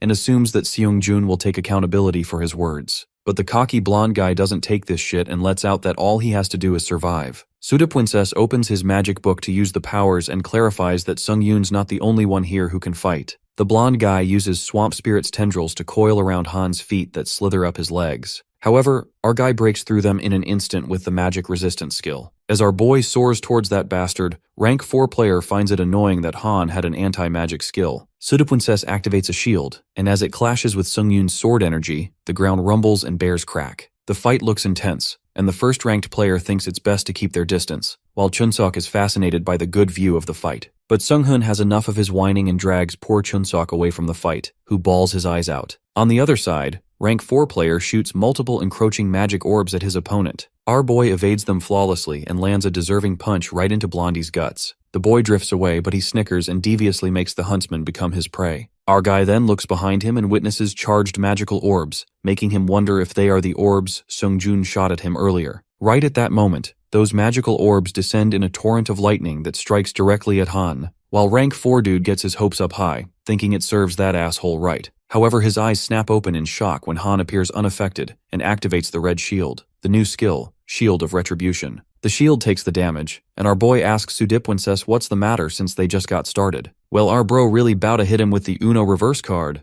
Seongjin is thrown into shambles when he witnesses his spell getting blocked so effortlessly. Our guy chases that deceitful bastard who hides away like a coward, but Han insanely slashes through the rocks just to find him. Meanwhile, as this continues, rank 2 player Chun Sok asks Sung-hoon if he's heard about player Han Sung-yoon. Kim Sung-han apprises that he does not recognize Han from the hunter rankings. While Chun Sok conjectures if he hasn't heard of Sung-yoon, then it means that he wasn't even a hunter in the outside world. The rank 2 player wonders if it is even possible for a civilian to get this powerful. Sung-in finds it practically impossible for anyone other than top-ranked hunters like themselves. But what's even more shocking to him is that this is not even the full extent of Sung-yoon's strength. The rank 1 player even dwells on the possibility that player Han Sung-yoon might be on the same level as him. This leaves Chun-sok quite shocked as bro Sung-hoon rates Han this highly. Even so, Chun-sok lets out that Han fella is 2 tiers below him on the leaderboard. That's when Seong-han reveals that it's only speculation, but it's possible that Sung-yoon was unlucky with the teammates assigned in the group trials, which means that this dude's abilities were massively underestimated. On the contrary, our monstrous main character finds Sudapwinsis from the rat hole and rips the dagger through his arm. The blonde guy screams in pain as blood streams down his arm, while Sung-hoon, who's been observing their fight, finds it astonishing that Sung-yoon took down his opponent without killing him, and made it look easy too. Sudapwinsis gets put in his place real quick and gets the test of his own deceiving morals. He begs for mercy and manipulates our guy into thinking that they won't be able to complete this trial without him. His lies seem so real again when he tries to convince his teammates that this tower won't let them pass this trial with one person missing. Sung-yoon turns out to take advice from his 2 teammates, but they tell him to decide as he wishes. At that moment, Seongjin bastard takes this chance and strikes the sword towards Han. But our guy escapes it somehow, like he saw it coming, and that's when he loses his cool. Han runs forth to stab his dagger but slashes Seongjin's magic illusion. The blonde guy dashes back and activates his unique skill, Last Surprise, that raises all his stats by 10. The rank 4 player regrets it as he wanted to keep one last trick up his sleeve and goes berserk when he calls Han a piece of shit and wants to kill him. The magic spell summons chains that try to burst forth Han's shield of retribution. Just then, our guy uses the skill Grace of the Wind and increases all speeds by 40. The chains wreak havoc as they strike down. Our guy remains unscathed and clarifies that it would be safer to take on the trial with just the 3 of them than with a scumbag like him. The only thing Han wants to hear from Sudapwinsis was that, and upon this, that liar bastard lashes out at him. The scene crackles with intensity when Sung-yoon releases all the accumulated damage using a shield of retribution, and a blinding flash appears that marks the end of Kim Seongjin. This is what a liar like him deserved after all. After that, our guy takes his skill, the Vampire Count's old tailcoat. Well, he needed that one since his cloak was burned. It's a special tailcoat that creates a blood-red protective barrier using either stamina or the user's blood. Secondly, our guy also gets the Sanguine Demon Sword, and its blade bears a bloody aura. It facilitates the circulation of demonic chi through blood meridians. Han thanks Seongjin for the sword at least, and promptly, Kim and Chun-sok jump down to meet with him. Chun-sok is obsessing over how incredible our guy was out there, and Sung-hoon deduces that it's over now. After that, they are informed to prepare for the imminent trial as pre-trial ends soon. The 3 of them get moving, and as they walk forth, they pass by a massive horseman statue. Oh, Chun-sok speaks his wild thoughts and hopes that the statue does not spring to life or something. But Kim Sung-hoon states that it's entirely possible since it's the Tower of Trials, not night at the museum. At that moment, our guy dubiously peeks at the statue and could feel the ominous vibe creeping in.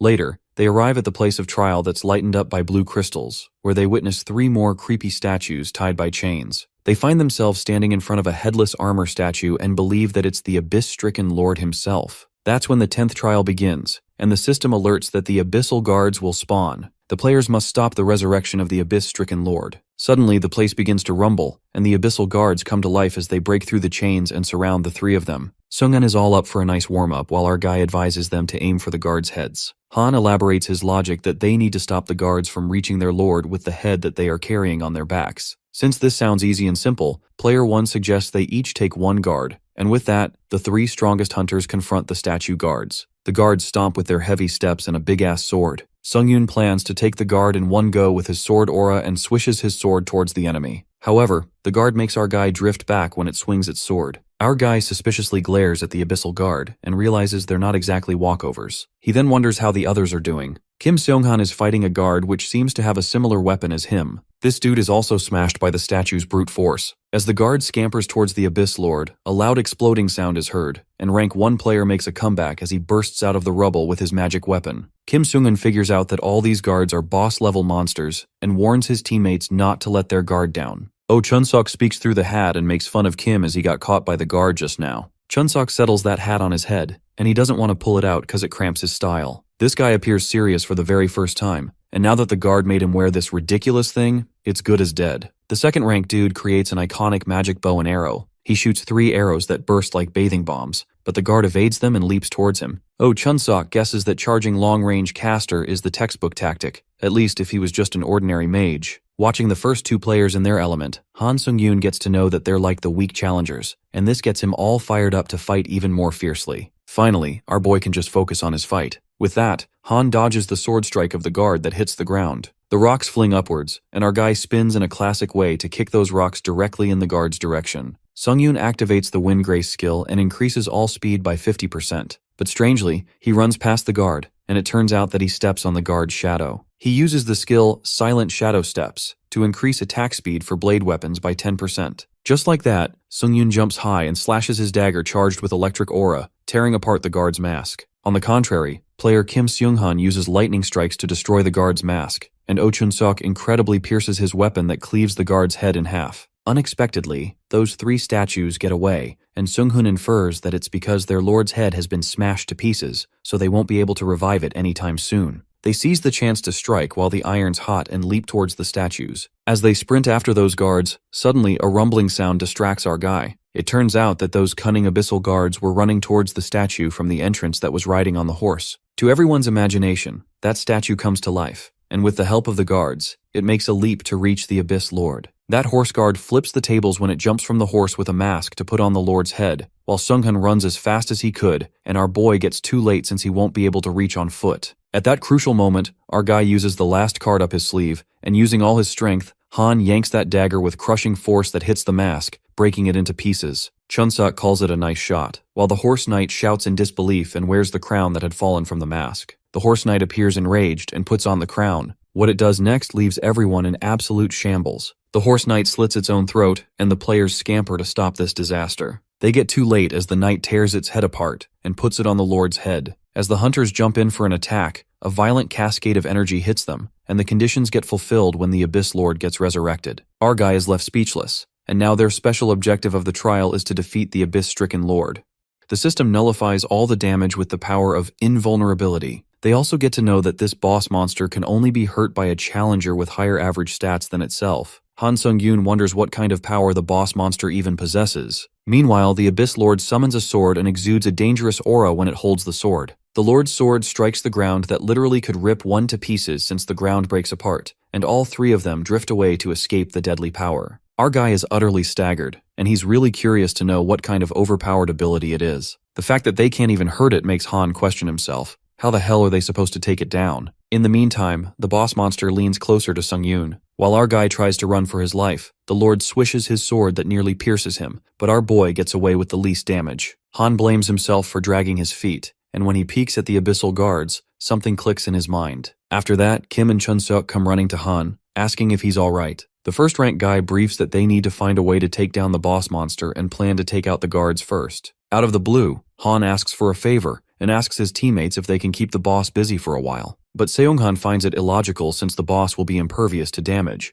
so certainly it's more efficient to use their time to get rid of the guards first. That's when our guy spills that he has an idea to put that abomination down for good. Kim looks into Sung-yoon's determined eyes and takes his word for it. But the guy makes it clear that they won't be able to hold out the boss monster for too long, advising Han not to drag this out. With that, Kim and Chun-sook leave to distract the boss monster. Our guy is left to take care of the guards who are stomping his way. On the contrary, Sung-hoon uses his power lightning strike, but it doesn't even scratch the Abyss Lord. The boss monster spirals out of control when it activates the power Lordly Grace, which makes them bow down to the Lord and refrain from any movement without permission. It looks like the 2 top players are doomed as they're not allowed to move until the Lord says so and tumble to the ground to bow down to him. The Lord strikes the sword, and the power reverberates. The terrifying power writhes with rage and approaches their way, while Chun-sook and Kim are helpless, unable to dodge the attack. Kim uses magic resistance to partially undo movement restrictions, and stands in front of Chun-sook to protect him. The rank 1 player takes the damage as the energy strikes him. He coughs blood and falls into Chun-sook's arms. Both the players have no power to survive the crushing power of the Lord. Chun-sook carries his fellow friend who's on the brink of death, while the Lord aims the sword at them to annihilate them. The tension hangs heavy in the air, and just as the sword is about to crush them to death, our guy arrives at the perfect time and saves his teammates with the shield of retribution. Han apologizes for keeping them waiting and absorbs the dead souls of guards he's wiped out. All his stats increase permanently, and Han releases all accumulated damage using the shield of retribution. Our guy activates the sword aura skill that makes his sword glow with awe-striking power. He then takes a leap and slashes his sword in a frantic manner, and its aura strikes the boss monster, cracking his body. The boss monster screams and activates his lordly grace to refrain everyone from any movement without permission.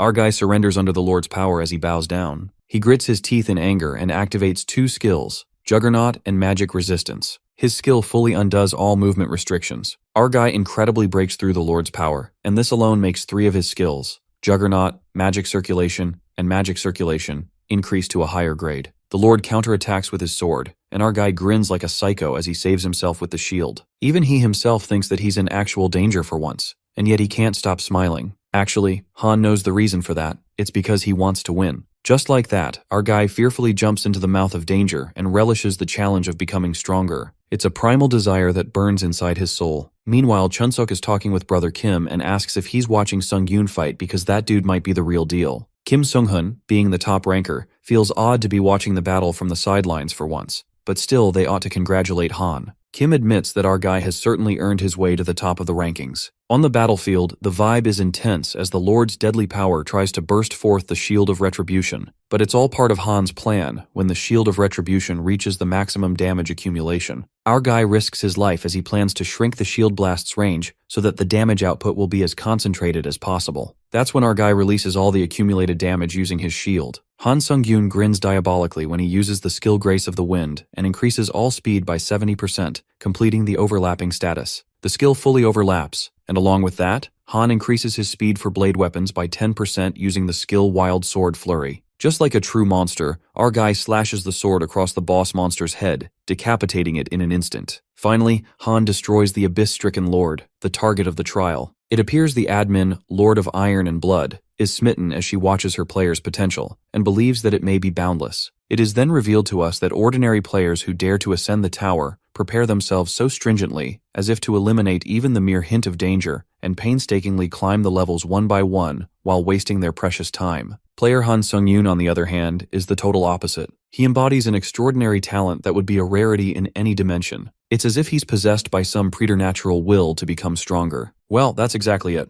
According to the Lord of Iron and Blood, the dilemma is that as time passes and Han ascends higher, the other administrators will certainly begin to take interest in him. So the admin ensures that her bond with Sung-yoon cannot be outdone by her rivals, so that she may achieve her long-awaited ambition. Well, the burning desire to achieve her ambition is similar to our main character. Han Sung-yoon defeats the Dark Monarch, hence completing the 10th floor of the Tower of Trials, and a potion for increasing skill proficiency is sent to his inventory as a reward for completion. Along with that, our guy obtains 60,000 points, 1,000 SP, and an additional 1,000 SP as a reward for completing. Since Sung-yoon contributed the most in the special task, he obtains a great number of SP points as a reward for the special task, and our guy is happy with the additional rewards. Chunsook is beyond shocked as he wonders how Sung-yoon did this, and our guy reveals to him that he had a skill he was able to use and got lucky with it. Sung-hoon points at Sung-yoon as he admits that he has surprised him in many ways and decides to talk about this in detail later after he sends our guy a friend request and heals his wounds. Challenger Kim Sung-hoon and Oh Chun-seok send our guy a friend request, and with that, they part ways. Since more than 1,000 people have completed the 10th trial, system expansion will now begin, and the category Dimensional Travel is added to the store, with which Han Sung-yoon can now travel to other dimensions. Our guy assumes that the system means he can travel to places like Ares or Murim by dimensional travel, but he believes it's suicide. The system notifies him that an administrator's observation domain and interference domain have extended to Earth's dimension, which means he can now converse with an administrator in the lobby and is able to go to the administrator's territory and make additional contracts respectively. However, the system warns him that only one additional contract can be made, and it will be restricted after the contract has been created, but he can terminate the additional contract anytime. Our guy thinks deeply about it for some time, but then decides to organize the things he got from the 10th floor. Firstly, a potion for increasing skill proficiency,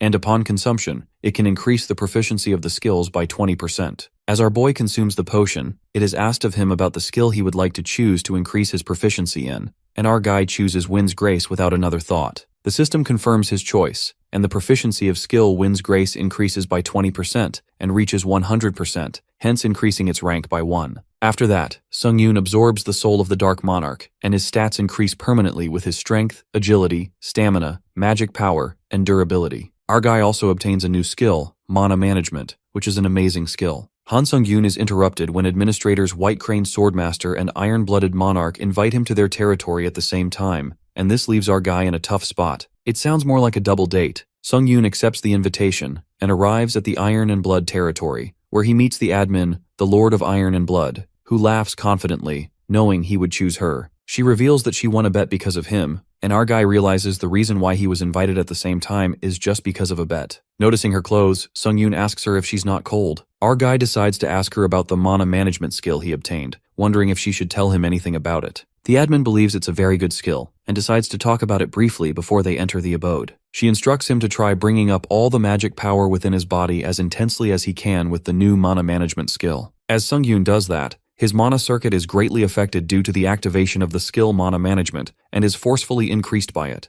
A ridiculously powerful amount of mana takes over his body, and our guy tests it out, which results in strong winds, due to which the piece of thin clothing covering the administrator's body is blown away, and Han Sung-yoon witnesses this. After that, when they both are eating, the white-haired woman expresses disbelief about Sung-yoon being such a devious guy. Our guy gets flustered and tries to explain that she's mistaken, but she laughs and tells him to try activating his magic skills one by one with mana management when he has time, and as his understanding about the skill increases, it will lead to each of his magic skills leveling up. Han is confused as to why she called him, and asks her if she's aware of the system expanding when he entered the 11th floor lobby, to which the admin reveals that she can come here without the tower. Furthermore, she reveals that's not the reason why the interference domain was added, but the real motive is so that admins can actively nurture their challenger. When our guy fails to understand what she means, the Iron-Blooded Monarch decides to show him and uses interference domain, hence gifting the challenger with an authority, a new authority of Iron-Blooded Sword that has been engraved in our boy's soul. Feeling overwhelmed, our guy asks her if she can give authorities out like that, and the admin refuses strictly, leaving Han confused.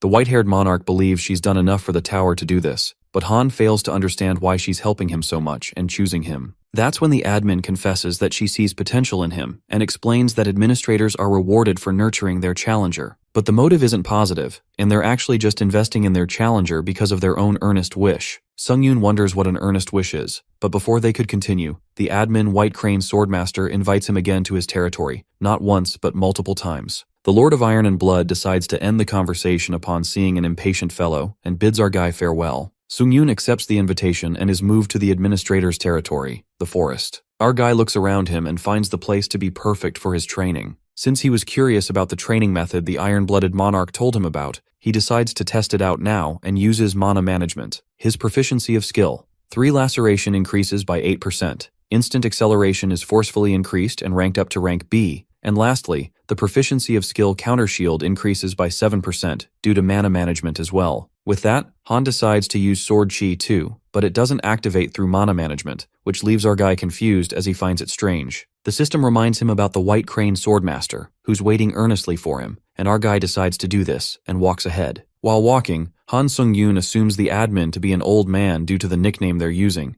and as he reaches his destination, a white-haired beautiful girl awaits him, introducing herself as the admin, White Crane Swordmaster. Our guy is left wonderstruck, and White Crane wonders if there's a problem. But Han assures her that he's just fascinated, since he's seeing the admin he has communicated with through messages. White Crane offers him to sit as they talk, and Sung-yoon feels so refreshed after sitting down, as he now understands why she sits here instead of a chair. The admin reveals that she watches over him from here, ever since he fought Baek Soon-hak to the death on the 9th floor. Sung-yoon asks her why she would give her authority to a challenger she met once, as he thinks it's a waste. But the pretty girl strongly disagrees with him and believes that he needs to understand his worth accurately. Furthermore, she reveals that the great Elder Baek couldn't achieve Lightning Sword Chi even though he once was a great swordsman in Murim, and he lost a portion of his strength when entering the tower. Therefore, she believes that defeating a challenger like him is a great achievement. With that, she also reveals that she's the one who was contracted with Baek, so there's no need for our guy to deny it. This leaves Han Sung-yoon speechless as he assumes that she might have a grudge against him,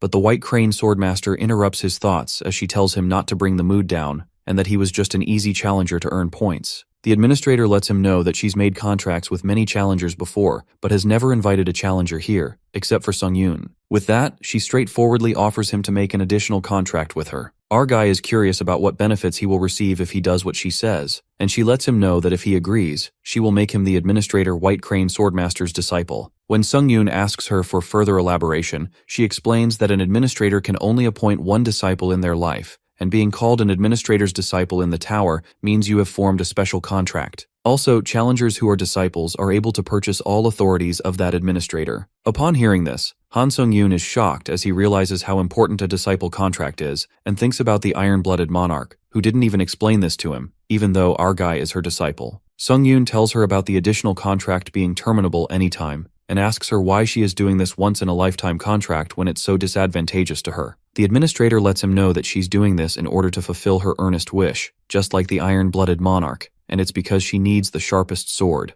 the best sword that won't bend or become blunt. She believes that Han Sung-yoon has the potential to become the sharpest sword. Our guy, on the contrary, is confused about the word earnest wish, since the iron-blooded monarch said it too, and he couldn't stop himself from asking the administrator what an earnest wish is. White Crane Swordmaster elaborates about what an earnest wish is, revealing that an administrator's earnest wish comes from their past regrets, which stem from their memories, and simultaneously it's an authority granted by the tower to the administrators. Like the Tower of Trials, it's a trial that can only be given to the challengers who are contracted with admins, and when it comes true, the challenger will obtain a reward. She lets him know that if her earnest wish comes true, Han Sung-yoon will be able to change the past, and this leaves our guy in utter shock. Our guy is in disbelief as he wonders if something as impossible as this is even possible, but the administrator believes that he will get to know if her words are true or not, since he has been climbing the tower. This response satisfies Sung-yoon, and he has another question which he hesitates to ask about at first, but then asks anyway. Our guy asks her how much he has to climb in order to make her earnest wish come true, and the White Crane Swordmaster feels shy while telling him that it would be the lobby of the highest floor of the Tower of Trials. At last, the contract has been achieved,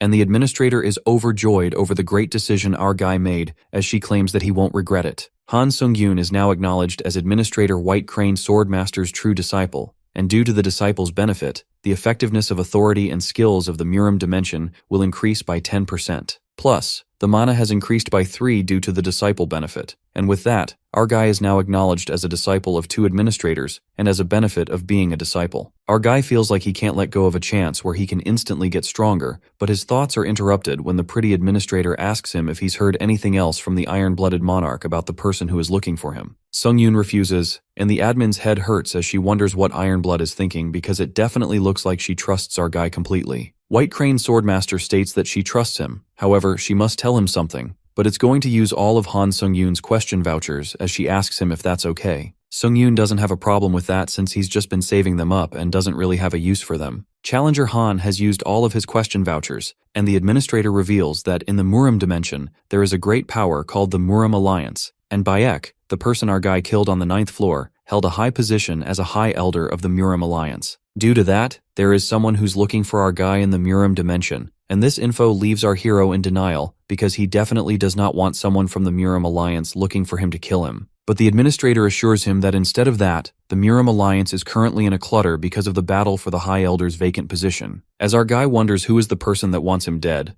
the pretty white-haired girl lets him know that it's the sword dragon from a Namgung family in Tokyo, Shinjuku, the Blue Heaven sword dragon, Namgung Hyuk. He is someone who has made a name for himself among the martial arts champions that have lived in the Murim dimension for centuries and is called a genius. Although the ultimate reason he's looking for our guy is for revenge, the real reason is because he's just simply curious. The administrator warns Sung-yoon as she doesn't know when it will be, but if our guy ends up facing Namgung Hyuk, he needs to prepare to put his life on the line. With that, Sung-yoon is moved to the lobby of the 11th floor while he summarizes the information he just got, that the Murim's psychotic murderer is looking for him. Our guy purchases the Authority Wings of Steel C+, and Return Stone F+, and decides to level up like crazy before running into Hyuk Namgung, his bloodthirsty enemy. Sung-yoon returns to Earth using a return stone and gets confused after seeing countless messages and missed calls from Hyon, making him wonder if something happened. Our guy uses the Wings of Steel and departs for the Hunter Association, where we see people gossiping about something that happened in Japan. Han Sung-yoon reaches there, leaving people shocked as they wonder if that guy did just fly. Inside the building, Hyeon, along with her senior, welcomes our guy while they apologize for troubling him inside the tower. Sungyun, after some formalities, asks them if something is wrong since they called him so urgently here. Haeyeon breaks it to him about something big that just happened in Japan, and since she was worried that our guy might end up flying there alone after hearing about the incident, that's why she called him here. The senior, instead of telling Sungyun about it, decides to show him the body cam footage since the situation is pretty bad. This footage is of a Japanese hunter that's been shared with them by Japan, and the location is Shinjuku, Tokyo. The senior informs that the Japanese Hunter Association had detected a strong wavelength from a gate and sent a team composed of 7 A-rank hunters to the scene, and in result, the human that came out of the gate murdered 6 of the A-rank hunters in a few seconds. Although it's been speculated that he's an otherworldly challenger who has invaded Earth's dimension, Sungyun suggests all hunters should go and support Japan, but the senior interrupts, saying that in an unparalleled situation, almost all countries try to protect their hunters. Therefore, they are blocking their hunter resources from being dispatched to Japan. It's the same for their country, hence the hunters cannot be sent to support Japan. With that, the senior shows the body cam footage of the only survivor of the 7, where we see the Blue Heaven Sword Dragon Namgung Hyuk telling the world that he has come back to avenge Baek Sunhak. After hearing the name, a wave of uneasiness runs through Han Sungyun as he was not expecting to meet him this quickly. Upon seeing our guy's serious reaction, Lee Haeyeon lets him know that it's not compulsory to go, and with that, she suggests that they should go and eat something first since it's been a while since they've seen each other. Han Sungyun tries to say something but the black-haired girl looks concerned, and our guy announces that as per the request from Japan, he will go to Shinjuku in Tokyo. Lee Haeyeon loses her cool as she questions him why he keeps doing such reckless things, not even thinking about other people's feelings, even if it's just a little. Our guy pats her head in a reassuring way and lets her know that it's something he needs to resolve. The scene takes us to Hyuk's past, where young Hyuk holds a sword while the kids in front of him look at him with fear as they think it's too much for a light spar. Baek appears and praises Hyuk as he witnesses the sword chi at the age of 13 and believes that he's achieved more than he did when he was young. The old man pats little Hyuk's head and warns him that martial arts are not to harm humans, but are a path for transcendence. Therefore, he shouldn't harm anyone without a reason. The Tower of Trials selects a challenger from the Murim dimension, and as time passes, Namgung Hyuk grows strong while people cheer for him, but he's not satisfied. His desire isn't satisfied just by climbing the tower. He's sorry to his grandfather as he uses dimensional invasion tickets because he has the most fun when destroying humans. Hyuk no longer feels satisfied by killing evil people, and going around Murim to kill people is not allowed, but he thinks that a guy named Han Sungyun might make this fun for him as he smiles evilly. Han Sungyun reaches Japan, and a lady shows him the way inside the room, escorting him through the way. Upon entering the room, our guy sees Cheon-suk and Sung-hoon already there, while they are glad to meet him again after the 10th floor. Our guy was expecting to see them since he heard from the association, and wonders if this is everyone who's gathered in response to Japan's support request. Sung-hoon reveals that an additional challenger from America will arrive soon, while our guy calculates in his head that the otherworldly challenger that appeared in Shinjuku is an unknown monster that might defeat all of them.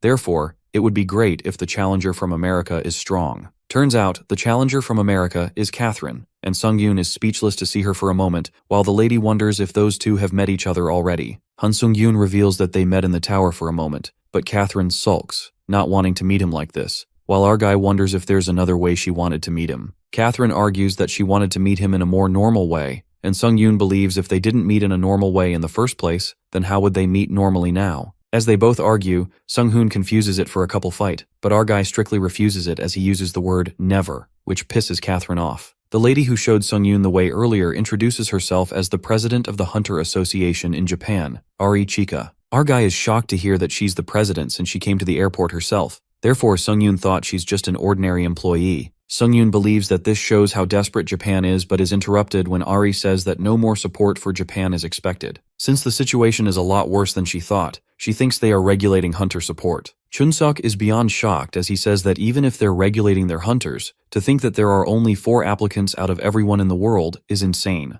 Catherine also finds the situation to be more chaotic than she expected. Arya Chika states that there's no country actively willing to help Japan, while her body trembles. She bows in front of everyone out of gratitude, feeling sincerely thankful to all of them who came here when everyone else turned their backs on them. Han Sung-yoon pulls her up as he believes that now is not the time to be bowing heads, and this creates an impression on Catherine, who's starting to believe that our guy is cold on the outside, but soft deep down. But our guy completes his sentence as he says that instead of bowing, the president should increase their award right now. Sung-yoon requests that she increase the promised reward twofold, and he will actively give them all his support to solve this issue. The red-haired girl, when she heard this, takes her words back as she just had a wrong impression of him. Meanwhile, Han Sung-yoon smiles cockily since he didn't come here to become a hero. Instead, he came here because of the reward and growth he will get when he kills Nam-gung-hyuk. Ari regains her composure and believes that the entity that has appeared within Shinjuku is an abnormal monster, and since they all are putting their lives on the line, she promises to increase the reward twofold. With that, she points at Catherine Bennett and claims that they have a shot at victory because the ability the red-haired challenger possesses can flip the results of the fight. One of the authorities Catherine possesses is called fire suppression. If an opponent who is stronger than her touches the fire that triggers this authority, all their stats will decrease by 10, and a random portion of their skills will become sealed. Using this authority, they can achieve victory if the enemy touches it. Han Sung-yoon thinks that they need to create a situation where Miss Catherine can activate her fire suppression. The news reveals that China's S-rank hunter Zheng, who went to Shinjuku as support, has just met the otherworldly challenger, although it seems like they're conversing. Nam-gung-hyuk asks the S-rank hunter if he's Han, but the guy reveals that he's a Chinese dude, Zheng. Before they both could continue their conversation, Jamun punches Hyuk in the face, and the fierce martial arts fanatic realizes that his opponent is a martial artist as well. Their fight begins while Han Sung-yoon and all the others witness this from the plane as they complain why that Chinese hunter is acting on his own. Sung-yoon asks Catherine if she can land properly even if they fall mid-air, while she wonders what he means. Our guy says that he has a good idea, and the red-haired girl does have a skill that negates all the damage when she falls. Sung-yoon believes if this works, then they would inflict a lot of damage to him in one go, and in that moment, he instructs Catherine to activate her authority. Without explaining further, Han Sung-yoon apologizes in advance and grabs Catherine as they jump from the plane and uses wings of steel. Chun-sok is happy to see that our guy has not changed one bit, and with that, they both jump off the plane as well. Catherine, in midair, argues with Sung-yoon, but our guy is not even listening to her as he finds it good that the Chinese hunter is taking up Nam-gung-hyuk's attention. Our guy instructs the red-haired girl to use her authority if she sees an opening, and with that, he decides to go first.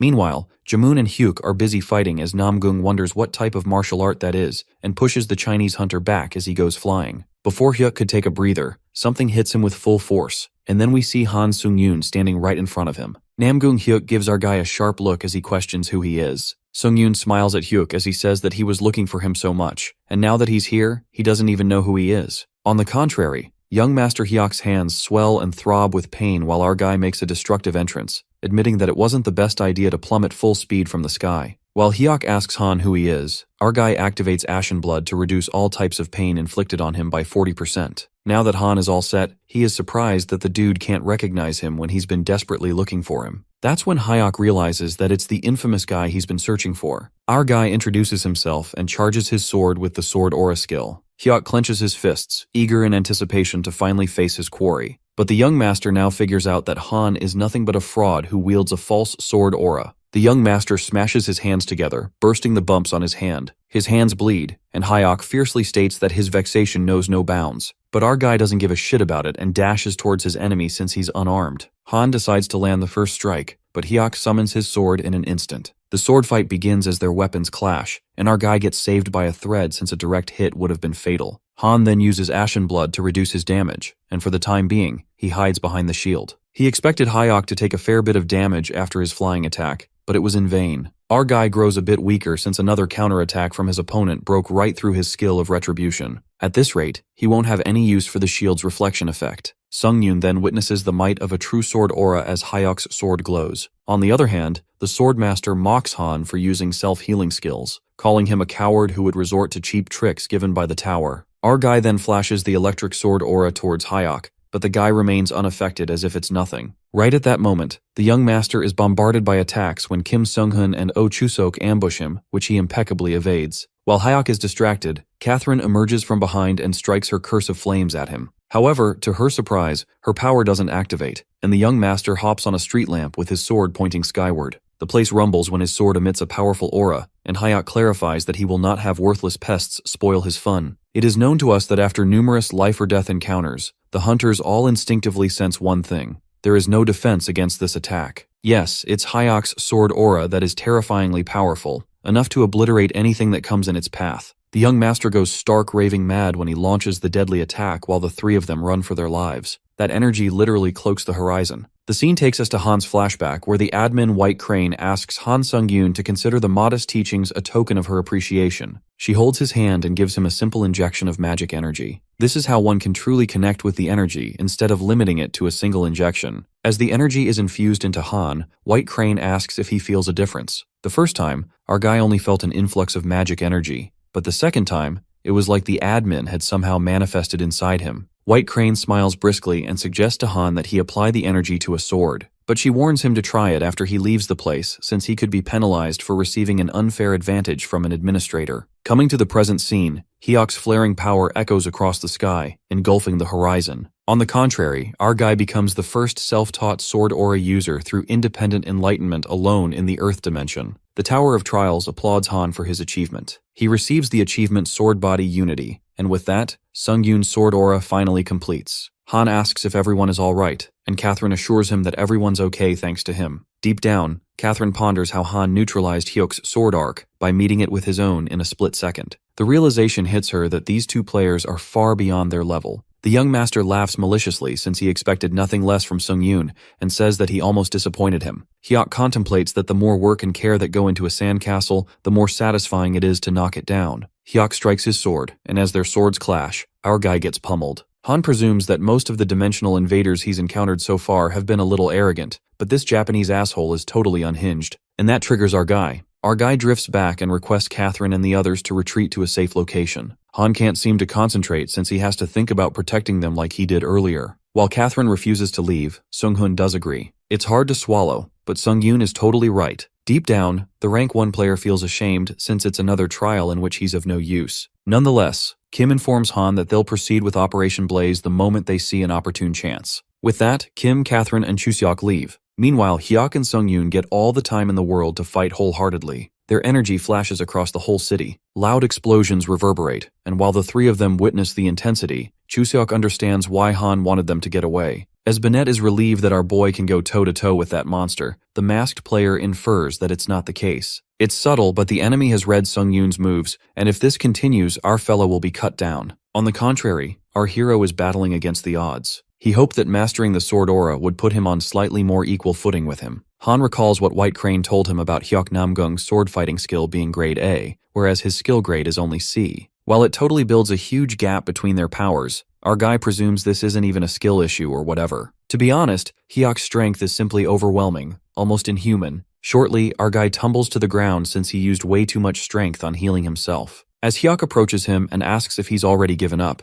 Han clearly knows that he won't be able to carry on fighting like this. However, in the midst of their fight, Han hits the stroke of luck when Catherine throws a potion towards him. Our guy attempts to drink it. However, a frantic kick lands on him. Well, our dude is an idiot for thinking he could drink a potion in front of a stronger enemy. Instead, that bastard Hyok gulps the potion down. Catherine is left in disbelief while Chun-seok calls that Japanese dude a total asshole and regrets not poisoning the potion. After that, Namgung smirks and believes that it's human nature to cling to hope, thinking it's the same for Sung-yoon. That potion heals a moderate amount of Hyok's stamina. He ridicules humans for giving themselves false hope about having a chance to win if they give it their all and leave this place alive. And yet, when optimism is torn to shreds, and every glimmer of hope turns into a pallor of despair, only then does this guy plan to derive joy from broken spirits. Right at that moment, Hyok becomes more monstrous, and a hellish glint flickers in his gaze. The battle continues, and they cause massive destruction with merciless force. They plummet to the ground when Hyok's eyes meet Han's. A sudden feeling of dissatisfaction runs through him. He sees as if there is still some hope left in Sung-yoon's eyes.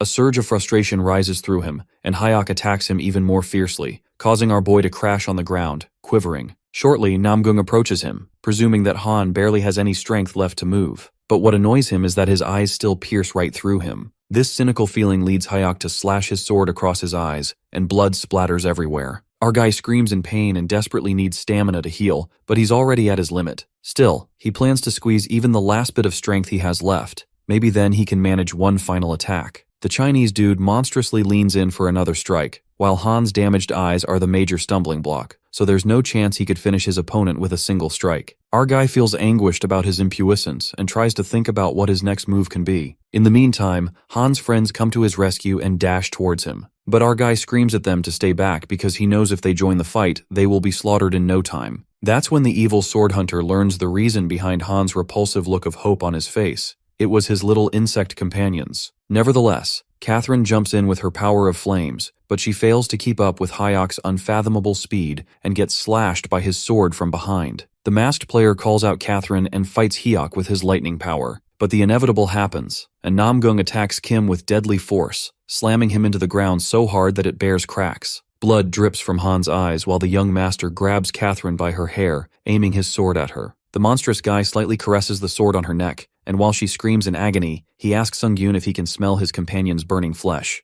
Our guy furiously asks Hyok to let her go, calling him a sick freak. The young master's face lights up with a smile when he peeks at Han's dreadful face. This is exactly what he wanted. In the next moment, Oh Chun-suk takes the chance to move sneakily and strikes Hyok with his ice power. The fella manages to trap Hyok's hand along with his sword and dashes away after taking Catherine. He instantly heals her as much as he could while running. Seconds later, that evil bastard breaks free from the ice hold and gets furious at that meddlesome pest. Just then, Hyok catches up to them in a single leap. Meanwhile, Chun-suk enfolds the girl into the energy zorb to send her as far away as possible. This is the best he could do for now. During this time, the energy zorb bounces away, and as Chun-suk looks for cover to hide, Hyok grabs his head. Hyok slashes his sword at him, but his freezing power bears the damage. Watching his companions getting beaten to death, the guilt overtakes Han. He ponders that even after 7 years, nothing has changed. He thought he grew stronger, his ascension was boundless, but he's still powerless to protect anyone. As the guilt festers within him, abruptly, an army of rats comes rushing towards him. It turns out those rats were running for something: survival. Having mistaken the ensuing fight as a natural disaster, thousands of rats came pouring into the open to make a run for survival. As for our hero's survival, thanks to these rats, he finally found a perfect way to use his one final attack. That's when Sung-yoon's mental gears spin magnificently, and after killing all those thousands of rats, he absorbs all the dead souls to replenish his stamina.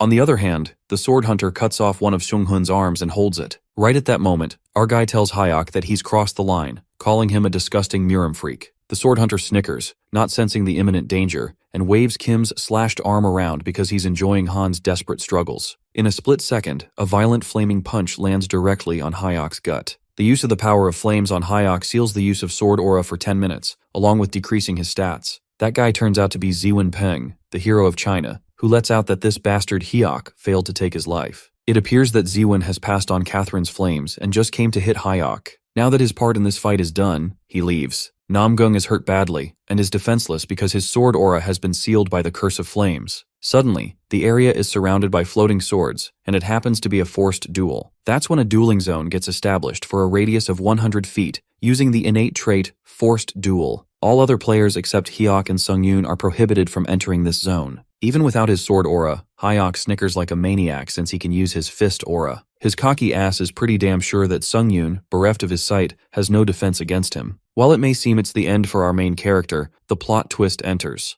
In that intense moment, our hero can't remember exactly when it was that he gained the third eye skill and became able to detect attacks from out of sight. He thought that was the limit of the third eye, but it's beyond that. Han can now clearly see the wall erected around the radius, down to every last rock and pebble inside the dueling zone. What's more ironic is that our guy can see more now that his sight's been taken from him. He then realizes he hasn't been using the third eye skill to its full potential at all. It definitely lived up to its name. That's when the third eye appeared on Han's forehead, and he could see more than he ever imagined possible. That's how our guy discovers the true nature of the third eye in his name, and the skill upranks from D to B. And now that he fought a life-or-death battle relying only on his senses, his skill instinct also upgrades to rank B. With this upgrade, his senses have grown even sharper than before. Player Han survives the battle against the Master of the Sword, which upgrades his Demon Slayer-style skill. On top of that, his body experiences healing beyond its limit due to the copious damage suffered. Now that the tables have turned, Hyok gets confused when our guy evades his attack. At that very moment, Sung-yoon's eyes open wide, and a dark, hell-born light seeps through them. Because finally, he can fight on an equal footing against Hyok Namgung in his weakened state. Well, things take a drastic turn when Murim Master struggles to fight with our guy, wondering what manner of trickery this is. Hyok feels his movements growing sharper at every turn,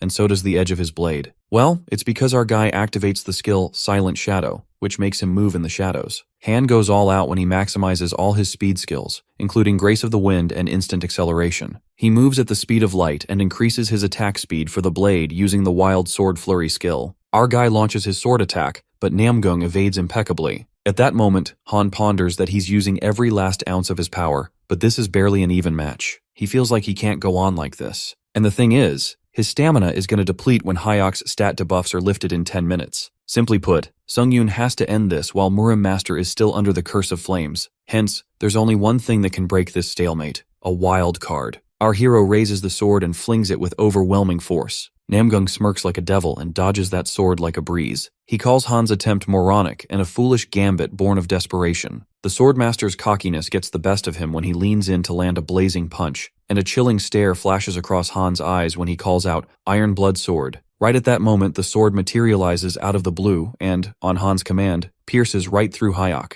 The guy is left staggered by the sudden occurrence and blood drips from his mouth. With the sword stabbed inside him, Hyok realizes that Sung-yoon has struck his chi core, so he must act with all haste to recover fully. It appears that the 10 minutes pass away, the curse of flames ends, and the forced duel also gets lifted. The duel's barrier starts fading away, while the swordmaster regrets getting distracted by this child's play. He yanks away that sword and tells Han they should continue this duel another time. Hyok holds a red stone when the gate materializes, leaving everyone slack-jawed. The Chinese dude Ziwin figures out that he's trying to return to the Murim dimension. In that moment, they all had a powerful sense of premonition. If they failed to kill Hyok Namgung once and for all, he would return to Earth one day to cause an even greater calamity. But they can't let him get away, and Chun-sok, Catherine, Kim, and Ziwin charge at the swordmaster. The words "get away" pound in Hyok's ear, and his pride crumbles badly. A blaze bursts forth from the blade, rattling the entire Shinjuku district and drowning the horizon in glow. The buildings crumble and the blaze breaks through Sung-yoon's shield of retribution.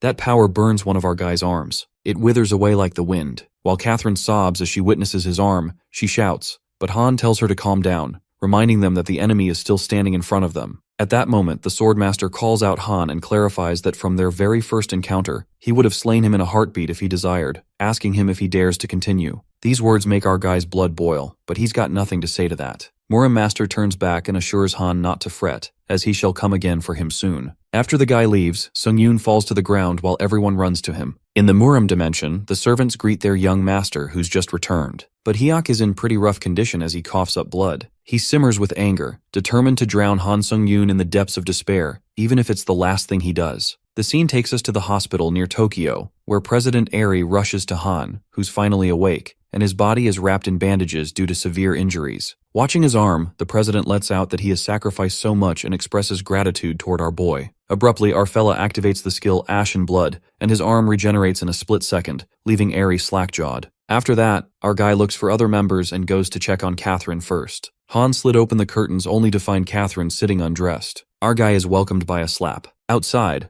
Oh Chun-suk is walking with the help of crutches when he finds our guy in the hallway with a slap mark printed on his face. Our guy lets out that he was in Catherine's room, who was full of energy. Nonetheless, Han asks him about Kim Sung-hoon since he hasn't seen him around. Chun-suk responds that he did see him in the morning, adding he has got a lot on his mind. The guy elaborates that Seung-hoon Hyung lost his right arm in the last battle. Later, at the hospital roof, Han finds Kim there, who greets the sword demon. Our guy is confused by that nickname while Sung-hoon glances at his arm, which is now all healed up. The masked guy asks Sung-yoon if he healed with a skill, and he's amazed by our guy's incredible power. The masked dude admits that Han has a knack for surprising him and proceeds to reveal his arm, which is halfway healed, saying he was not so fortunate. Just then, Han apologizes and blames himself, saying things wouldn't have been this bad if only he had been stronger. But Sung-hoon replies that there's no reason for an apology since he has a skill that allows him to function normally. Han speaks his mind and confesses that he's rushing his way up the tower like a man possessed, for the sake of getting stronger. He admits that he was completely obsessed with no regard for anything else. He became an emotionless monster. Well, Kim finds nothing wrong in fueling himself with the greed of getting more powerful, and yet he also believes that it is just as important for the mighty to protect the weak. At least, this is the conviction which he fights for. Han seems to have learned a lot from this mission, something crucial he shouldn't have forgotten. Hearing this puts Kim's mind at ease, to know that someone powerful like Han is not a bloodthirsty monster. But being honest, when they first met in the tower, Sung-hoon wasn't sure of his intentions. At that moment, Kim lifts his mask to smoke a cigarette, and as our guy takes a glance at his face, his eyes snap open in shock. Our boy recognizes who he is while Kim grins, apologizing for not introducing himself earlier. After that, all the hunters who'd been back from the mission are photographed, and Han gives an interview. Later, our boy hands Catherine a choker she'd lost. All the hunters wear their tower costumes and leave. Since our boy is the only one left, he drapes his red tailcoat and feels different. He smiles and ponders that the association guys must have upgraded it during repairs. In fact, all of his gear is in perfect shape. But this is the least they could do after the hunters put a stop to a national disaster. He hops on the bed and thinks how the last 3 days with the return stone went by in a flash. Han wasn't hoping to become so famous and stumbled upon an image from the fight that had already spread. He assumes the Japanese Association must have been filming them from a chopper and reads the comments that give him the nickname Sword Demon. He learns the reason why Sung-hun called him by that name earlier. Nonetheless, our guy is surprised since he had no idea that under that mask was the Lightning Lord. It is then revealed to us that the Lightning Lord stood head and shoulders above everyone, even among the 30 grade S hunters in Korea. He brought down gate after gate at a speed no S-grade hunter could match. He was worshipped as a hero in Korea. The scene then takes us to Sung-yoon's flashback, where the Lightning Lord, Kim Seung-hoon, hands him a card and tells him to consider this a recruitment call. Kim asks our boy to reach out whenever he'd like. Coming to the present, Han's stay on Earth comes to an end, and he decides to hold up that recruitment call for now, since he'd better train and live up to the Sword Demon nickname. With that, our boy travels back to the Tower of Trials. He enters the lobby of the 11th floor and ponders about the lessons he's learned in his fight with Hyok. Han learns that he doesn't have enough stamina. Although the skill Ashen Blood heals up most wounds more than any other skill, the Regen effect doesn't kick in when the stamina is low. This is why our guy thinks it's time he learned a new way to cover stamina. Sung-yoon keeps scrolling the skill store since he finds nothing to his liking, but then he stumbles on a way to stop overthinking and just buy everything he can. With that, our guy buys every skill he finds helpful. He gets Auto Stamina Regen that restores a total of 0.07 stamina every 180 seconds. He also purchases the skill Lunar and Solar Synthesis, which increases base stamina by 100% when exposed to light. Our guy then activates Skill Synthesis and synthesizes the most compatible skills, the Solar and Lunar Synthesis. It is created into a C-grade skill, Photosynthesis, that increases base stamina by 200% and allows users to absorb magic energy from light sources, combining the advantages of both skills. Han is happy with this new skill and presumes that if he synthesizes the vampire skill Call of Blood and Photosynthesis, he'll surely hit a jackpot. However, to his disappointment, the new skill Blood Covenant that is generated didn't raise a skill and completely wiped out the effect of photosynthesis. Sung-yoon concludes this skill was a dud, and in that case he buys another vampire skill and tries combining the failed Blood Covenant and Call of Blood one more time. After they are merged, a new B-grade skill Blood Prophet is generated, and he can now extract health, stamina, and magic energy from the blood of a living being, and control blood as well. Our guy wonders what it even means and cuts his hand in order to find out. As the blood begins to pour out, it turns out that Han can control blood in a literal sense, as the blood droplets move on his command. He can make it into whatever shape he wants, and even push drops of blood out without having to cut himself open. This sounds hella impressive, and Sung-yoon decides to save that for when he needs a lot of blood. Our guy gets certain that the Blood Prophet skill will come in handy. After that, our guy made the most of his time. He upgrades Eyes of Truth using the synthesis menu. An A-grade skill, Fireworm's Eye, is created that imbues Han's eyes with the fireworm's power and allows him to see things that can't be seen normally. On top of that, this skill has a secondary effect that allows him to gain info on objects, and the user can discern when someone is lying through Dragon Sight. Our guy activates this skill and reads info of every single object he's wearing, like the vampire's Count Old Tailcoat and Boots of Swiftness. When he reads the description of the Sanguine Demon Sword, it reveals that its true potential is unlocked when a user who has reached a level of Firebrand activates the unique effect Blood Aura to the maximum degree. That's when the realization hits Han that Firebrand is the level of power that took Hyoknamgung to decimate the entire Shinjuku district. He infers that only someone on the same level can unlock the Sanguine Sword's true potential. Our guy took this sword as mediocre, but now he gets curious as to what its full potential looks like. Soon after, Han enters the trial of the 11th floor, which is a mental testament, and this time the objective is to clear the way through to the 7th gate within the time limit, which is freaking 7 days. The reward upon clearance is an antique mirror of testament, and the penalty of failure is death. Just as our boy enters the floor, he encounters Priest Johan, who greets him to the Temple of Testaments. The guy opens up to player Han Sung-yoon that he will undertake the trials bestowed by the God of Testaments. His trials will persist until his last breath. Since a mere adventurer like him dared to take on these divine testaments, he must contend with the consequences of his choices. Our guy takes on this trial and asks what he must do to clear it. The priest questions Han if he is ignorant of the rules of the trial led by the 7 gods of Ares. At that moment, the realization dawns on our fella, and he reckons that if this is the Ares dimension, then it's where the Black Knight who invaded his 5 trials came from. Johan is surprised that a clueless excuse for an adventurer like him made it into this dimension, but nonetheless, he explains how this trial works. He reveals that the trial takes place in the Temple of Testaments, testament of the body, mind, and faith. After player Han undergoes the first testament of body, he advances to the ultimate yet most difficult trial, the testament of mind. Now about the gates. there will be a high priest in each trial chamber whom he must persuade or kill in order to advance to the next chamber. Bluntly put, Han needs to do whatever it takes to get through the gates. The priest smirks and thinks he has divulged enough, so now the answers are for Sung-yoon to find. With that, the first testament begins, and Priest Johan turns out to be our guy's opponent. He immediately leaps towards our fella, and not to mention, his power seems terrifyingly strong. At first, Han halts that punch with his hand, and soon after, his punch clasps with his opponent's hand. As their hands clasp, our hero ascertains that this big guy is equal to the challenger who's achieved pioneer status in the hard level. Promptly, Sung-yoon activates his skill, Blood Prophet, and discreetly pushes blood out of his finger. He then makes it into the shape of a bullet and shoots it straight into the opponent's forehead, killing him instantly. Just like a cinch, our guy kills the priest and is impressed by how overpowered the Blood Prophet skill is. Anyways, Han thanks the dead guy for the explanation and absorbs his dead spirit. After this, the admin Priest of Seven Gods is shocked to witness Han's outrageous behavior and compliments him as an interesting player to watch, nodding at his mercilessness. Judging by the names of the admins, our guy presumes that the god part of this trial got a bunch of them all riled up. Meanwhile, the admins White Crane and Lord of Iron and Blood are disappointed to see that Han undertook the trial without prior mention. Our guy justifies that he doesn't have a way to contact them. After that, he rummages through the priest's clothes and finds an item, while Ares' admins are impressed by his greed, and the Godslayer nods to affirm that they understand his actions. Nonetheless, to read the info of the mirror item, our guy activates the Fireworm's Eye and gets to know it's the priest's divine mirror. He then jumps onto the real info of the item through the Dragon Eye, discovering that the holy energy of the God of Testament is instilled in this divine mirror, which can also lead the user to determine their own fate. Han is left utterly baffled when he ponders on determining his own fate, guessing this item is good for a one-time protective barrier at least. Shortly, our boy continues walking to the next gate, hoping it's the Testament of Body too. As soon as he opens the gate, he meets a pretty girl priest who's surprised that he reached the chamber so quickly. She supposes that Priest Johan is no longer fit to dispense judgment. The girl reveals that she's Jane, priest of the Second Testament. Unexpectedly, she frantically flings a chair at him, and Han is not so pleased by such a violent welcome.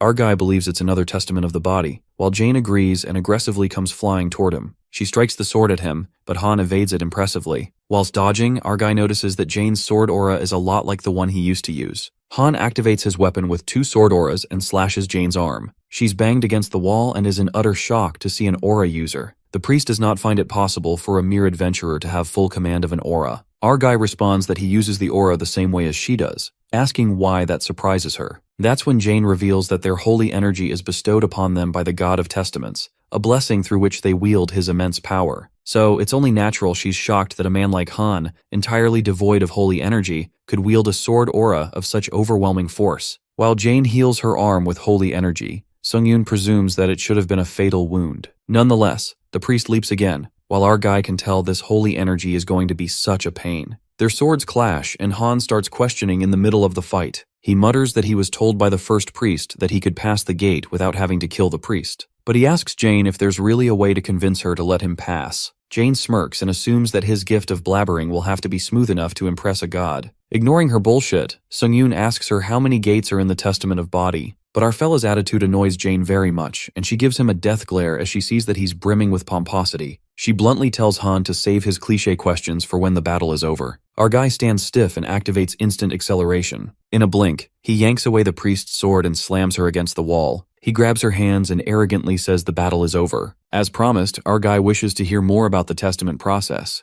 The priest nervously asks Han if he's going to have his way with her. While the admins anticipated our guy's response and some gazed at him with narrowed eyes, Sung-yoon makes it clear that he's not going to do anything of the kind. Jane laughs and thinks how fortunate she is, while the Lord of Iron and Blood heartily agrees with the priest, and White Crane expresses relief. Our guy doubts anyone who's capable of something like that can make it all this way, and Jane unbelievably asks him if he truly believes his words. If so, she calls him exceptionally naive for a hunter. Either way, Han lets her know that she's going to tell him everything as promised. Being a good girl, Jane spills that there are 2 remaining goods in the Testament of Body, and the Testament of Faith will begin at the 5th gate and end at the 6th gate, which means the Testament of Mind takes place at the 7th gate. Before he reaches the 7th gate, Jane advises our hero to consider abandoning this trial altogether. She unfolds that the 7th gate of the temple has never been breached by a single soul. All those who step through the gate either go mad or die bleeding from every orifice of their bodies. Sung-yoon uses his Dragon Eye skill and figures out that she isn't lying about this. Now that the priest is done with her piece, Jane says her final words and pays Han gratitude for a battle well fought. At that moment, our boy asks her one last question, wondering if there's a way to pass this gate without killing her. But Jane believes that such a feat would surpass his current abilities, which makes our guy wonder if she isn't afraid of her own death. Jane smiles like a maniac, with not a hint of fear on her face, and believes that death, too, is a testament that brings them closer to God. Just like that, Han kills her on the spot because dragging this out would only be an act of cruelty. He then absorbs Jane's spirit and convinces himself that he did what he had to. However, he can't help but feel like a scumbag. With that, Han enters another chamber and meets Regression, a sword to be wielded by the gods of testaments. Regression then tests Han's prowess as a warrior and raises his sword to unleash the aura. A glinting fire aura emits from the sword, leaving our boy's eyes widened. It's not as stable as it should be, but Sung-yoon realizes that the guy is a firebrand user. Our boy is nervous at the fact that he has to face a firebrand user only 3 gates in. This means that Han will have to put his life on the line. He goes up against his opponent, and as their swords clash, Regression drifts away. Right at that moment, Han feels something's not right. The old man's physical stats are lower than his. Not only that, the impact that he feels from his attacks is weaker in comparison. But still, this old man keeps breaking through his sword aura. Our boy recalls when he saw Hyuk Namgung use Firebrand and naturally assumed that it was superior to a sword aura. He dwells on the possibility that homicidal maniac Hyuk was just unusually powerful. In reality, maybe there's a chance that the Firebrand skill isn't just the stronger version of sword aura. To test his hypothesis, our boy clashes his sword with his opponent's and figures out that, time by time, it's only the sword aura that breaks. Meanwhile, the swordsman steps forward and clarifies to Han that his aura will never break his sword. Strangely enough, that old man reveals the only way to shatter his blade is to command that which cannot be seen. That's when our guy sums it up that this swordsman is a firebrand user, even though he's weaker than him. It's almost like when a kid who sucks at studying beats his test score. A wicked grin spreads across Han's face. He calls that old man's prattling bullshit and only focuses on breaking that dude's sword. Sung-yoon puts all his strength into breaking that sword, but the swordsman emphasizes that only those with command over the unseen can wield a sword that will cut through all things in the universe. It is then one will conjure an aura of overwhelming power. Han continues to strike his sword with the opponents when suddenly his sword emits a stronger aura. At that very moment, our hero's sword breaks through Regression's sword aura and slashes his face. Our guy then apprehends the difference between a sword aura and the firebrand's sword flames. He learns that to activate a sword flame is to foster a sense of intense mental determination, sheer willpower, in other words. Priest Regression coughs up blood and smiles, expressing joy about Sung-yoon surpassing his sword flame. The man oddly looks happy for our guy for wielding the true firebrand and praises him. Our guy is baffled, as he wonders why the old man is happy about it. Strangely, the priest is more interested in someone else's growth than his own death. The priest trembles, overwhelmed by euphoria to think our guy would learn it so quickly. With that, our guy proves his worth as a warrior, and in that split second, Han mercilessly decapitates the priest in a single slash. He then absorbs the dead priest's soul, and the proficiency of his innate trait, necromancy, reaches 100%. Just then, the trait necromancy upgrades to grade B, and he is curious to see what new abilities he's unlocked this time. He unlocks the skill Secondary Effect that allows the user to extract a power from a target upon absorbing the dead spirit of a stronger enemy. Our guy hits the jackpot because every time necromancy upgrades, it never disappoints. What's more is that it's already this powerful at only grade B. He anticipates the perk he'll gain at grade A or S. After that, Han opens up the status window and notices that he's closer to 3-digit stats already. Our guy recalls his trainee days when he used to think that was something only a prodigy could achieve. In the meantime, Han Sung-yoon absorbs all the priest's dead souls, including Jane, Johan, and Regression. On top of that, with his new skill, he extracts the skill Indomitable Will from Regression's soul. This skill is the symbol of those who challenge the impossible to the bitter end and refuse to bow down, along with the effect of increasing the user's physical stats and focus when facing a stronger enemy. Han then walks up to the next chamber and finds an angel in the air who supposes that Priest Regression has finally croaked, a surprise to be sure. That's when our boy pauses for a second, and the admin Godslayer warns Han to be more cautious from here on. The admin White Crane informs him that the priest uses a genuine sword aura, as opposed to a false one, while the Lord of Iron and Blood is impressed by the powerful aura from the priest of the God of Testaments. Suddenly, our guy involuntarily swings his sword, and the priest flies to the ground, taking it that Han's not the talkative type. The priest exudes a chilling stare and without further ado, begins the Fourth Testament. The priest reveals himself as Chiron, a disciple aspirant serving the God of Testaments. Our guy gets notified that he's facing an enemy that exceeds his level and activates the skill Indomitable Will. In that juncture, Han feels Chiron's aura, which feels way more powerful than the other priests he's faced so far. Chiron summons a piece of broken mirror that emits a blinding aura. As our guy evades that lightning bolt, the aura from Chiron's weapon is reflecting and aims to hit Sung-yoon. Han freezes in shock and immediately activates the Dragon Eye, which helps him counteract with his sword aura. Our guy finds that beam of light annoying since it keeps reflecting off the mirrors, and feels the urge to attack the priest before he overwhelms him with those beams. As they are about to confront each other, Chiron flaps his wings,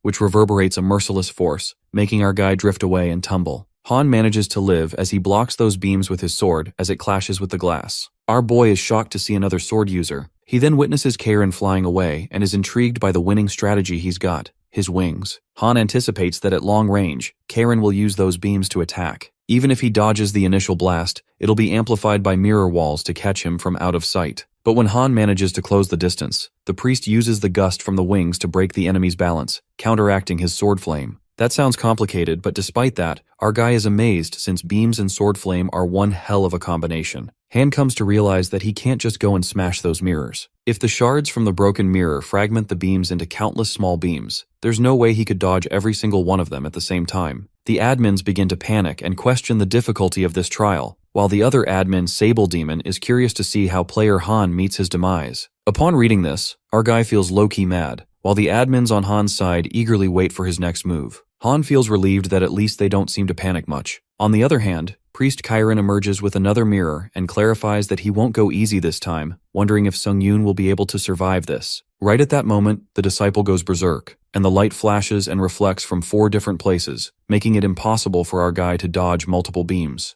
Eventually, the beams strike him, and an explosion occurs. But thanks to Han's skill, Shield of Retribution, it takes all the damage, and now our guy is able to release all the accumulated damage. It's more like an Uno reverse attack. That's when our hero releases the damage, and the beam travels through the shield. A raging beam pierces through Chiron, leaving him staggered by sheer shock. The disciple is left flabbergasted by the sudden turn of events, and as he's coughing up blood, he's certain that Han wasn't a trained mage, supposing that he has been blessed by God. But our guy responds that he doesn't know anything about God's blessings. With a hole pierced in his body, Priest Chiron concludes that Han neither fled from his testament nor suffered defeat from it. Hereby, he's proven himself worthy. After this, the priest collapses, and Han absorbs the dead disciple's body. He also extracts a power from Chiron's dead soul, who was more powerful than the user. Abruptly, our boy's soul gets imbued with the power of holy energy that he gets from the priest, and he realizes that must be the power the priests here were using, just like hunters use magic energy. Our boy feels a certain energy in his chest, but he finds it hard to move, sensing that it's totally different from magic energy. The admin White Crane wonders why Han's central energy core has been imbued with holy energy, and the Lord of Iron and Blood is flustered upon witnessing that his heart bears no traces of any god. After a while, Han walks to the next chamber and encounters an old man who calls Han the one who's driven by the frenzy of battle. Our guy appears confused and asks the old lady what he meant by that. The old man mentions Han's ultimate calling, which is to keep marching from one victory to the next until he achieves boundless growth to become the pinnacle of strength.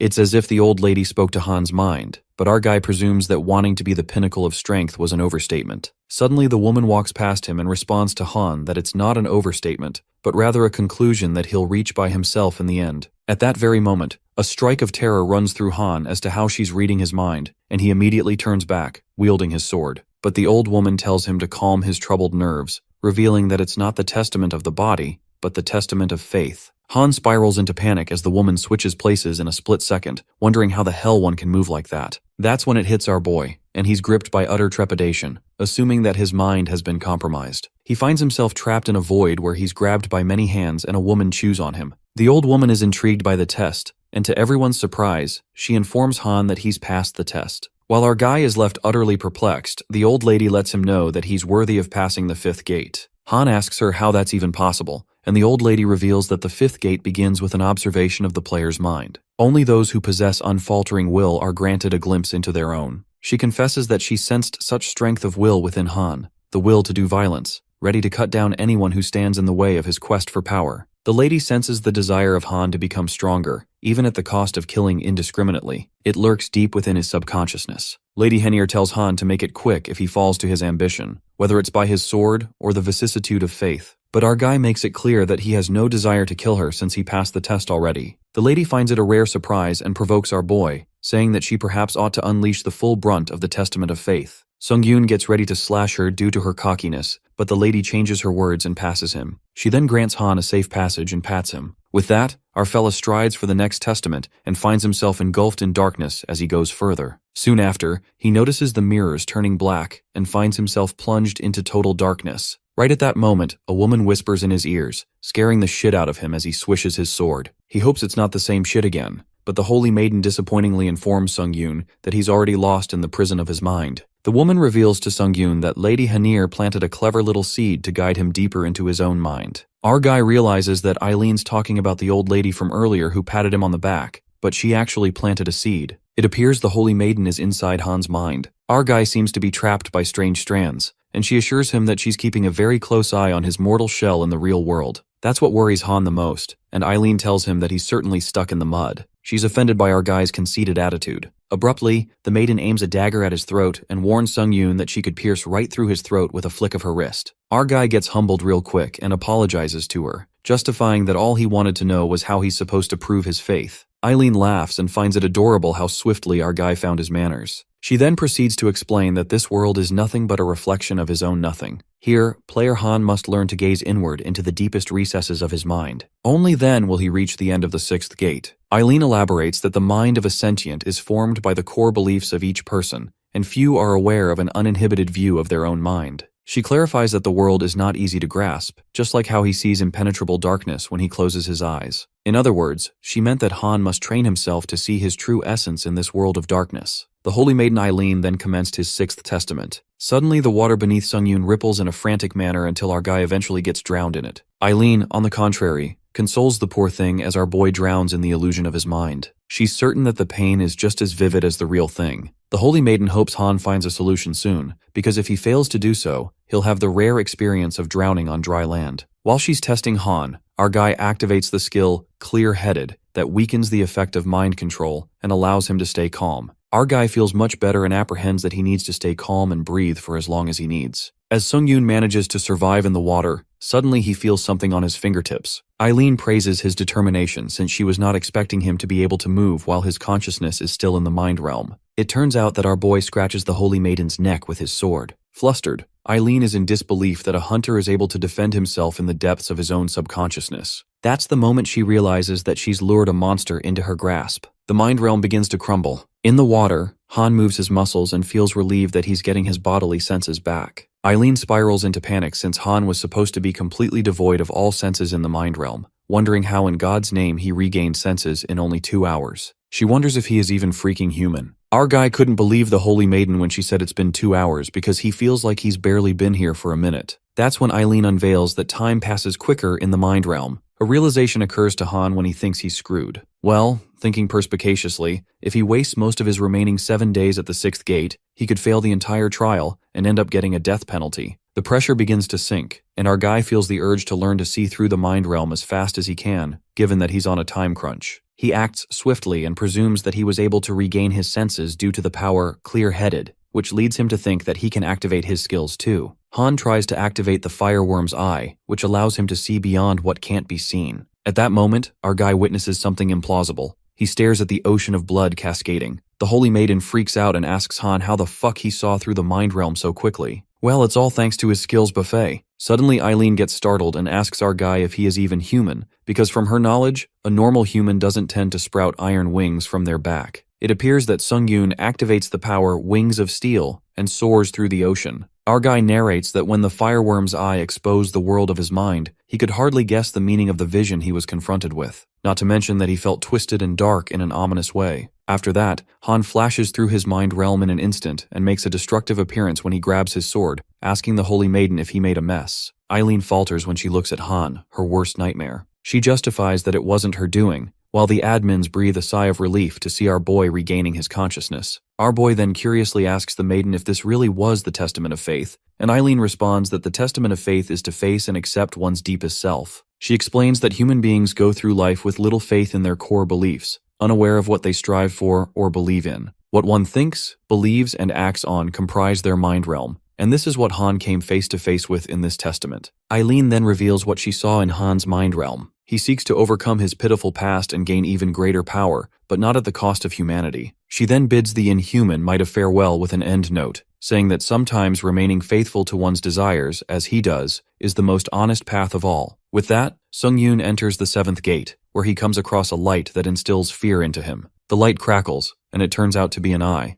Our guy is left panic-stricken when the God of Testaments gazes at him. At that moment, he recalls what Jane said about the 7th soul not being breached by a single soul. Han understands what she really meant, and suddenly a bright light radiates, and the whole place rumbles, making our guy trip. That terrifyingly vehement aura leaves him deeply unsettled. Sung-yoon feels as if he came across an absolute being that he cannot resist, and his body starts giving up on survival itself. Even though our guy just received its gaze, he can't seem to recover from it, and realizes that's what God is, but Sung-yoon refuses to get stepped on so helplessly. And with that, he activates the skill Ashen Blood, which reduces all categories of pain that are inflicted on by 17%. Sung-yoon believes that there's always a breakthrough since the Tower of Trials was constructed like that. Although he's not sure if he will be able to cut those eyes in the first place, but he wants to try even if there's a slightest bit of a chance. Our guy looks down on the god, and by every passing second is losing his consciousness, when the god of verification lets him know that he's impressed by his guts. The system notifies that the god of verification is happy to see a challenger with tough mental strength for the first time in a while, and sees Han's endless confident gaze as he asks him to verify himself. With that, the god informs our guy of the start of the 7th gate and disappears. Meanwhile, Han Sung-yoon is still in shock as he can't believe things like God really exist, and finds himself standing in front of a mirror when the system instructs him to link with the future him and begin synchronization. The verification of the mind begins, and the assimilation rate of our guy in the mirror slowly increases. The system believes the verification trial to be best suited for player Han Sung-yoon,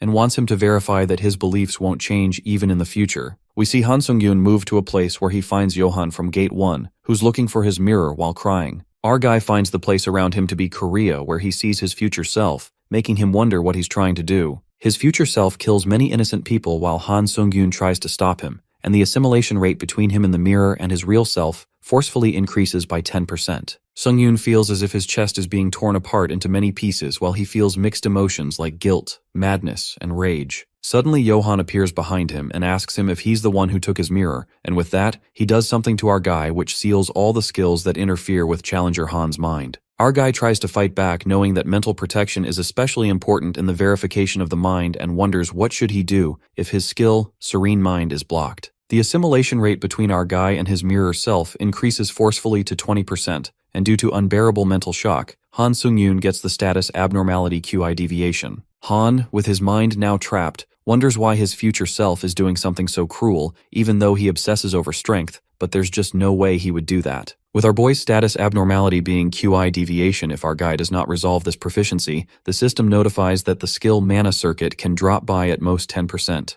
Mana Circuit proficiency drops by 0.3, then 0.7 and 0.4 after that, and Sung-yoon feels his Mana Circuit overheating too much. Our guy sees the Murim world where he sees his future self looking for the Murim Alliance leader as he threatens the people and claims to spare their lives if they tell him about the whereabouts of the Alliance leader. Murim Alliance leader Lee Jin-hwan appears as he talks about the gossip going on about a madman called the Sword Ghost in Murim, and seeing Han Sung-yoon, the Alliance leader feels he deserves the title. Before he could say anything else, future Sung-yoon attacks him, and the battle between them begins. In the end, future Han Sung-yoon kills all the Alliance members he said he would spare, leaving Lee Jin-hwan dumbfounded. The Alliance leader asks the madman in front of him if he's not ashamed, but Sung-yoon's future self refuses, as he believes the weak people are his resources, which don't let him get tired or hurt, and they don't have more value than that in our guy's point of view. The assimilation rate between our guy and his mirror self forcefully increases to 30%, making him cough up blood. The author narrates that during the dozens of times that the location in the mirror changed after his future self killed thousands and became endlessly stronger,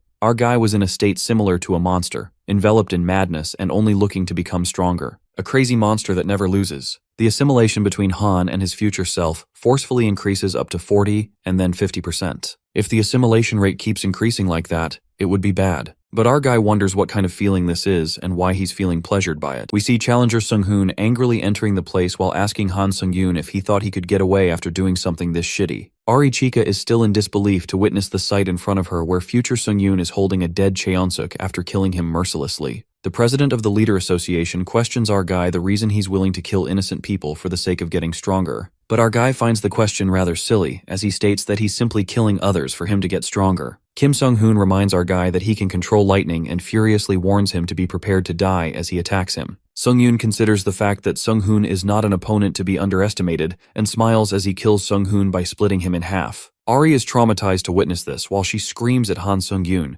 telling him to get it together. The real Sung-yoon, on the other hand, is struggling to find a way out as he knows if he made a single mistake, he's gonna get devoured by this bastard's mind. Even 50% synchronization is making him feel like his mind is splitting, and with that, our guy decides to find a way out before it's too late. The synchronization rate increases up to 60%, and skill mana circuit proficiency drops by 0.1, then 0.5, and lastly by 0.2%, while the assimilation increases to 70%. Our guy starts giving up since he's not able to hold on much longer as the mental shock is too much for him, and he can't differentiate between pain and pleasure anymore. Sung-yoon slowly sulks in deeper, but then he remembers Johan's High Priest's mirror filled with divinity, which is a mirror imbued with divinity every single day by the High Priest Johan. Our guy activates the High Priest's mirror, and a divine barrier protects him and gets rid of all mental corruption of a certain level, with status abnormality and energy deviation now being undone. Han Sung-yoon successfully breaks through the trance he was in and has now accomplished Mind of Steel, with his stamina being increased by 1. Our guy proves that his faith has not changed, and verification of the mind has now ended, with the administrator's iron-blooded monarch, White Crane Swordmaster, and Fallen World Soldier relieved to see their challenger is okay. The god of verification is satisfied with Han Sung-yoon's performance, and would like to meet our guy as he forcefully summons him to the divine region. Our guy is confused but is notified that the god of verification uses divine power on the Tower of Trials for temporary authority, and the administrators can now no longer watch their challenger. The Tower of Trials permits summoning as long as the player is safe, and with that, our guy enters the divine region of verification. The god of verification ascends as he questions our guy, asking him who he is and why does he feel divine power from him. Sung-yoon stares at the god, but the god tells him not to stare at him like that, and assumes that the challenger sees him as a bundle of light anyway. The god finds it strange to see our guy in real life and asks him if he's a divinity copy created by the tower, but our guy seems to be clueless about it when the god tells him it's the administrator he's talking about. The god asks if our guy is a being who obtained divinity through a contract in the tower, and Sung-yoon lets him know that he's not an administrator, rather just a challenger. The verification god lets our guy know that he possesses a divine power that is solely his own and finds the tower getting interesting in his absence, ranting about how the tower system realized that they cannot create the real thing using divinity copies. But in order to create a real one, they have to use an apostle of a divinity copy. The god learns that challenger Han Sung-yoon is no normal being. Sung-yoon, on the contrary, is in confusion as he thinks about how the god makes it sound like he's done something amazing, but all he did was just kill Chiron and coincidentally obtain divine power. Our guy asks the god if this divine power is that important, but the verification god is shocked to find that Sung-yoon is actually clueless about it when he has extracted the divine power himself. Seeing how oblivious Sung-yoon is when he reveals that he just happened to obtain the divine power, the god taunts him about how he managed to perfectly remove the traces of God from the divine power he bestowed on his followers. The god reveals that extracting Chiron's divine power was no coincidence, and he can sense that there is a clear cause and effect, which makes him certain, considering how the Tower of Trials has such high expectations of our guy. Our guy is shocked to find that out, and the verification god regrets telling him that because he was not supposed to,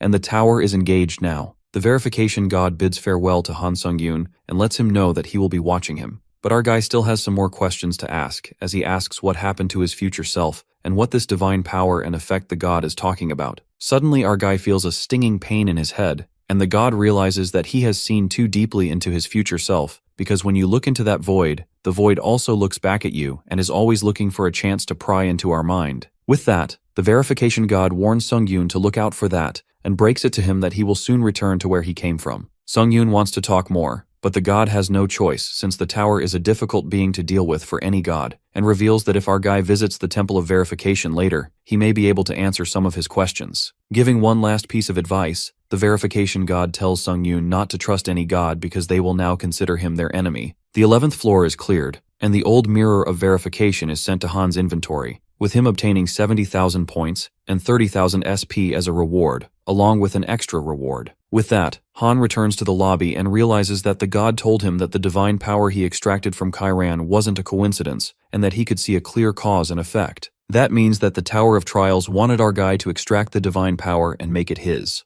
Sung-yoon thinks about everything he just learned and is in a total mess as he doesn't get it, and that makes him frustrated. At the very least, our guy is relieved that the gods can't do anything to him, even if they consider him their enemy because of the tower. The system informs that it's expanding, with Earth now being registered as an official climbing dimension in the Tower of Trials, and as a benefit of the registration, there will be added protection from dimensional invasions. Now the challengers of other dimensions will be met with a penalty when coming to Earth, and as a benefit of the registration, challengers other than pioneers can now earn a halo. Challenger Han Sung-yoon is now visible to the administrators once again, and the Iron-Blooded Monarch and White Crane Swordmaster are relieved to see him. Our guy first smiles but then remembers the verification god's words about the administrators also being a kind of divinity, which makes him skeptical if he could trust them or not. Sung-yoon realizes he can't trust anyone at this point, and finds the situation shitty as hell, and with that, he enters the world of Iron Blood. The administrator, the Iron-Blooded Monarch, when trying to show her concern, is welcomed with an attack by Sung-yoon, who asks her if all of these administrators are working with the tower in order to use him. This makes the Iron-Blooded Monarch realize that our guy is still affected by the verification of mind. Han Sung-yoon blindly attacks the administrator, the Iron-Blooded Monarch, while she tries to calm him down, telling him to get it together. But our guy isn't ready to listen, as he reminds her of the relationship between the administrators and the tower to exploit the challengers. The administrator defends herself while she explains that it doesn't make sense and reminds Han to get a grip. Sung-yoon wonders why she keeps telling him that since he believes that he has it totally fucking together right now and launches an all-out attack. The Iron-Blood Monarch tries to stop him from doing that because her house is in the way, but it was too late. This makes the administrator lose it, and it's her turn to show her strength now as she attacks Sung-yoon. After a while, we see Han hanging upside down, tied with ropes as he apologizes, and lets her know that his sanity has now returned so she can untie him. The administrator assures him that she will untie him, but she's worried the next time our guy visits, her house will evaporate. She believes that the Sung-yoon she witnessed when he claimed that he had it together showed the remnants of the abyss that hadn't been completely removed yet and become permanently fixed into his personality. Even if our guy becomes twisted, that's another version of him.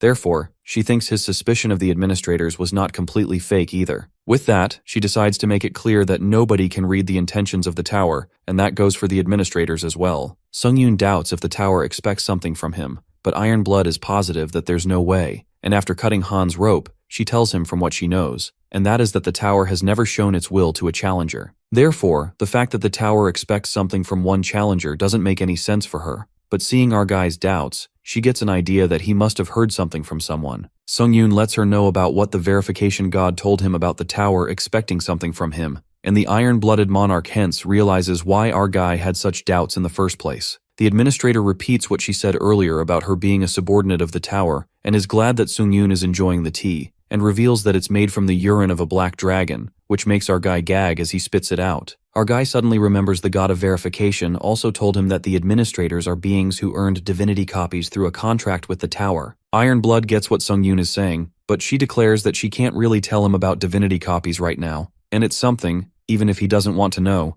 he will find out quite soon. Sung-yoon has one last question about Iron Blood's earnest wish she mentioned before and reveals what the White Crane Swordmaster told him, that it's a right that the tower grants to the administrators, and that you can fulfill what you want to accomplish through the challengers who signed disciple contracts. The red-eyed administrator looks pissed that her fellow administrator told Sung-yoon everything about an earnest wish. Our guy asks her why she didn't tell him about this earlier, and Iron Blood reveals that she felt fear because she believes Sung-yoon is currently underestimating himself, and she saw how obsessed our guy was with his growth. Therefore, for his growth, she thought he would fly towards the earnest wish trial and challenge it like it's nothing. Han Sung-yoon agrees with her because he knows he doesn't have another choice, because he certainly believes that he has no talent. The administrator wonders what his definition of talent is, but she warns him that he will soon learn just how much our guy is underestimating himself. In addition to that, the red-eyed administrator also reveals about the 12th floor trial, and with that, our guy returns to the lobby. The author narrates that talent is an attachment of which you cannot change, as it's a gift given by the sky and is separated into 3 aptitudes in the world of hunters: skill acquisition, stat increase, and trait enlightenment. These are the hunter's 3 gifts, but Sung-yoon wasn't born with any of those. Our guy couldn't gain a skill, his abilities didn't increase, and he couldn't even enlighten a new trait. Han Sung-yoon believes a lot changed after entering the Tower of Trials, but the truth didn't. The truth that our guy without talent couldn't grow due to his traits. Our guy is certain that the Iron-Blooded Monarch is mistaken about him having any talent, because if he did have something like that, he would have been able to become a famous hunter even if he didn't come to the tower. Sung-yoon then remembers the administrator's words about the 12th floor trial being a fight with himself, a trial where our guy needs to fight and win against a reproduced version of himself. Our guy shrugs off these thoughts and sees this as a chance to improve his fighting skills while pulling out a skill proficiency healing potion. It's a specially produced potion by the tower that, when once taken, one of your skills can randomly increase in proficiency by 10%. During Namgung-hyuk's battle, our guy got this as a reward from the Japanese government, and Catherine gave Sung-yoon hers as well, so now he has a total of 3 of these potions. Han Sung-yoon consumes the skill proficiency potion, and now has to pick a skill he would like to increase in proficiency. Our guy picks magic management, the skill he obtained after hunting the Dark Monarch on the 10th floor, and it becomes the foundation of all other skills.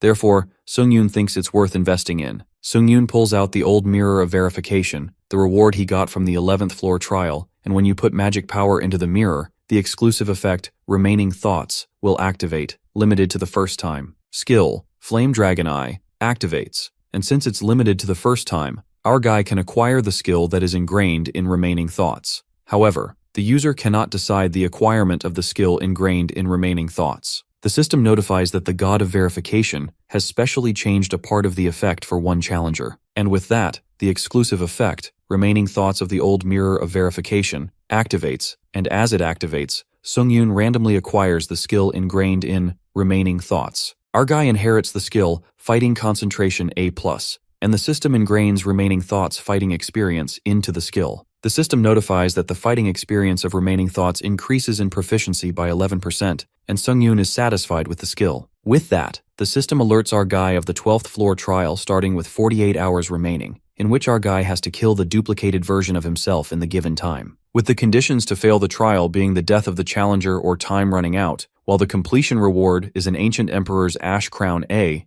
and the trial failure penalty being death. As Han Sung-yoon enters the 12th floor trial, the blessing given by the god of darkness senses an intruder in the ancient palace and creates a guardian fighter. The intruder, aka Sung-yoon, now has to think about how much they know about themselves, and his item, Vampire Count's old tailcoat, has been copied by the guardian. The task is to kill the other version of himself that the god of darkness has created, and Sung-yoon recalls what the iron-blooded monarch told him about this guardian fighter, not just reproducing, but even copying our guy's experience. Due to that, Sung-yoon is aware that the reproduced version of himself knows all his strategies he will use right now. The administrator's words linger in Sung-yoon's mind, warning him that the reproduced version of himself even copies his talent. Therefore, he will get screwed if he underestimates himself, and our guy decides to confirm it. Han Sung-yoon feels intimidated as he wonders why he keeps getting involved with these gods while he observes the copied version of himself, finding it eerily similar to him. Our guy believes from what the iron-blooded monarch told him, and what he heard using his question vouchers, is that his replica can only copy one item. And he chose the Vampire Count's old coat, which is a defense item.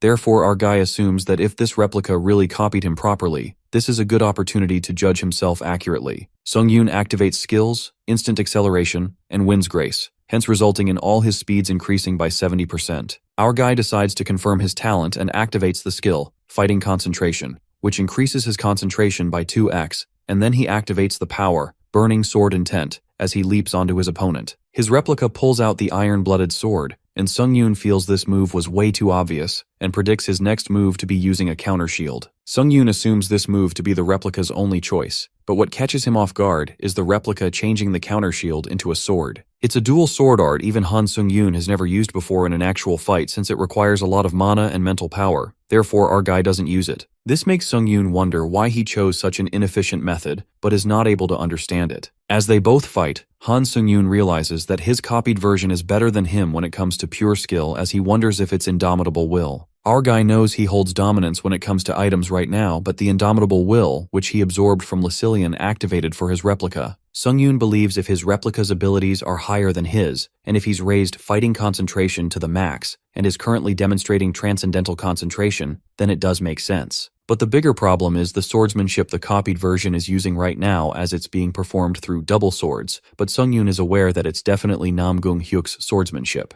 Our guy has met him only once, but he clearly remembers the terrifying godliness that helped him understand his arrogance in looking down on skills. Sung-yoon knows it wasn't skill or power but pure technique, and that made our guy wonder if, as Namgung-hyuk said, they could surpass skills as a whole because his swordsmanship wasn't utilizing skills, and our guy judged he wouldn't be able to learn it on his own. Our guy now understands that the true talent the iron-blooded monarch was talking about was this. The system notifies Sung-yoon that he has met a strong opponent, and that our guy will have a hard time dealing with it, while the replica activates the skill, indomitable will. Our guy realizes that the system has judged that he's at a disadvantage, and Sung-yoon now wonders if this is it for him. Han Sung-yoon activates the skill, Fighting Concentration, which increases his concentration greatly by 10x, but as he struggles to keep up with his copied version, he increases the concentration to 15x, and activates the Power Wings of Steel for flying at max speed. Sung-yoon's concentration increases to 17x, and as he's about to get him, the replica blows up his arm to escape and in an instant is being our guy. The copied version of Sung-yoon points his attack towards our guy while he realizes he's going to die, and his concentration increases up to 20x, and has now entered a concentration state that surpasses limits.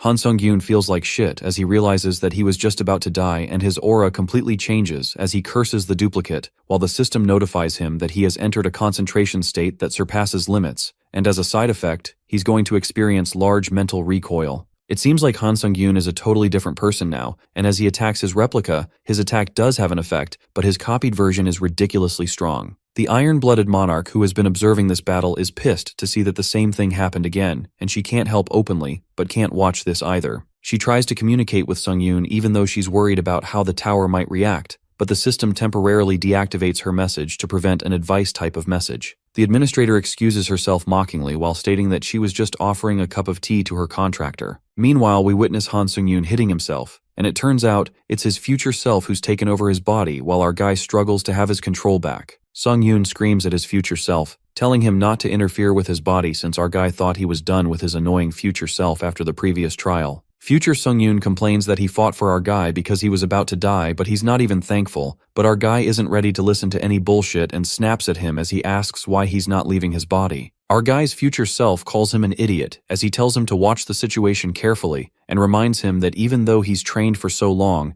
and even up to this point of climbing to the 12th floor of this tower, he can't even look at himself properly, hence calling him a pathetic bastard. Sung-yoon feels frustrated and tries to punch his future version, but his future self traps him and leaves him shouting and screaming. Before leaving, Han Sung-yoon's future self decides to teach our guy something and advises him to let go his habit of fully relying on his skills because he can't use the real techniques. With that, he tells him to stay down for the rest of his life, because from now onwards, he's going to take over his body. Returning back, our guy's future version continues to fight, and as soon as he felt that he's getting a hang of it, the administrator iron-blooded monarch sends an item to him, a product of Black Dragon. Our guy struggles to take control of his body back and tries to drink the product of Black Dragon. As he does that, the real Sung-yoon returns back and takes control over his body as he announces that he's back. Our guy realizes that while the other him was fighting, he definitely felt the feeling of letting go of his tendency to rely on his skills. Because Sung-yoon believes if the replica can do it, so can he, and with that, his concentration increases by 20x. The acceleration of Han Sung-yoon's thinking and his lunacy's ego is rising up again since he, who has entered the acceleration of his intact thinking, could finally feel it. An enlightenment in a moment that seemed to last forever. Our guy believes he has to throw away all his reliance on the skills he has collected until now because he needs to empty everything and adapt. Sung-yoon gets rid of common sense, stubbornness, and finally empties himself of all imagery altogether. The system notifies that due to independent enlightenment, proficiency of magic management increases by 10%,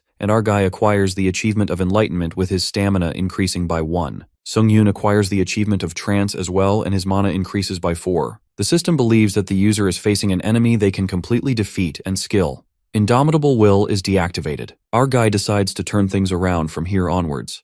Han Sung-yoon continues to fight his duplicate but feels strange about Nam Gung-hyuk's overwhelming sword skills being at his fingertips. Our guy uses the fastest speed by Wind's Grace and instant acceleration, and it's slowly getting clear now as the fight between them continues, and as he's looking at his dupe, considering his technique and not skills, Sung-yoon is starting to understand the principle of technique itself and that even at unimaginable speed. The duplicate struggles as he's fighting our guy now, and as Sung-yoon is completing his understanding of the principle, he can sense the unnecessary movements in the replica's dual sword skills, which means that this dupe isn't exactly summoning Hyuk Namgung's sword skills into his body, rather he's focusing a lot more on imitating Hyuk. Our guy activates the iron-blooded sword while he thinks how the thoughts of distrust can weaken the sword cheese sword flame characteristic which cuts through everything. In that case, even Han Sung-yoon, while practicing Nam Gung-hyuk's swordsmanship, needs to focus more on sword flame strengthening. Our guy activates the skills Truth Seeker of Blood and manages to make some damage to his dupe, but his copied version parries the attack by instantly spinning the shield into a circle. Sung-yoon is shocked to realize that his duplicate's rough and aggressive swordsmanship that was offensive until now suddenly changed to mellow sword, where everything is floating. Mellow Sword is another one of Namgung's skills, and this makes our guy annoyed as he wonders how much this dupe can imitate Namgung.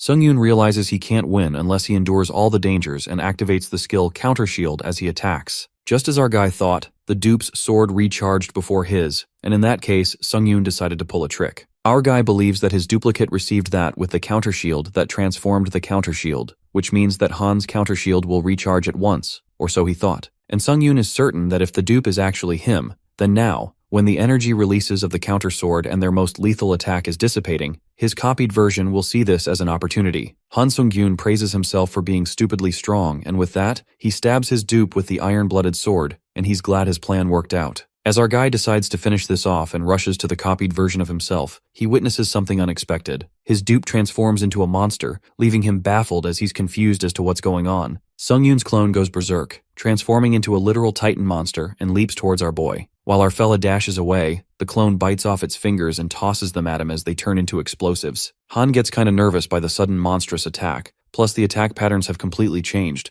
making it 10 times more painful. The colossal hand bursts forth and our guy struggles to escape. Shortly, a loud explosion occurs, and the clone's attack is halted by Han's Shield of Retribution. Our guy gets lucky as the cooldown for this skill just ended. He then asks the clone if they will continue or not, and the Titan monster insanely runs towards him. Sung-yoon presumes that this clone freak has totally lost it, given that it's turning its own body parts into explosives. Even so, he thinks it might work well as a surprise attack at close range. However, if the clone keeps firing his body parts like this, Han's skill Ashen Blood will drain too much of his stamina. But it's a matter of time until the monster has nothing left to throw at him. Eventually, the monster staggers to his feet, trembling a little as the smoke creeps into sight. With that, our guy slashes the clone's arm, and since there's no point in dragging it out, he goes to end the monster, who dashes away to save its ass. However, it's not the end for the clone yet, as it accumulates its energy again and strikes at Han. While the Shield of Retribution takes the damage, our boy realizes the clone is a freak, so its raw power hasn't gone anywhere. But thanks to the monster, Han saves up enough energy in the shield and forms it into an orb. Just like that, our fella flings that magic orb with the sword that forcefully slams into the clone's face and says, "Release." At that moment, an immense amount of energy cascades from the orb, blowing that monster into pieces. The monster gets killed and our guy completes the 12th floor trial along with plenty of rewards. Han's skill Shield of Retribution increases by 1 grade, hence becoming a B-grade skill. Also, his skill combat focus deactivates, and he experiences the after effect of extending his focus beyond the normal limit. Our poor fella spurts out blood, but thanks to his Ashen Blood skill, he gets healed instantly. He did have a hunch that this skill could overcome the after effects of the combat focus skill. Our boy realizes that without the skill Ashen Blood, he would have never gotten this far. Still, Han covets that things could get a little easier inside the tower, not that he has any hopes that it will. Suddenly, he notices his clone's dead soul looming and finds it intriguing. He's interrupted by the admin, Lord of Iron and Blood, as the connection restores since it was deactivated to exchange unfair advice. The admin grumbles at the restriction placed on her for merely treating their contractor to a cup of tea. To be clear, that cup of tea was a black dragon's essence that increases immunity and mind clarity. The admin scolds Han to show a bit of gratitude for God's sake, and our guy thanks her for her help earlier. He recalls when the Lord of Iron and Blood sent him the Dragon Essence item, and learns that even admins can be placed under restrictions for interfering too much with their contractor. Abruptly, our guy is bombarded with countless admins' messages praising his monstrous talent. Even Han is shocked to witness that several admins were watching him. Some were astonished by his talent or the sheer difficulty of the trial, whereas others seemed fed up and questioned whether he even belonged on level 12. Strangely, the admins silently stare at him like sneaky weirdos, and our boy is creeped out because usually the admins used to get bored and leave after they said their piece, but now they are hanging around for no reason. He gets frustrated and asks the admins what the hell they want from him. Our boy presumes that they should know he's under contract already, but they are acting like they're here to call dibs. Right at that moment, the thought crosses his mind that maybe his tower system is about to expand in a way that can benefit them somehow. It's just a guess,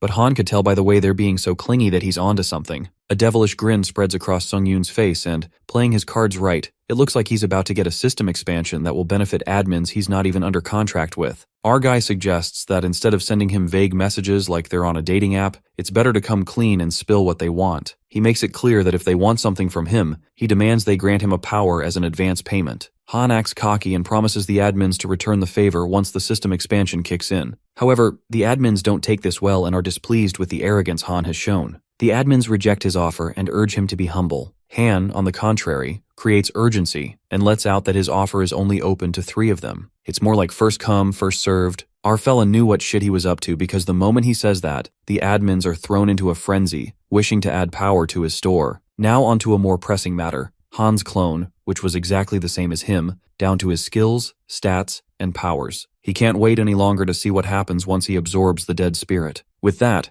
our guy absorbs his clone's soul, who has an identical soul composition to him. The system attempts divinity extraction, leaving our boy shocked. His power, holy energy, upgrades to B, and he's confused about what this holy transformation and divine accumulation is all about. He recalls that he got his divine power from Priest Carrion and was too afraid to touch it, mainly because he doesn't know what to do with it. But our guy sees this as an opportunity to put it to good use. With that, Han enters the lobby of the 13th floor, and after the system expansion, he gets to know that the community function, which had been divided among various nations on Earth, has been fully integrated. Also, teammates in group trials will be assigned with no restrictions based on nationality. Our guy presumes that he'll start seeing foreigners in group trials now since it's an anticlimactic expansion. But there's one more thing he's learned. It's that the other dimensions might eventually be integrated with theirs too. Shortly, Han witnesses the scoreboard, and his eyes are left widened. Our boy reckons about the unparalleled might. That was arguably his main goal ascending in the tower and, at this point, his life's pursuit. He's taken yet another step forward towards his ultimate goal when he took the first position on the scoreboard. For now at least, he's the most powerful player in the Earth dimension. That's something to be boastful about. Still, the Tower of Trials has existed in other dimensions such as Ares, Kalian, and Murim for much longer than it has on Earth. Compared to these other worlds, Earth has only just earned recognition as an ascended dimension, and its combined might is far weaker. Unless Earth unites to reinforce its strength in battle, it's only a matter of time before they become the target of another dimension. Whatsoever, none of this changes what he wants and always wanted, the overwhelming power to defeat whoever stands in his way. Our guy then opens his inventory and stumbles upon the Skill Emperor's Ashen Crown that increases charisma by 30%. What's more intriguing is that the user can reign as the Liege Lord of Dead Spirits upon wearing it. Since it's a high-grade item, our guy thinks it's powerful. He then proceeds to the bonus clearance reward and acquires the skill Last Stand that nullifies serious wounds that would otherwise prove fatal, but uses up 88% of stamina. This skill leaves Sungyun utterly astounded because it literally lets him cheat death, albeit only once. While the cooldown time of a full week isn't exactly ideal, it's barely a penalty considering what the skill does. Han smirks because, on top of all regular rewards from the last trial, he still has new powers extorted from the admins. He then opens the list of powers and chooses patron powers. Our fella comes across 3 skills. Given that these are some good C-grade skills, Han doesn't ponder much and purchases these 3 skills. Soon after our guy purchases these skills, the admins begin to pester him and eagerly bid him to remember their patronage, making him hella annoyed. He then presumes about the clone's dead soul he absorbed earlier, and is shocked at how that divinity extraction process kicked in without warning. He vividly remembers the moment divinity extraction activated. He could sense a potent force that wasn't there before settling into his heart. A light emerged from within his chest, and Han understands this is what holy energy really is. But then he tests out his powers in the lobby, only to discover that there's not even the slightest difference in his powers. All this holy energy seems to do is make his body glow. He concludes that there are no special abilities or anything. Sungyun ponders how the priest in the 11th trial used it to heal and boost their weapons, but he failed to do that either. Our guy fumes with anger because he got his hopes up high for nothing, which makes him even more pissed. Han tries to calm his anger by taking deep breaths and to avoid that asshole from coming out again. But speaking of the devil, the admin White Crane appears and offers our guy to train him in the use of holy energy and invites him to her admin area. Our fella respectfully passes, and White Crane is shocked by his blunt rejection, asking why he refused her offer. Sungyun assures her that he'll come to her if he needs help, but for now, he wishes to see how far he can go without it. The White Crane understands Han's resolve. To be honest, holy energy isn't Han's priority right now, and at that moment, the thought of Swordmaster Hayok crosses his mind. Our guy gets determined to focus on whatever makes him stronger in this moment, at least until he kills Hyok Namgung. There's not even an inch of doubt in his mind that Hayok will be back. Now then, Han proceeds to check the admin powers he has purchased and activates Divine Sanguine Heart Style when suddenly he's enfolded in a dark, monstrous aura. Our guy couldn't comprehend the feeling. It's as if he's been transformed into some kind of killing machine. A sudden jolt of power rushed through him as he could feel his blood pulsing. Our guy expresses this is exactly what he needed, but then things take a drastic turn. Han's clone materializes in his body and pinches his cheek. His clone calls him a greedy bastard and questions if he'd let him have all the fun to himself. On the other hand, our fella is thrown into turmoil as he wonders what the fuck is even going on. His clone, that asshole of an alter ego, manifests in his body at the same time as him. That's never happened before. Abruptly, the asshole makes Sung-yoon grab the sword and holds another sword in the other hand. This way, they both have a duel, self versus self, and our guy calls him a moron because if he dies, the clone dies. But Han's clone's cockiness is at its peak and calls him a moron instead. The clone bastard grins evilly and lets out that it's pretty obvious that if he can't have it, then no one else will. Our guy is stuck in a tough situation since he needs to fight himself again, and he hardly blocks the clone's sword that clashes with his. At that moment, Sung-yoon's blood aura that he summoned through the divine sanguine heart style gets absorbed into his sword. And this was more than perfect timing. Han's sword is charged with a sanguine demon blade and grabs the blade to pour out blood. Our boy's sword fights with the clone's sword, and in the next second, he stabs the sword right into his chest in order to use the blood aura to sweep that bastard alter ego out of his body. The sword stabbed into his chest gets cloaked in his blood while our boy screams in pain. However, the pain was worth it when the conditions to unleash the true power of the Sanguine Demon Blade were completed. The item name changes into True Sanguine Demon Blade. The skill is enhanced to grade A, and the sword blade is imbued with a unique effect of blood phage. The blood phage clots are created, and to find out what it really is, Han activates Fireworm's Eye, and learns that this effect allows the user to absorb the blood of an enemy killed using the Sanguine Demon Blade. What's amusing is that our fella can mark up to 3 skills onto the sword. In fact, it won't cost anything to use them either, since Han has unleashed his full potential as a sword flame user. To be more exact, Han comes to the conclusion that this item might have the best growth potential out of anything he's come across so far. With that, the 13th trial commences with the objective to fight as a team and kill the vampiric count in the given time limit of 14 days. The clearance reward for this trial is a book of skills. Our guy isn't happy about another mass trial. Given the past experiences, group trials haven't exactly been all fun and games. Nonetheless, Han is intrigued by the reward Book of Skills, guessing an A-grade reward makes up for that slightly. Just like that, our fella enters the trial, and the system unlocks the map, marking the city occupied by vampires and priests who have infiltrated the city under vampire occupation. Han anticipates that they're supposed to rescue some priest, which is frustrating, wondering why the hell they can't just march into the city and slaughter all the vampires. He earnestly desires to do this the quick way since destroying a city single-handedly is easy work for him. In the meantime, all the teammates arrive, and a boy, Tarkovsky, realizes that the system expansion was for the mass trial. As the two members, Fabled Ninja and Clock Tower Sorcerer, show up, these names sound familiar to Sung-yoon, and he recalls that they're all top-ranked players on the scoreboard. The sorcerer takes a glance at the place and says this place reeks of blood. Well, it would be a surprise if it wouldn't, because what they witness is a brutal annihilation of people on the dining table splattered in blood. It appears that the vampires had a veritable feast. Right at that moment, the evil-looking vampires creep up on the Clock Tower Sorcerer. While the old man gets panic-stiffened, the vampires confess that they killed those people, and now the desert court has served itself on the silver platter, referring to the old man. The vampires lunge at the old man, but Tarkovsky and the ninja guy emerge in the meantime, slashing those vampires to pieces. The ninja recognizes Tarkovsky and lets out that he's from Russia's #1 guild. The Russian guy clarifies he had no intention of hiding it. The guy reveals himself to be Andrei Tarkovsky, the leader of the guild Carpe Diem. The ninja guy introduces himself to be Sachio Michimoto, an S-grade hunter with the Japanese Hunter Association. Andrei figures out that Michimoto is more of a celebrity than he is, certain that everyone has heard of the only S-grade hunter in Japan. Sachio gets flattered and hopes that Andrei is ready to rumble, revealing that since vampires can sense the death of their kind, they'll be swarming them any minute now. But the sorcerer assures them that it's not a cause of concern because he cast a barrier in advance to prevent any signs of struggle from escaping this room. Michimoto wonders who this old man is, and he reveals himself to be David Taylor, a humble mage who serves the clock tower. Sachio is impressed since the clock tower is the greatest magic tower in the world, while Andrei deduces that David is no less than an archmage near retirement,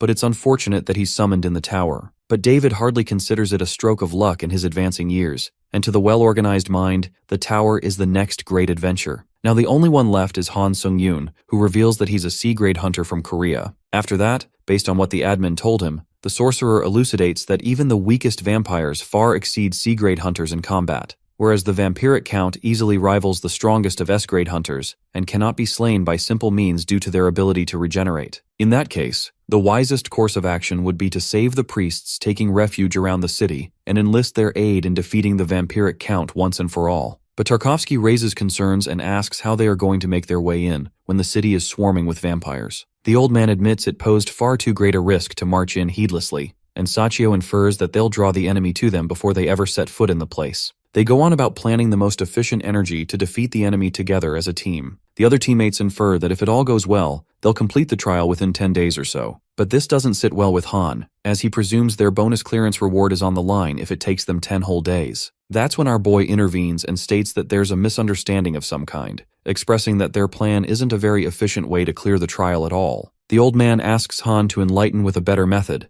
and our fella smirks, since he is going to tell exactly how they can clear the trial in the most efficient manner possible. The Russian player wonders what could be a better way other than the one they came up with, while Michimoto is curious about Han's secret strategy, who's the top-ranked worldwide player. Right at that moment, our boy bluntly suggests that they charge in. Upon hearing this, David thinks his ears fail him in his old age, shocked about his strategy that could get them killed. Abruptly, Han swishes his sword, slashing the wall open, and all they could witness is a large army of vampires that awaits them. Facing them, our guy informs his teammates that they just have to charge in, kill everything in sight, and clear this damn trial. Well, our main character is way too conceited to do things his way. Just slash, kill, and win. The vampires sense the humans, and it's their time to feast as the stench of fresh blood lingers in the air. Meanwhile, the teammates spiral into panic and ask Han if he's too eager to drag them all to hell. But our guy doesn't pay heed and tells them to start their operation. Kill everything. With that, the vampires lurch at them like possessed freaks along with their weapons. The blood arrows burst forth, but suddenly, one of the vampires warns the others that these humans have a mage among them. At that moment, Andre gets to know that David cast the mass invisibility, but it's difficult to maintain. The clock tower sorcerer grits his teeth in anger, presuming that somehow with every mass trial, there is always one player who spoils any semblance of teamwork. That's when the stupid old hag suggests that they abandon player Han Sung-yoon and retreat to fight another day. This sounds like literal betrayal and an act of cowardice, while our guy is thunderstruck as he witnesses that the vampires can control blood by default,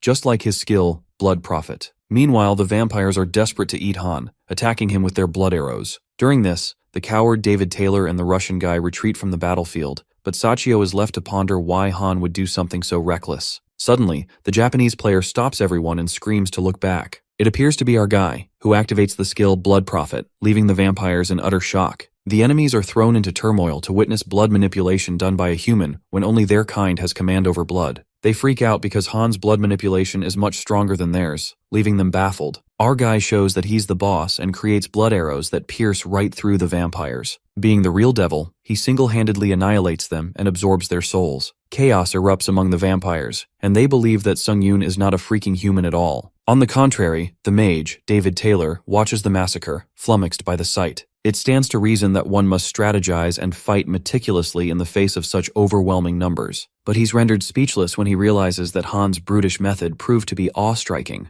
This makes the old man question his abilities, wondering if he just lacks raw might. It is then revealed to us that David Taylor was a high-level battle mage, with a lifetime of experience on the front lines. His renown was only rivaled by his intellect, as his capacity for advanced strategizing earned him accolades inside the Tower of Trials, where he blazed through a series of trials to become a high-ranking player. As always, he had devised a brilliant plan to clear the 13th trial. It was apparent that his plan was an optimal strategy for the trial, and yet, our guy tramples his perfectly devised strategy by suggesting that they just charge in. The old man could see the arrogance of youth making fools of them all. According to him, there can be no solution to a problem without a premeditated plan, but Han Sung-yoon meddles in with his attacking idea to kill everything in sight to clear this damn trial. In the present, our monstrous hero slashes through the vampires like child's play, while Andre and Machimoto gaze astonishingly since they've never seen anything like it. Just then, the Russian guy thinks they're long past the point of plans, and suggests that it's best to support Han from the rear instead. Sachio also agrees to this. David, on the contrary, thinks rationally, although he can't deny that Sung-yoon has exceeded their expectations in terms of raw power. However, their enemies comprise legions capable of occupying an entire city. Hence, no player can hope to defeat them all single-handedly. The old man admits that there have been countless hunters with unimaginable might in the past,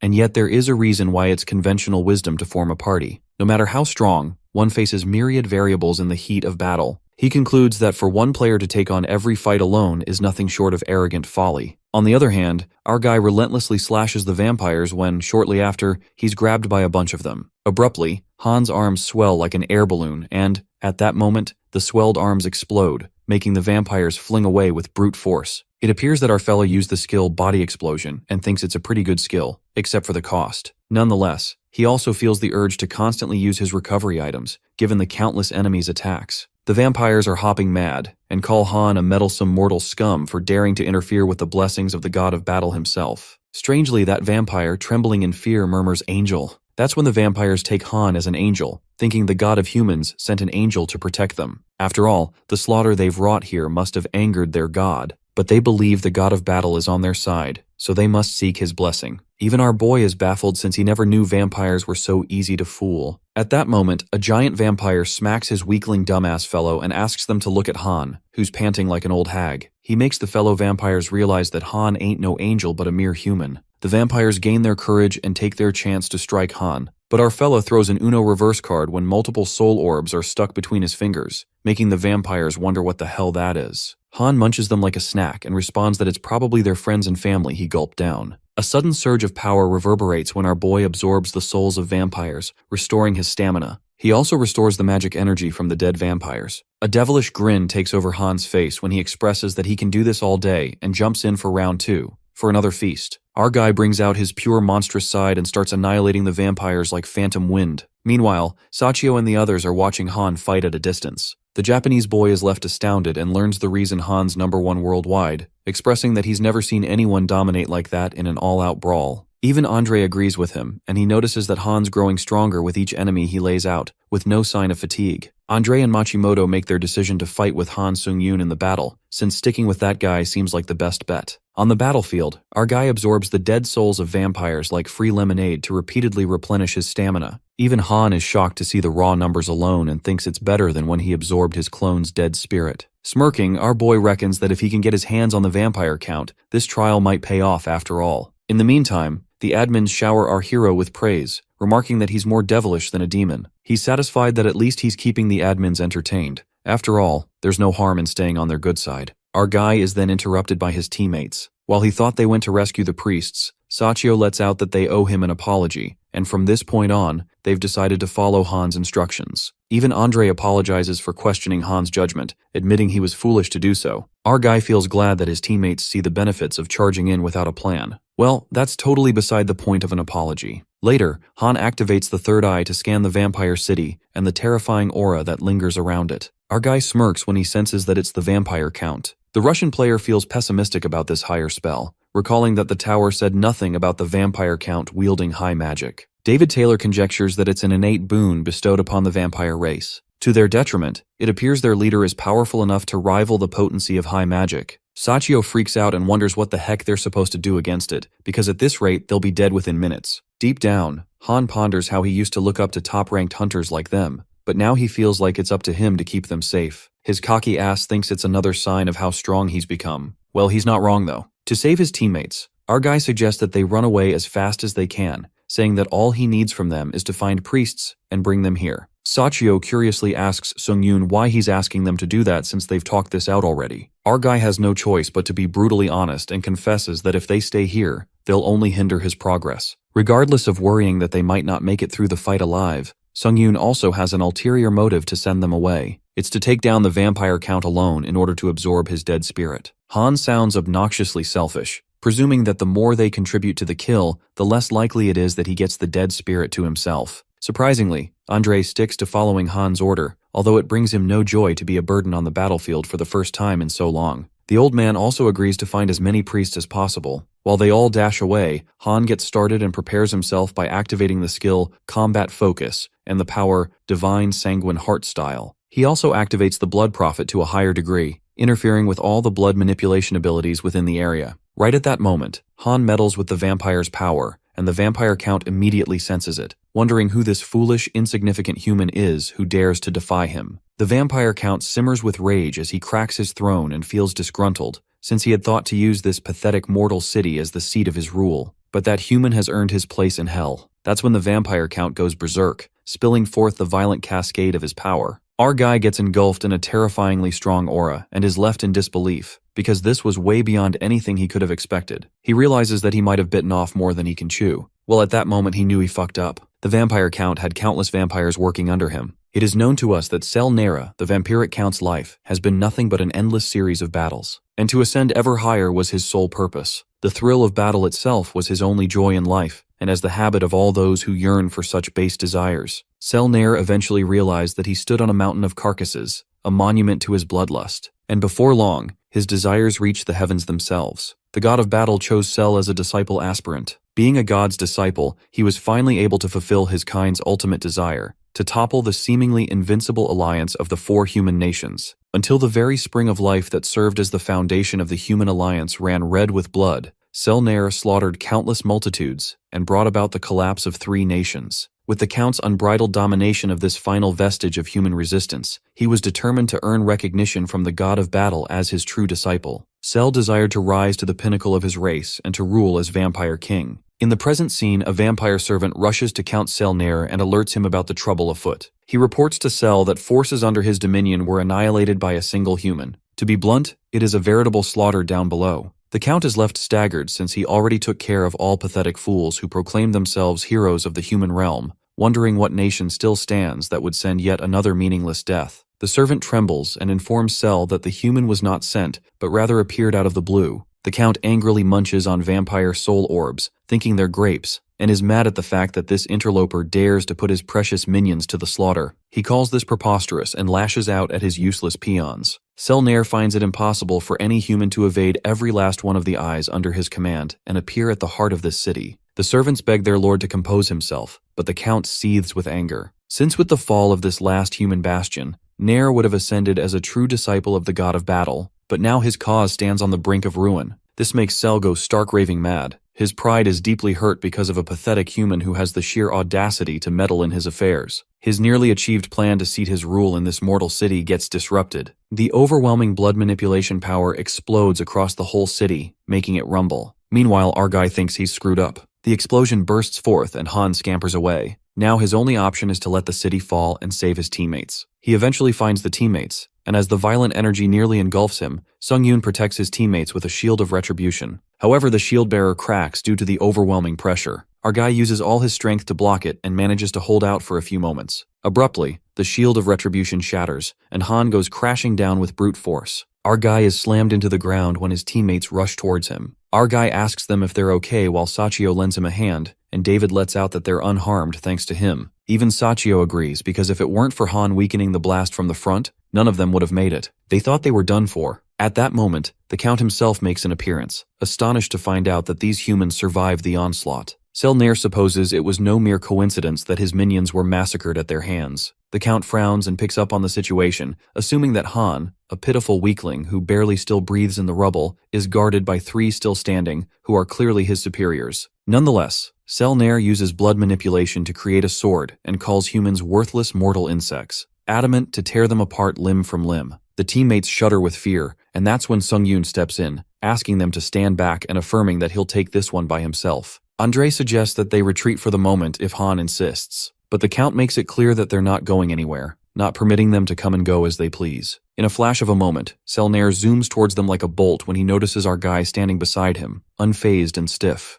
The Count realizes that it's the human who was half buried in the rubble, while Cell freezes in sheer shock, as he couldn't take his eyes off Han, who stands there fearlessly. Our guy asks the Count if he's heard the words, "Be careful what you wish for." Our guy smirks cheekily and claims that he's going to make Nera regret everything he just said. The Count is triggered by his boastful words and calls him an arrogant fool. As the vampire boss soars towards Han, our guy also leans forth with his swords and rips that vampire into pieces, just like Nera said he would. Our guy slashes the vampire boss iconically and quickly commands his teammates to find the priests as quickly as they can. But Sachi Machimoto wonders if it is really needed, given that Sung-Yoon has killed the vampire Count already. A feeling of incredulity lingers in the air, and our guy thinks rationally, believing that if they would have cleared the trial, the system would pop up and inform them that the level is over. That's when our guy activates the Dragon Eye and learns the vampire Count is restoring his body using his regenerative power. Well, it's stupid to think a disciple plus vampire lord would die this easily. Upon hearing this, Andre freaks out,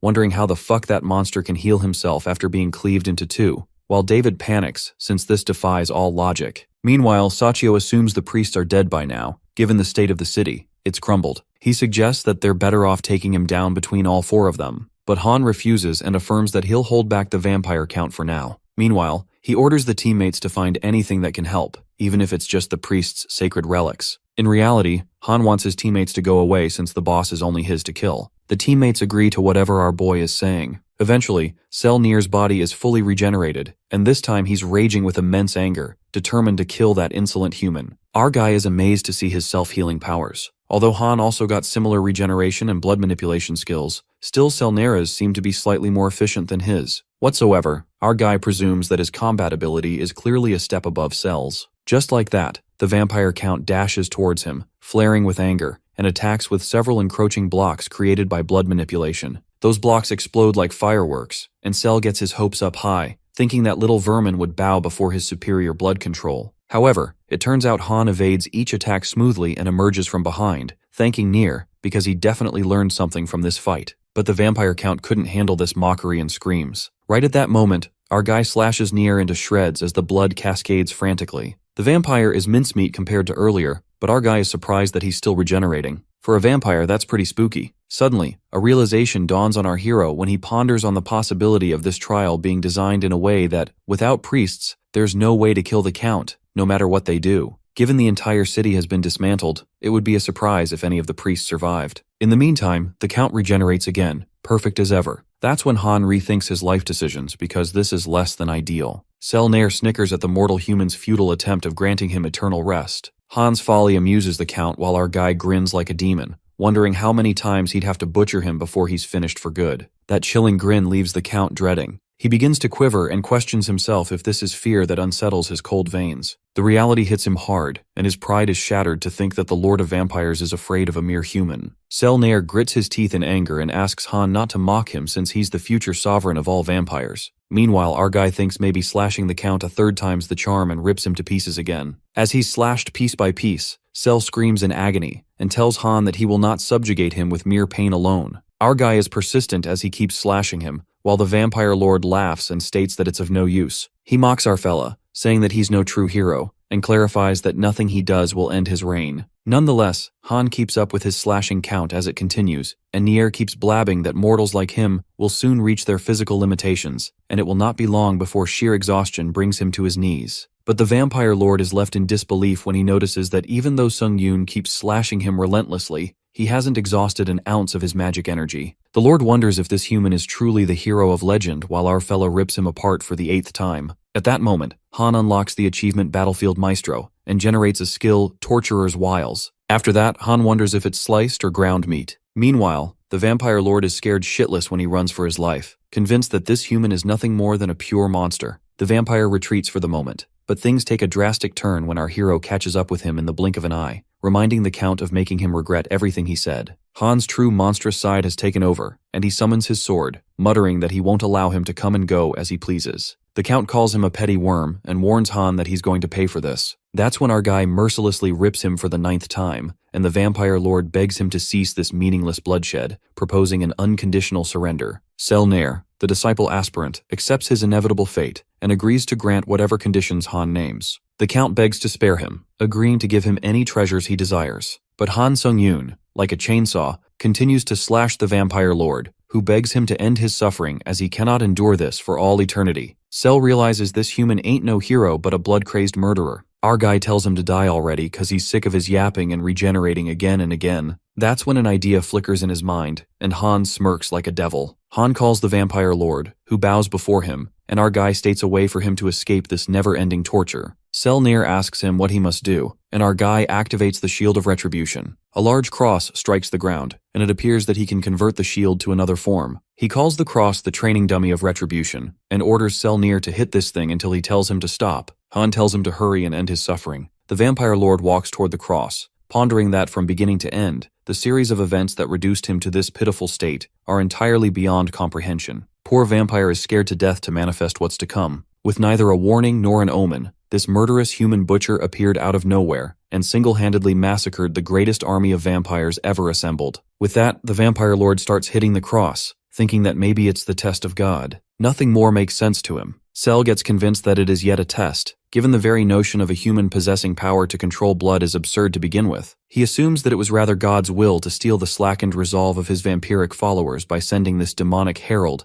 Han, as the savior of vampire kind. Cell manifests this is God's way of testing his will. Meanwhile, the Shield of Retribution takes all the damage as Cell continuously strikes it. That shield cross is now able to release all gathered damage. Han thinks this will be enough and reeks of malice when he tells the vampire that he's outlived his usefulness. At that moment, Nira comes to realize that this human ain't no freaking savior but a devil. Our guy comes up with a plan to end the vampire lord for good, to disintegrate Nir's entire body until there's no flesh left. He encloses Cell into the shield of retribution and hurls the sanguine demon sword right at the shield to release all the damage. That's when a big explosion occurs, and death flashes before the vampire lord as he stares in horror. The blast crumbles and rattles the whole place, shredding the vampire into the tiniest bits possible. With that, Han finally completes Trial 13 and wins the Book of Skills. He also gets rewarded with plenty of points. After that, our guy smiles at his milestone since he killed an immortal all by himself. He absorbs all the blood that Cell Nir left behind with the help of the blood phage effect to absorb the blood of an enemy killed using the sanguine demon blood. With that, Sung Yoon absorbs the vampire's blood with the sanguine demon blade, inscribing the marked skill Blood Strengthening into a blood phage slot. Our guy activates the marked skill Blood Strengthening of the true sanguine demon blade, and the blood moves at the flick of his fingers impeccably. It turns out that our hero can now control blood even better than the Count himself could. It's almost like he's the vampire king that Cell so desperately wanted to be. Han iconically controls countless blood swords that linger in the air, and personally, he doesn't get a bad feeling about this. Our boy smiles briskly, and the only downside is that he looks like a supervillain. Well, I almost thought he was one. Soon after, Han absorbs the vampiric Count's soul, and divinity is detected in his soul. His power, holy energy, activates, and the divinity gets extracted. Our boy remembers seeing the divinity extraction when he absorbed his clone's dead soul. He can now accelerate the growth of power, holy energy. A bright light descends upon Sung Yoon, and he didn't realize at that time, but the condition for extracting divinity is whether the dead spirit he absorbed possesses holy energy or not. Given that the low-level vampires didn't have any divinity for him to extract, Han can only extract divinity from enemies with a similar level of holy energy to him. Our guy realizes that there's so much he's unaware of. Just then, the judgment process for extracting the power begins by absorbing a dead soul more powerful than the user. Han feels biased about this because there's no way the vampiric Count was stronger than him.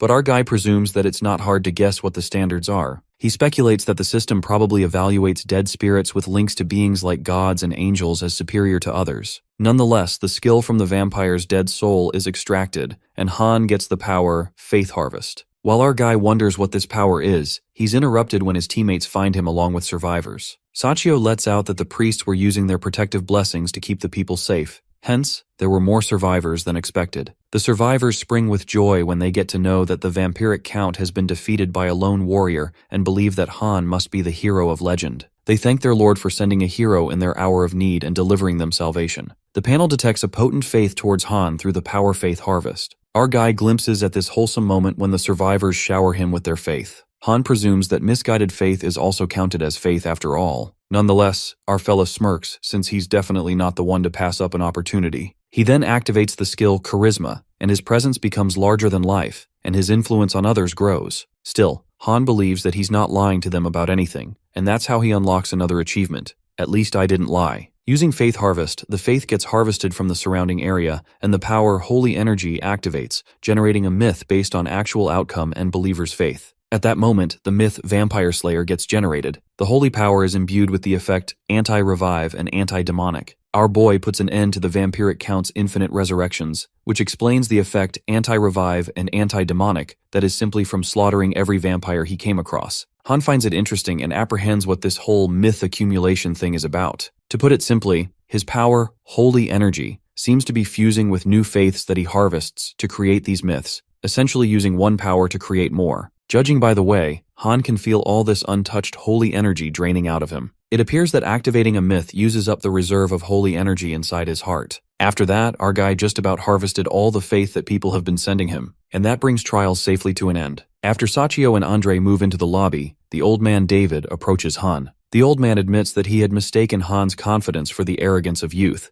yet it appears it was his own arrogance that made him underestimate our guy. David apologizes to him, and Sung Yoon gladly accepts. Suddenly, the god of battle makes an appearance as he had been alerted to the death of their disciple servant. The god becomes aware of Han's existence and dejects the holy energy within him, becoming hostile. Acting swiftly, our guy kneels before the god, and David is left confused at the sudden posture. Nonetheless, they could not escape the wrath of God when the ground trembled and crumbled. It is revealed by the Tower of Trials that they have entered the divine realm. It's as if hell has broken loose as the ground tears apart and people fall into scorching lava, screeching with terror. Enraged, Han wonders what the hell is even going on. When he just thought the trial had ended, another trouble toppled over. The people are thrown into utter chaos, and they run for their lives, away from the dead end where the lava awaits. David Taylor, amongst the crowd, appears tense since his portal, which leads to the lobby, is on the other side, and lava torrents in between, making it impossible to cross. That's when our guy gets into action and asks the old man if he wants to shake hands again,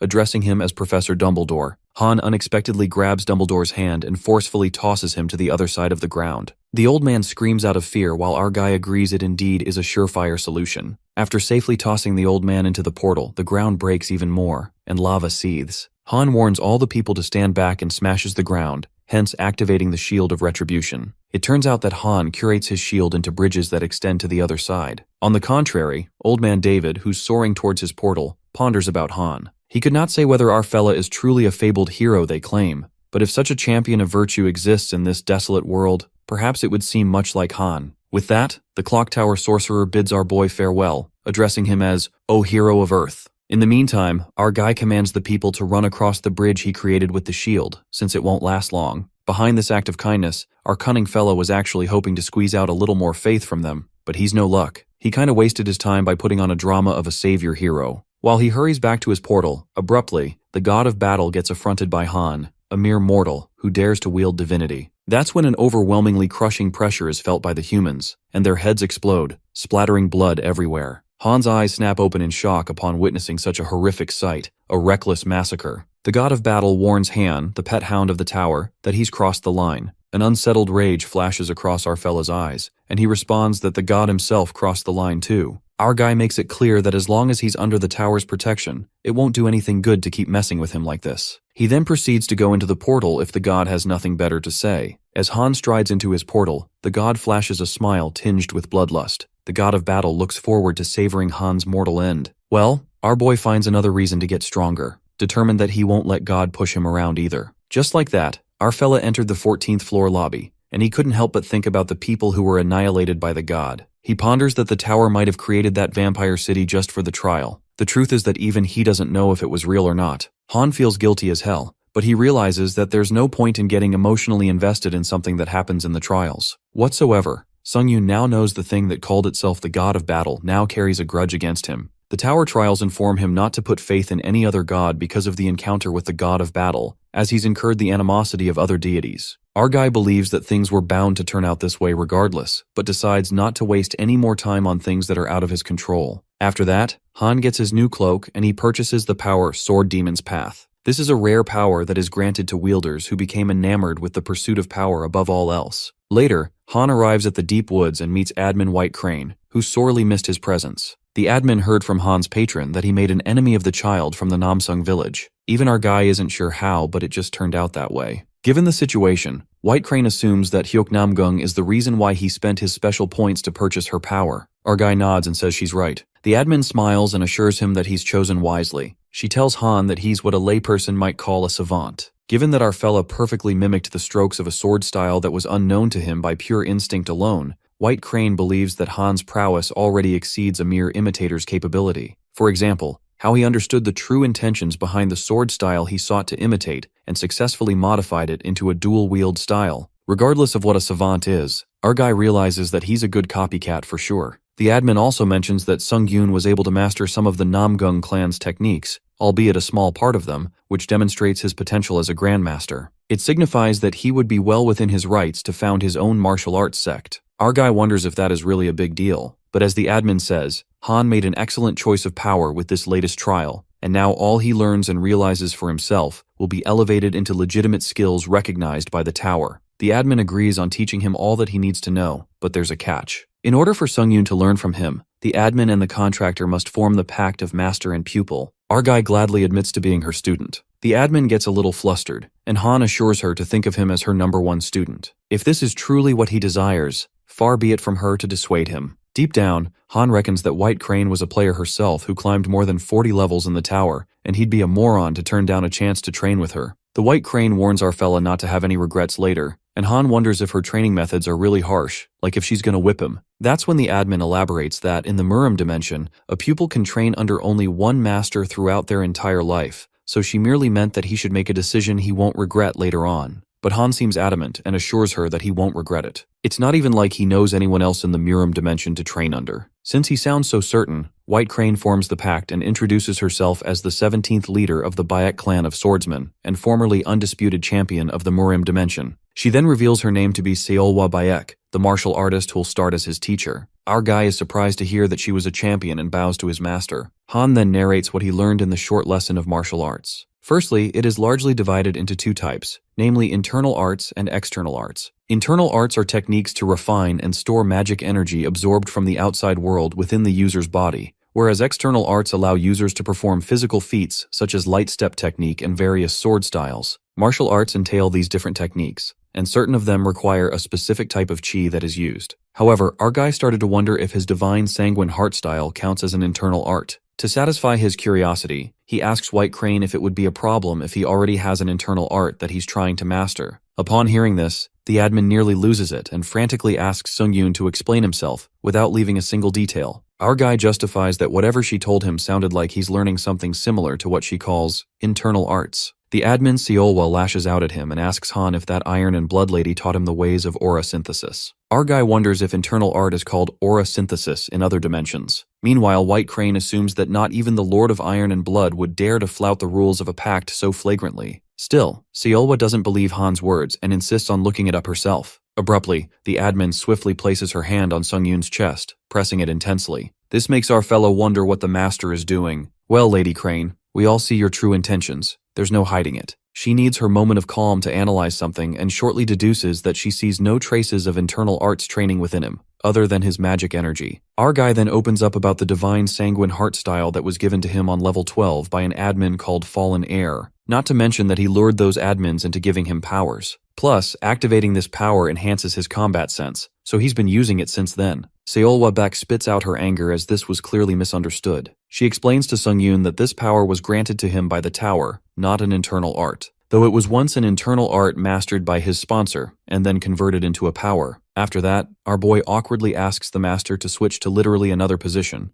and it is at that moment she realizes that she crossed the line and dashes away, becoming a blushing mess. She justifies that she got too hasty to confirm her suspicions, that she lost all sense of decorum. While our guy lets out that he wasn't complaining, however, Seolwa appears to be rather displeased by it all. She expresses her rage, saying a filthy mutt of the blood demon cult has no right to defile him with such a lowly art. Upon seeing her reaction, Han gets reminded that this admin really isn't as fluffy and innocent as she looks. After that, White Crane clearly gives her pupil a warning that he'd better not be learning any internal arts. She asserts that Sung-yoon already has a way of amassing magic energy without mastering internal arts, and those he does master through his powers will allow him to cycle through a variety of internal arts without conflicts. Our fella didn't know this was an option, but the admin tells him to be rest assured. She states that the art she wishes to teach does not rely on internal arts. Nonetheless, she proceeds to give him a demonstration of her sword style, telling him to observe and follow. Han activates the combat skill and Seolwa wields her sword style, exuding a pink aura. He realizes that she's only ever shown him her gentle side, and gets convinced that she really is the master of the Murim dimension. Among the 7 white blade styles, Seolwa demonstrates the very first blade,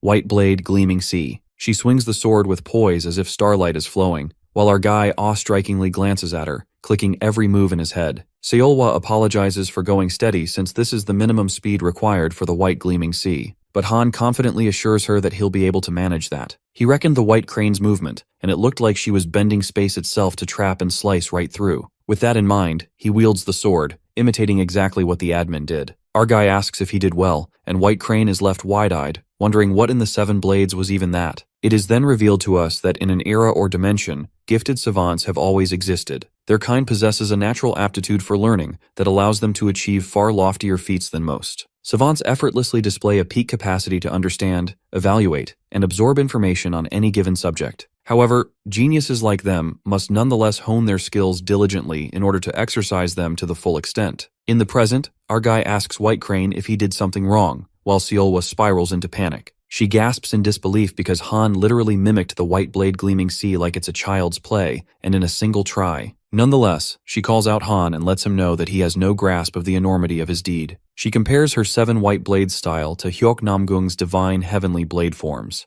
It is no exaggeration that her style is far more sophisticated. White Crane reminds our fella that he imitated 2 techniques of the Namgung family's treasured style, the heavenly gliding blade and heavenly soaring blade. They too comprise a part of the divine heavenly blade forms. Seolwa states that her transcendental art is composed of complex principles that grant dominion over space itself, and yet Sungyoon emulated her white blade gleaming sea on his first try with considerable ease. With one demonstration, he performed the very same technique almost flawlessly. Upon hearing this, Han is hit with a shock since Seolwa calls them fundamental concepts, but it doesn't feel easy to grasp. Lady Crane accentuates that Sungyoon is the savant of intuition. It's because of the innate intuition that he uses to comprehend its essence at a glance. She admits that it's rather unheard of. While our guy doesn't get a word she's saying, Seolwa makes a shocking revelation, muttering that it should take only 1 day for him to learn most martial art techniques. Every martial art style has its own principles, which a pupil must study in order to understand and absorb the style. Furthermore, since our fella has no use for any theoretical lessons on principles, it turns out that he can simply see and replicate a technique as he pleases. However, the Lady Crane still trains him in the use of magic energy. After training, our guy narrates that he mastered as many techniques as he could, including body, light step, and empty hand technique. But the most useful among them all was the 7 white blade itself. Among them are the white blade gleaming sea, a technique that defies evasion by bending space itself to cut through the target. White blade piercing sky, a stabbing technique used to penetrate through an enemy's defense, and white blade spacefold, a defensive technique that distorts the space around the sword. With that, the training session comes to an end, and Han expresses gratitude for his master. Lady Crane is glad he's calling her master, and our boy takes his leave. She thinks he's going too soon and assures Han to stay as long as he'd like. But he leaves, saying that he has a feeling that he'll be back. After he leaves, Seolwa is over the moon and smiles sneakily as Han called her master earlier. She's also certain that he'll improve at a dizzying pace with diligent training, given his natural talent. After a while, our guy enters into the 14th floor lobby and feels guilty since he couldn't master all 7 techniques of the White Crane style at his current level. In the meantime, he's been making the most of the skill Demon Slayer style and improving it whenever he can. But when it comes to Master's 7-blade style, or Namgung's divine heavenly blade forms, it's just not strong enough to incorporate these new styles. For this reason, our fella decides to make a new skill with his power Sword Demon's Path that allows users to develop unique sword-based skills. By activating Iron Blood Sword and Combat Focus, Han has managed to improve the Divine Heavenly Blade form and the 7 white blade styles by dual wielding, but neither of them are close to being promoted into skills. Later, Han recalls when Seolwa granted a clue about a skill that can only be created with a solid basis of recognizable structure. Our guy thinks of modifying White Crane's blade styles into a base style to use the heavenly blade forms on top of it whenever he wants. At the same time, he keeps in mind the principle behind dual-wielding swords, namely that a strong offense is the best defense. Countless sword strokes traced gleaming arcs with myriad thoughts racing through the expanse of his mind. And then, after a thoughtful process, he creates a new skill, Hybrid Origin Blade with outstanding effects. It adds supplementary buffs to techniques of both component sword styles when wielding swords. Our guy is surprised to see the skill, and, while he does like the sound of added buffs, he supposes that it could have been better. That's when Han opens the inventory and stumbles upon the book of skills he got from the 13th trial. This book allows a user to obtain a grade B skill. With nothing to lose, our guy decides to give it a try and flicks the pages. Eventually, a skill, Blood Spirit Demon Blade, is generated that imbues the user with demonic energy. And upon using this, the unique effect, Double Strike, is activated to double the effectiveness of the technique. To make it stronger, Sungyoon uses skill synthesis, merging the skills Hybrid Origin Blade and Blood Spirit Demon Blade. That's when the skill Demonic Origins Blade is created. Just like that, Han enters the 14th floor with the trial objective to hunt all monsters in the lake within 7 days of the time limit. He faces an enemy that exceeds his level, and Han activates the skill Indomitable Skill. Upon entering the floor, things take a 360-degree turn when our guy encounters Hyuk Namgung, who's been waiting for him. Given that he awaited Han, he'd annihilated all the trifling monsters on the 14th floor on his behalf, yet he never showed. Hyuk thought he came to the wrong place, but his enemy showed up just at the right time. They both grin diabolically like freaking maniacs, making it obvious that they have been waiting for this moment to come. Our guy goes all out as he activates all the skills, and they both leap towards each other, charging their swords. The battle between Han Sung-yoon and Nam Gung-hyuk begins. Our guy uses Sword Flame, which leaves Nam Gung in utter shock as he wonders how he's using it. Sung-yoon asks him if he's already surprised because he has a lot more to show, and with that, he kicks Hyuk after being able to make a cut on his cheek. Sung-yoon's improved skills and techniques surprise Nam Gung to the core, but he doesn't show it. Our guy asks him for his feedback on his newly made S-rank swordsmanship skill, which is a demon sword art developed by combining several absolute divine arts. The author narrates that dual consecutive hits can fire off 2 more attacks at the same time as the sword's original attack, and at the exact same power as the sword attacks performed. Han Sung-yoon is proud of this skill as he feels like it's already too powerful, but our guy warns Nam Gung-hyuk about the scar it made on his face, stating that it's going to bother him until he dies. Nam Gung heals the scar while he leaps toward Sung-yoon in order to attack him, and the guy is not able to digest the fact that the swordsmanship Sung-yoon is using right now, the Qinggong technique, it's Murim's. Hyuk wonders why Sung-yoon hid his martial arts before, but our guy lets him know he didn't hide it but was actually scared he might die. Therefore he reveals that he learned this all day yesterday. This pisses off the Blue Heaven Sword Dragon, who believes that our guy is rude as ever, seeing how he's saying bullshit about learning martial arts in a single day. Sung-yoon proudly claims that someone said that he's a genius, and with that, our guy pulls off the moves of the Nam Gung clan's swordsmanship, leaving the sword master in absolute shambles. The Blue Heaven Dragon loses it and questions Sung-yoon how dare he use it without knowing his place, but our guy thinks he should have made it harder to copy. Nam Gung-hyuk charges at our guy while Sung-yoon admires his swordsmanship, the Qinggong technique, and even his irregular movements. Our guy is taking a high-class lesson and believes that he's going to remember it well and use it all later. Nam Gung pulls out Forceful Battle, establishing a fighting domain within a 30-meter radius, which prohibits everyone except Han Sung-yoon and Nam Gung-hyuk from entering the fighting domain. Hyuk believes he has got our guy, but to his surprise, our necromancer uses witchcraft to attack his opponent, catching him by shock. Nam Gung struggles to fight back, and when he thinks of an escape, the domain comes in his way, which he forcefully releases. Before he could get away, Sung-yoon gets to him and hits him with such force that the Murim guy goes flying away. Our guy sees the Murim genius in a bad state and assumes that he's lost, but to his surprise, Nam Gung-hyuk laughs out loud, which makes Sung-yoon wonder if he went crazy. Meanwhile, Nam Gung admits the fact that Sung-yoon learned martial arts and got strong in such a short period of time, although he doesn't know how. The Murim guy finds it fun, as he believes that even if our guy uses the tower's witchcraft, he will acknowledge that, and along with that, he pulls out a stone. Han Sung-yoon swings his sword as he wonders if this guy actually thought he would let him do this. The floor-invading penalty relief stone is consumed by Nam Gung before the sword could hit him. A huge light appears as this is happening, and after a few moments, we see Nam Gung-hyuk walking out of the light as he questions Sung-yoon if he ever wonders why he's called the Blue Heaven Sword Dragon. Sung-yoon believes he's cooked as he lets out a nervous laugh. Nam Gung-hyuk walks in furiously and believes strengthened sword chi isn't something a bastard like Sung-yoon should witness, as he states that our guy should consider it an honor. Sung-yoon's flashback takes us to the time when the White Crane Swordmaster was telling him the use of chi, which is basically the concept of using magic powers on your sword.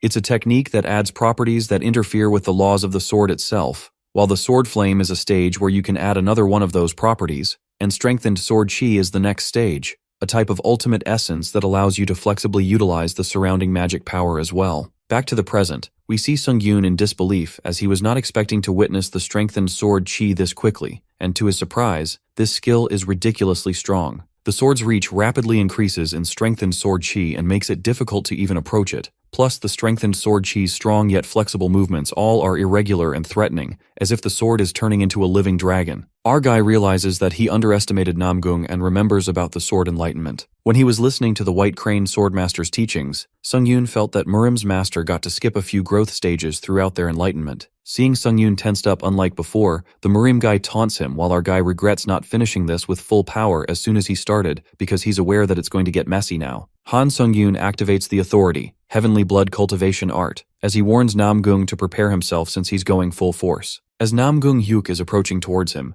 Sung-yoon utilizes White Sword Fold Emptiness, leaving the Blue Heaven Sword Dragon in utter disbelief as he wonders where else did Sung-yoon steal martial arts from. The Murim guy is confident that all struggles are worthless in front of strengthened sword chi, while Sung-yoon activates skill, fighting concentration, hence increasing his focus by 20 times. Our guy manages to sneak up behind Hyuk but ends up damaging his gut badly, and before he could even get up, the Murim guy mercilessly attacks him. Luckily, Han manages to dodge the attack. Our guy is surprised to see Nam Gung's strengthened sword chi adjust to the White Sword Fold Emptiness, and with that, he activates the skill, ashen blood. But before he could even use it, the blue heaven dragon kicks him with all his strength, making our guy go flying back. The intense hit to the ground makes our guy cough blood out while Hyuk doesn't plan on sparing him and attacks him again. Han withstands that powerful attack, and this leaves the Miram guy in utter shock because he didn't actually think our guy would be able to fight him evenly. With that, the Swordmaster decides to finish this off as he strikes the sword towards our guy who's not ready to give up. Not yet. Sung-yoon uses the skill, Counter Shield,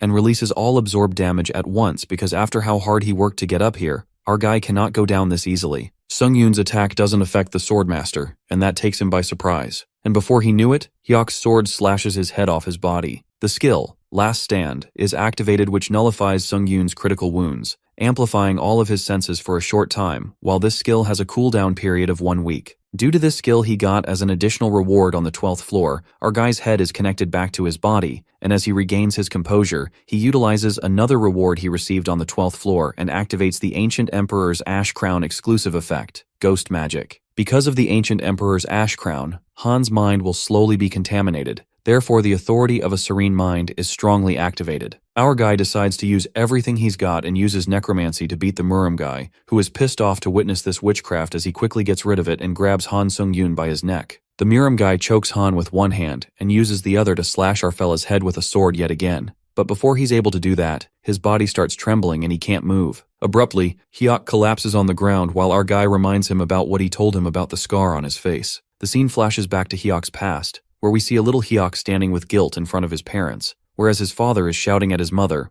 asking her why their son can't even do basic moves and doubts if the kid is truly his blood. Meanwhile, the purple-eyed kid feels that he enjoys conversing with his sword, and one day he meets his grandfather, for the first time, who finds him developing a path of the sword before following any fixed moves. The grandfather thinks his grandson is a genius, and from that day onwards Namgung was raised by his granddad, the contemporary Sword Supreme. And as a result of that, the Muram kid began developing dangerously in an unprecedented manner. After getting stronger, Namgung proudly goes to his father to let him know that he's dealt with the blood cult who were traveling in disguise. The poor son expected his father to praise him, but instead his father tells him to devote himself to cultivate his heart instead of slaughtering, and insults him. This leaves a deep scar in Hyuk Namgung. Back to the present, we witness the Ancient Emperor's Ash Crown being destroyed after its durability has been fully utilized. Namgung lays groaning in pain and tells our guy to end it, but Sung-yoon sits across from him, finding it fascinating that originally they would have never met, but two different people of different dimensions had a battle like this. Sung-yoon admits the fight to be painful, but it's funny that our guy felt fun while fighting. Our guy believes if they both had been friends, they would have shared their achievements and accomplishments instead of fighting like this. And this leaves Namgung first shocked and then in disbelief. He can't believe Sung-yoon still has such thoughts while climbing the tower and decides to tell him something fun. The Muram guy reveals the reason why he stopped climbing the tower and invaded the dimension wasn't just to enjoy murdering our guy, but because after gaining divinity, he became enemies with a certain god and felt a threat to his own life. According to him, the chosen ones inevitably have to deal with divinity, and the moment they do, they have to face gods in various forms. The Swordmaster lets Han know that he will soon have to deal with divinity, but if he climbs the tower with that stupid mentality, then even with divinity, our guy won't be able to prevent the gods from destroying his Earth. Han Sung-yoon, after hearing this, refuses to agree as he believes this will not happen because those who tried to destroy the base of his life will all be killed by him. And with that, our guy attacks Namgung one last time, hence killing him. The skill, Truth Seeker of Blood, activates, and the system congratulates Sung-yoon on completing the 14th floor of the Tower of Trials. The pass reward of Boots of the Wind Spirit is being transferred to Han's inventory, and along with that, our guy obtains 10,000 pass reward points and a pass reward of 4,000 SP. As an additional reward, our guy gets 4,000 SP, and Burrowing Heaven's sword is transferred to his inventory. The system instructs Han to get to the waiting room where the basis of a myth has been successfully arranged, and authority divine power is strongly activated. As the system calculates myth based on the actual results and the faith of the believers, myth battle-tested warrior is complete and accumulates divine power. From now on, the effect of Indomitable and Reverse will be bound to Han's divine management. Our guy absorbs the spirit of challenger Namgung Hyuk, increasing his proficiency by 47%,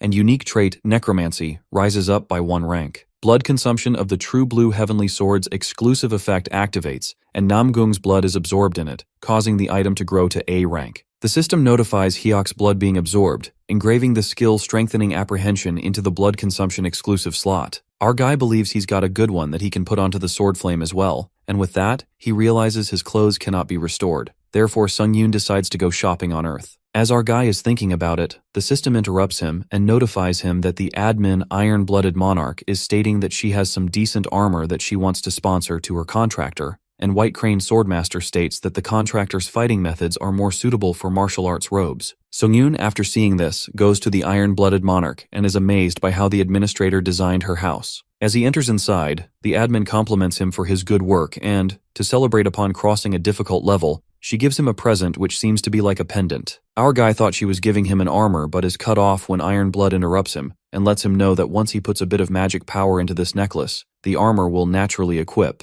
The admin warns Sung-yoon to use it outside the tower just in case, and our guy, after thanking her, leaves to meet the White Crane Swordmaster. Our guy greets his master aka White Crane, who looks disappointed at Sung-yoon not visiting her first, while he apologizes. The administrator wants to ask Han permission to do one thing, and hesitates as she states she wants to do our boy's hair. Our guy, after processing what she just said, feels uneasy because he believes that hair should be done by a hairdresser only, and states that she doesn't even have tools. White Crane Swordmaster reveals that White Sword 7 techniques will be enough for that, and with that, she warns Han to stay still if he doesn't want to get hurt. Before Sung-yoon could protest and stop her, his hair is already cut and, to his surprise, the hair looks pretty decent. Our guy compliments his master, who gets nervous but tries to act normal, and after that, she starts shoving Sung-yoon towards the exit while handing him the item that will make it easy to wear the martial artist robes that she mentioned earlier. The White Crane Swordmaster nervously wishes him good luck and Sung-yoon feels this situation to be fishy. Sung-yoon enters the 15th floor waiting room as the system starts to finalize and the command quest opens. From now on, our guy can receive several quests from the administrators, and the quests will replace personal trials and will be based on the administrator's record of life. Upon clearing the quest, Sung-yoon can receive rewards from the administrator who issued the quest.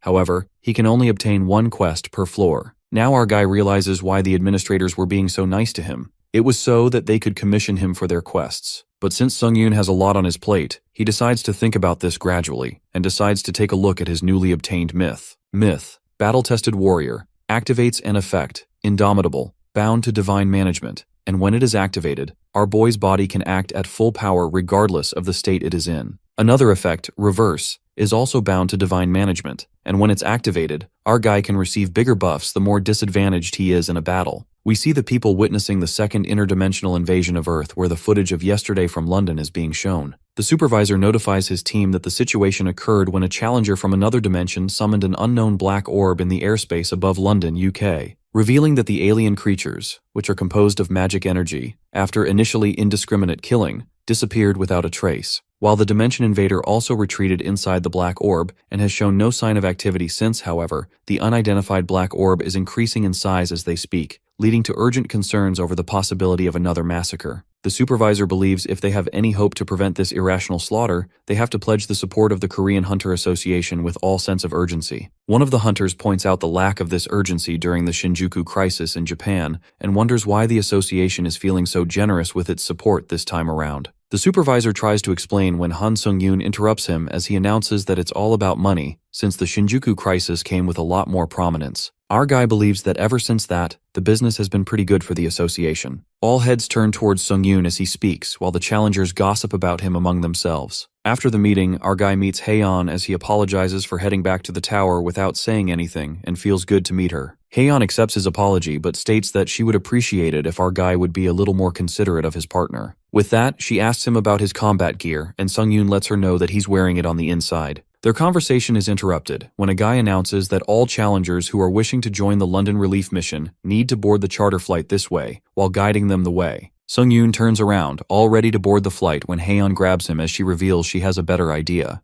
Haeyeon has a little upgrade of her own from climbing the tower, and states that some of the support spells she's picked up relate to spatial manipulation. The black-haired girl breaks it to Sung-yoon that she can now teleport anywhere she would like with the right coordinates, and she even got clearance from the association. Sung-yoon is notified that he's been selected as a target of the support spell Teleportation, and he will now be relocated to the coordinates designated by the caster of the support spell Teleportation. With that, they activate the teleportation. Meanwhile, in London, we see the magic summons from a day before appearing again as the challengers present. They brace themselves for the second wave while their top priority to protect is the spire. A senior challenger instructs the rookie to focus on the portal while he fights as they can't let any contaminants into the portal or else they all are done for. The rookie freaks out as a monster attacks him, but before it could reach him, it's killed by Han Sung-yoon and Hyeon, who appear out of the portal at that very moment. The rookie apologizes for not being able to do a better job protecting the magic circle while Hyeon reassures him and asks him, when did this start again? The senior challenger appears in front of them, looking extremely pleased to see them as he calls them their knights in shining armor and requests an apology for the lack of introductions since they're short on time. With that, he suggests they leave this to them and join the rest of the chaperones at the rendezvous point,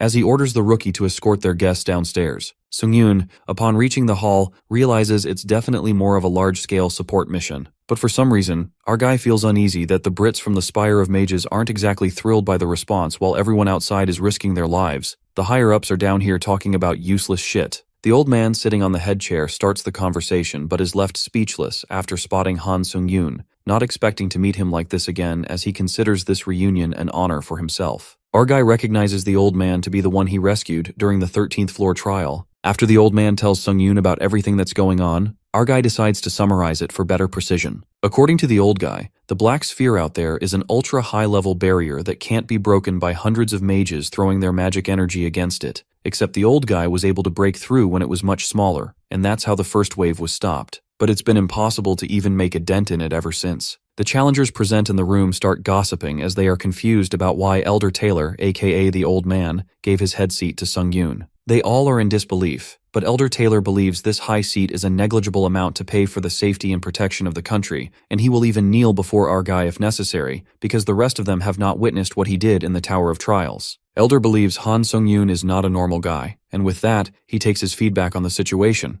asking for a solution. Sung-yoon declares that there's only one option, and that is that he destroys the black orb, and everyone is left in utter disbelief as they whisper among themselves. But our guy clarifies that he has a condition, and that is that he wants all the rewards that were offered to everyone down here for himself, and by that, he means all of it. And if his condition is agreed to, he claims to destroy the orb. The challengers start objecting since their rewards are on the line, while Elder Taylor hesitates as he states that such terms have to be discussed through proper channels. But Sung-yoon doesn't mind waiting. However, he thinks the way things are right now, by the time they're done talking and discussing, those channels might not even exist anymore, or even London itself. Our guy plans to do whatever he can, even if things don't go his way, but he feels it's always nice to grab a little something for himself. Elder Taylor accepts Sung-yoon's condition and promises him the rewards while in return, he wants that orb destroyed. The challengers try to interrupt their supervisor as they believe he should think this through, but the deal is already made as Sung-yoon agrees to it. Our guy uses the pendant and his outfit changes into a Murim one, but as he's ready to leave, Haeon calls him out, to which he just smiles as he believes this won't take him long. Sung-yoon activates the unique effect, Way of the Wind, of the item Boots of the Wind Fairy, and flies at lightning speed, leaving the challengers stunned.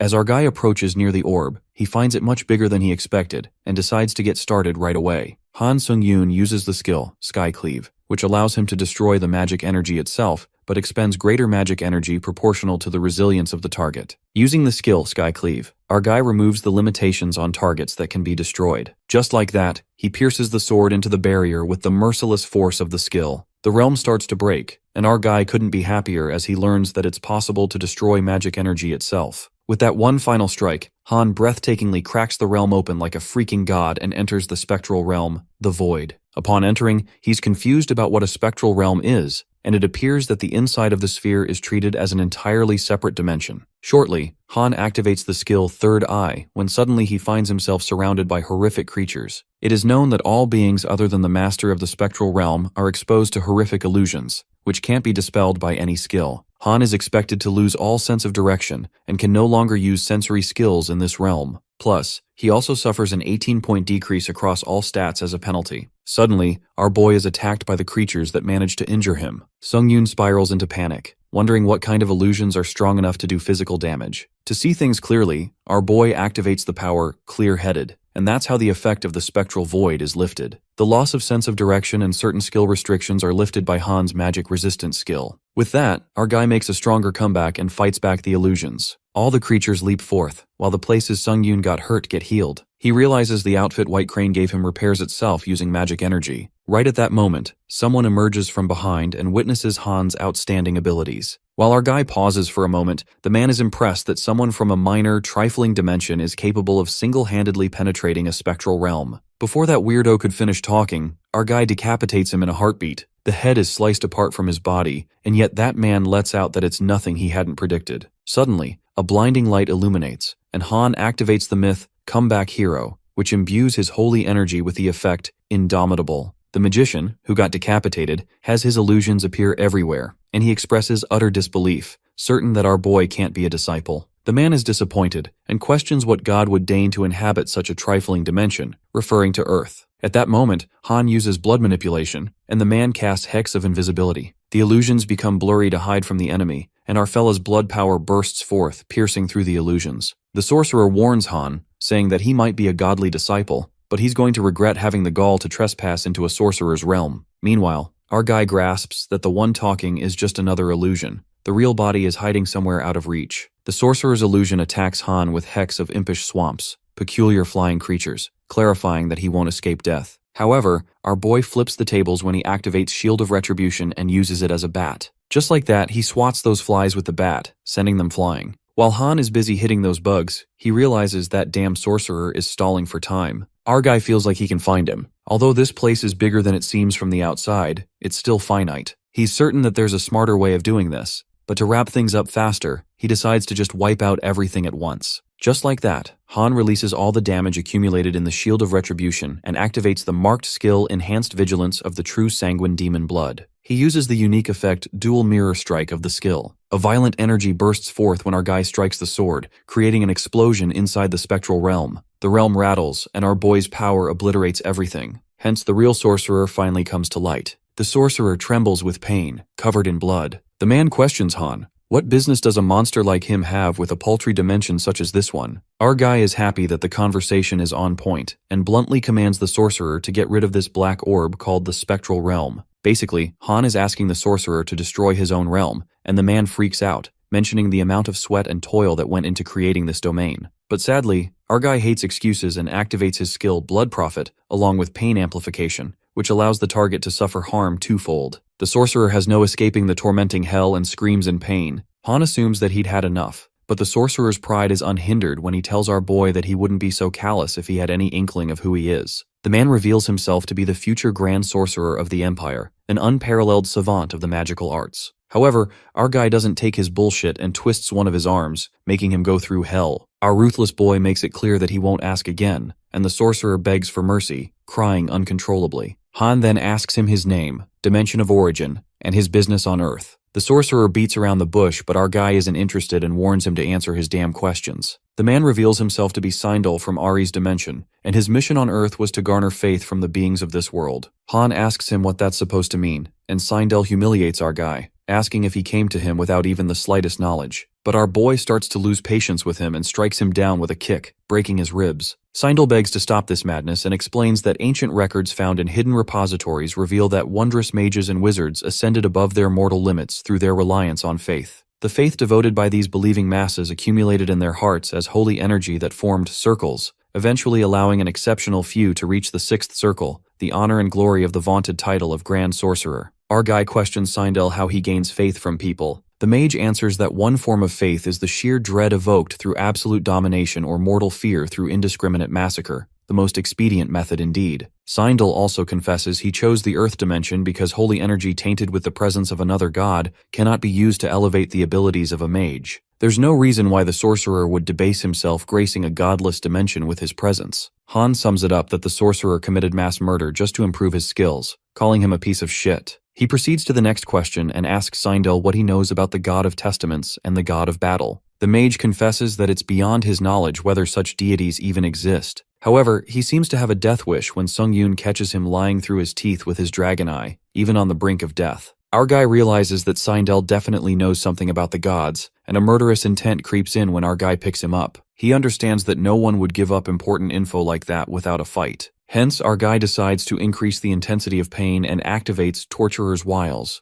an efficient method of interrogation. Poor Sindel's body twists, and he goes through horrendous torture as his bones crack one by one with blood spill. Han literally goes insane and waits to see how much more he can take. Eventually, Sindel is sucked to the bones and implores Han to end this torment. Our guy manages to squeeze the info out of him, but in a gruesome way. Han Sung-yoon then narrates how he learned so much about divinity, magic, and the God of Testament, thanks to Saindel, not to mention various tidbits about Ares' dimension. Our guy then appears tired after tormenting others and reckons that it's been 7 hours since he jumped into this realm. All that torture took its toll on his mental health. Nonetheless, Han begins to realize what divinity really is. First off, possessing divinity in itself doesn't make one a god. Second, divinity can only be amassed by unlocking a bodily organ for magic, what they refer to as Dantian in Murim and circles in Ares. Holy energy generated through divinity is the purest form of magic energy, serving the user's will with the highest level of responsiveness. In simple words, holy energy constitutes magic energy in its true essence. More importantly, gathering this energy allows the user to make exponential gains in power, since it reacts sensitively to the will of the user. This allows the user to reach loftier heights of skill than might otherwise be possible. Whatsoever, Han finds it disappointing since he couldn't figure out how to use it properly and realizes he has a long way to go from using sword auras. He also stumbles upon the 2 ways to store holy energy in one's heart. First, he could break down and refine magic energy, which is arduous and time-consuming. As such, one solution to this dilemma is to use faith as a resource. Whether it's through admiration or fear, being the subject of intense faith will channel faith into the heart, at least based on what Saindel learned from investigating the ancient records he mentioned. The scene takes us to a flashback, earlier when Han was torturing Saindel. He revealed that there was an oracle given to him by the priest who serves the god of battle. Our guy gets a fragment of information about the god of battle, and he had no idea they were so deeply involved in all this. Sung-yoon remembers when the God of Testament warned him not to place his faith in any other god, because there's a risk of incurring the animosity of other deities. Our guy is baffled why some gods would want to be his enemy when the only time he's known them is through random messages. But there's no questioning anymore that the god of battle's hostility towards him is bringing Earth into the crossfire. And this makes Han enraged because if things keep escalating like this, in the end, the god of battle will become his nemesis. Just like that, our guy absorbs Saindel's dead soul and his blood to inscribe the marked skill, Imbue Soul Ego. Han feels like if he's at least planning to go against the gods, he needs to gather as much holy energy as he can. Sitting in a mansion, our guy presumes that he has gotten rest over the past couple of days, which means the tower is about to summon him again. He then recalls what the girl said about this pocket plane pouch that settled beside him, an exceptionally rare item, and to take good care of it. Our boy grabs the big-ass pouch to check out the latest spoils. He finds a skill proficiency potion, a book of random skills, a stat increase potion, and so on. He thinks it was worth it for the Brits in the end. If anything, they got the better end of the deal. Han is certain that they'll get a whole lot out of studying that thing for research purposes, thinking he should have claimed a share at least. Later, he peeks at his hunter identity card and becomes an A-grade hunter. He remembers when he thought reaching A-grade was a dream come true, but still, Han appears disappointed, wondering if he wasn't good enough to be S-grade, cursing those association cheapskates. It is then revealed to us that after the mission, Sung-yoon was asked to host a press conference with the British Hunter Association, even receiving an offer to gain British citizenship outright. It was like he had become a celebrity overnight. Then the same thing happened when he went to Korea. He was showered with a bunch of incentives like tax exemptions and other benefits just to win him over. But the thing is, fame and wealth on Earth didn't really mean much to him anymore. Our guy ponders that no matter how rich or famous he becomes, none of it's of any use to him if the entire planet is decimated by some invader from another world. He doesn't turn a blind eye to what matters the most, to stay focused on growth. Not only that, our fella feels the urge to be able to defend this world against gods. This is the reason he needs total power. After that, Han recalls what Saindel said about holy energy being the purest and most refined form of magic energy. Our guy tries to do the same, and every time he manages to refine magic energy by himself up to a certain level. But it's harder than he thought. Nothing he does seems to purify it to the point of converting it into holy energy. If he didn't have the hero's blessing power, he wouldn't have a clue about what to do. Thanks to this power, Han already has some holy energy in him, so that's something at least. From what little he's tried inside the void, it seems impossible to generate a sword aura or cast spells using holy energy, regardless of his willpower. Faith and resolve, that's what it takes to put holy energy to use. When he created the myths, Comeback Hero, and Vampire Slayer, maybe his holy energy moved by all the faith he had around him at that time. Han reckons if that's the case, there's nothing he can do to use holy energy properly by himself right now. At that moment, his time on Earth ends and our guy returns to the Tower of Trials. Deep down, he knows the answer to his questions must be higher up the tower. With that, Sung-yoon enters the 15th level of the trial, Acolytes of the God of Darkness, that's what they call themselves, and smiting the filthy heretics who reject their sable savior is their mission. The hunters are creeped out by the sheer terror these monsters exude since never in their lifetime have they witnessed something like this. Those hunters seem to be from a party and wonder why their chief even took on a contract like this. Nonetheless, a big guy jerks open the curtain of the camp and yells in a frenzy at someone to get his ass up and out of this damn bunk. The big guy makes it clear that he'll not abide by lollygagging in his camp. Well, to our surprise, the boy who's being yelled at turns out to be Han Sung-yoon, disrupting our guy's leisurely lie-in. Our poor guy didn't even get the time to settle in and wonders if that big bastard is an orc or something. The soldier frantically asks Han if he hasn't heard the marching orders and questions his ridiculous outfit. The soldier alerts our guy that the crusade is about to begin. Upon hearing this, our guy assumes that there's some religious war going on in this trial. The rumbling reverberates, and Han gets to know the trial has started with the objective of leading the crusade to victory within 17 days, which is the time limit. Our guy looks up at the hunters and reckons they're a few thousand at least. In the meantime, the soldiers rally around Chief Raynel at all times and promise rewards once they reign victorious in this holy war. The soldier with Han reveals to him that Chief Raynel is the brave soul who leads their mercenary band, a rare aura user in their midst. The soldier lets out that those heretic bastards are almost upon them, and that the troops are ready for battle, letting the darkness bring judgment upon those fanatics who worship the false god of battle. Our guy tries to process the info and sums it up. He was hired as a mercenary by some slimy worshippers of the god of darkness who are fighting against the followers of the god of battle. That's when our boy grins and starts his special mission, Path to Command. He must earn recognition as an outstanding leader by proving himself to the mercenaries. It is known to us that Raynel, all her life, was devoted to the study of blades, which allowed her to lead a mercenary band of considerable renown. Without the backing of a noble family, the battlefield was her only means of proving her worth. Raynel fought one war after another, escaping death's clutches uncountable times, until one day she attained the status of an aura user, a height of prowess only reached by true knights. However, her lack of formal training to utilize her aura left her with few options to hone her remarkable skills, except to chase after fleeting moments of clarity in a never-ending series of battles. In the present scene, Chief Raynel lunges with her sword, and as she slashes through the enemy, the realization dawns on her that there's simply no end to the enemy's ranks. Even at a glance, it's clear they number well beyond mere thousands, whereas their allies barely amount to 700 or so, including those wretched carcasses summoned by the Dark Priests. The chief supposes that these odds are far from what the Dark Priests assured them, because, at this rate, they'll find themselves on the brink of defeat.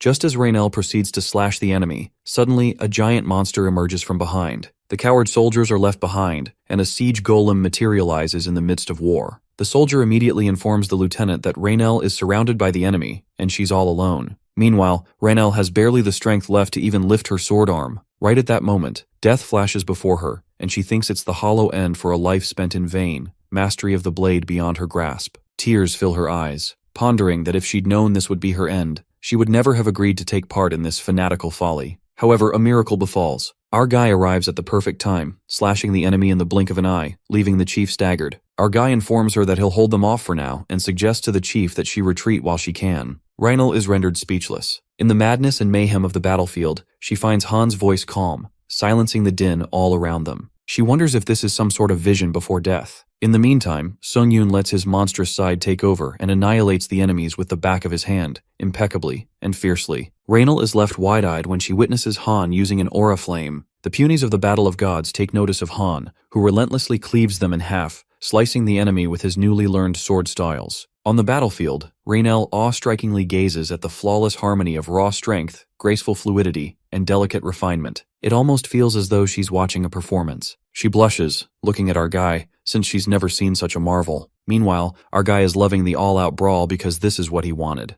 This means he can keep replenishing stamina and magic energy by absorbing dead spirits and blood. But it's a shame that the proficiency for necromancy increases the slightest per kill, not exactly the leaps and bounds Han was hoping for. Like a gruesome monster, our boy relentlessly cuts through the monsters and absorbs the new skills, gaining so many skills at random. Grinning, Sung-yoon strikes the ground with brute force that smashes away the enemy, sending them flying. That's when the urgency presses upon them, and the enemies realize they must retreat rather than face this monstrosity head-on. The enemy releases the siege golems that materialize to stop the disaster called Han Sung-yoon. Our fella uses the 7 white blade style, white blade piercing sky, and with a single leap, he takes down the siege golem. The allies are slack-jawed when they witness the sight, while Raynel notices that the move Han just made was the same technique he used to save her life. She vividly remembers, thinking it was as though he manipulated and distorted the fabric of space itself, and concludes that such feats are far beyond the realm of swordsmanship. On the other hand, our boy impeccably slashes through the golems, and the army of the god of battle are freaking out, witnessing that their siege golems, the pinnacle of magical refinement, are defeated in one fell swoop. They find it preposterous, clearly remembering that they had no reports of an enemy of such magnitude. At that moment, a follower of the god of battle amongst the crowd strides forth and encourages his people not to let their faith be shaken, because no matter how mighty, the enemy stands alone. The crowd are utterly delighted to see their battle priest Mobir making an appearance. Well, the battle priest did come to save his followers, as he instructed them that they have yet to make use of the secret art of the Church of Battle. He commands them to prepare the rite of mass debuff, and once it's cast, not even a full-fledged dragon could escape its effect for some time. Battle priest Mobir begins the rite of mass debuff, encouraging his followers to slay one more heretic, and their crusade will be won. However, that debuff couldn't bother our guy much, as he continues to annihilate the enemy like he's sinking with the wind. Upon this, even priest Mobir is left slack-jawed, gasping at how this freaking monster can even make such easy work of the mass debuff spell. He dwells on the possibility that Han might be a disciple of their enemy god. In the meantime, our guy stabs the battle priest in that split second that the bald guy barely even saw him. As soon as he stabs through the priest, Han uses blood manipulation to attack the other followers while camouflaging his moves. The blood arrows hit the other priests, making them wonder what these things were shooting right at them. From Han's point of view, once he realized that manipulating blood out in the open might raise suspicion, it was more like inviting unnecessary trouble. For this season, he came up with the idea to make it seem less conspicuous.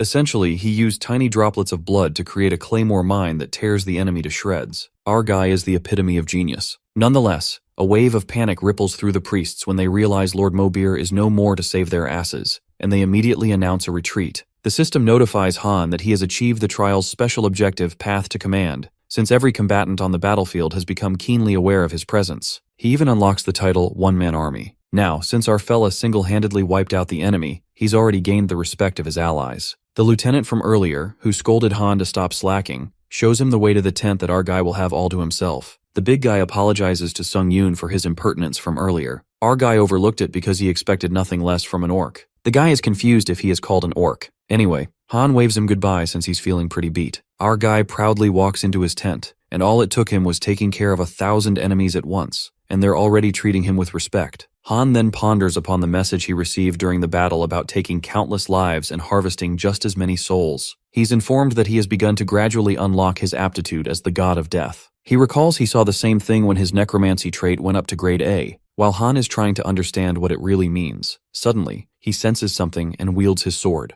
As the tent rips apart, Raynell comes plummeting and falls flat on the ground. She's not surprised that Han is just as sharp as she imagined, while our guy is flustered and tells her that she could have easily died here, and it's just as well he didn't actually try to kill her. The chief thanks Han for saving her life earlier, but our guy isn't happy about his privacy being intruded upon, guessing it's a tradition here to sneak into someone's tent. Raynell gets flustered and thinks he misunderstood. Nonetheless, she believes that Han is no ordinary mercenary, and our boy doesn't know how to answer this since she saw everything that happened on the battlefield, so she won't be convinced until there's a solid reason. Even our guy admits that he overdid it a bit on the field. Raynell expresses that the godlike display of his martial prowess was a pleasure to behold, a wonder for ages. She's certain that an average mercenary can never be capable of achieving even a fraction of such a feat. With a fierce look in her eyes, she demands Han to reveal his true identity. That's when our guy takes the risk and reveals that he's the disciple of the God of Darkness, a disciple of their Lord and Savior. Deep down, our guy doesn't have time for this, hoping she'd better buy this story. Raynell begins to tremble and asks Han if he claims to be an angel, while our guy thinks he's done for, believing she saw through his lie. But things turn out pretty well when Raynell bows down to the monstrous disciple of their god,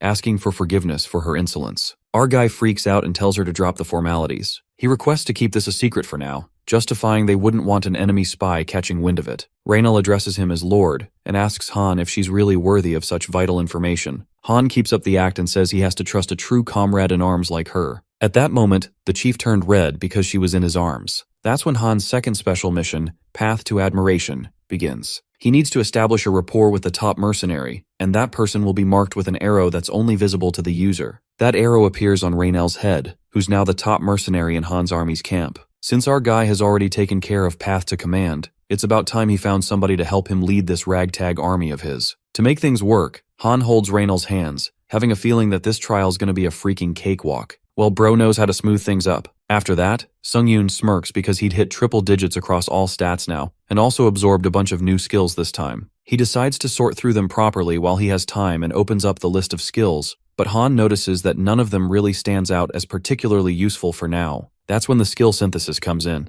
He activates the unique power to make new skills, when suddenly the power, Hero's Blessing, interrupts, temporarily increasing luck to an enhanced degree. Abruptly, light flashes through the tent and creates 3 new skills. Our guy is glad this skill activated automatically, just like it did when he crafted the demonic origins of blood. That reminds him that he's not done yet, and he taps the marked skill in the blood phage slot. The marked skill, Imbue Soul Ego, which he got from the vampiric count. Upon imbuing an item with a soul ego, the item is possessed by an appropriate soul. Han learns that it's a one-time skill that disappears after use. It sounds good to him, especially when he might end up using another blood phage slot in the next trial. Nonetheless, he activates the skill Imbue Soul Ego on the true Sanguine Demon Blade, and is asked to select the item to imbue a soul ego. Having 2 swords in front of him, our fella reckons that he'll be giving one of his items a living personality to support him in combat, so he decides to choose something he's been using for a while. He chooses the true Sanguine Demon Blade as the target of the marked skill. He selects the weapon that is designed to evolve alongside him. Suddenly the sword emits flares of fire and is imbued with the soul ego of Cheon Yu Dam, the 7th Blade Demon. Soon after that, the sword laughs and speaks of the oppression and disdain he had endured.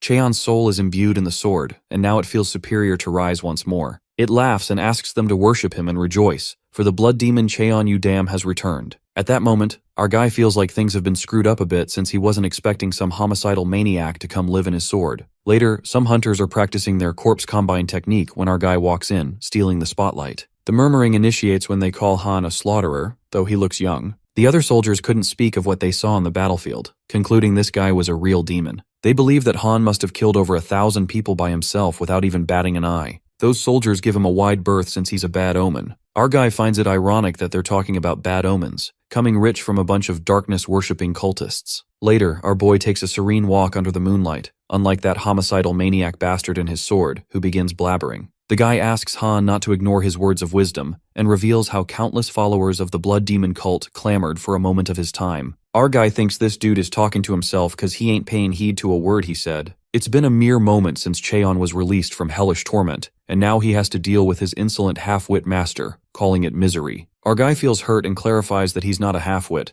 it's just that he doesn't enjoy useless chit-chats. Cheon is glad that he caught Han in a conversational mood and asks our fella if he's entirely untrained in the art of chi telepathy. But Han doesn't know something like this, and asks Cheon if he was a player before. The sword scoffs, responding to Han that he has betrayed his own ignorance once again. The guy speaks in a boastful manner, saying there wasn't even a soul alive who did not know the blood demon Cheon Yu Dam by reputation. Sung-yoon asks him how far he got in the Tower of Trials, and Cheon replies that his ascent through the tower came to an end at level 41. A grin spreads across Han's face because if this guy is spilling the truth, he could be a treasure trove of valuable information. Cheon's personality aside, our guy feels like he's going to be pretty damn useful. A sudden realization hits Han when he recalls that players who die at level 40 get to reincarnate as admins, and he asks Cheon why he didn't come back to life and work as an admin instead. The sword rumbles with rage and asks Han if he dares to suggest that he allow himself to be subjugated to the tower's will. Cheon chooses to rather face the oblivion of death, because a meager existence at the cost of his dignity is not a life worth living. Our guy is surprised by the bravado of this talking sword.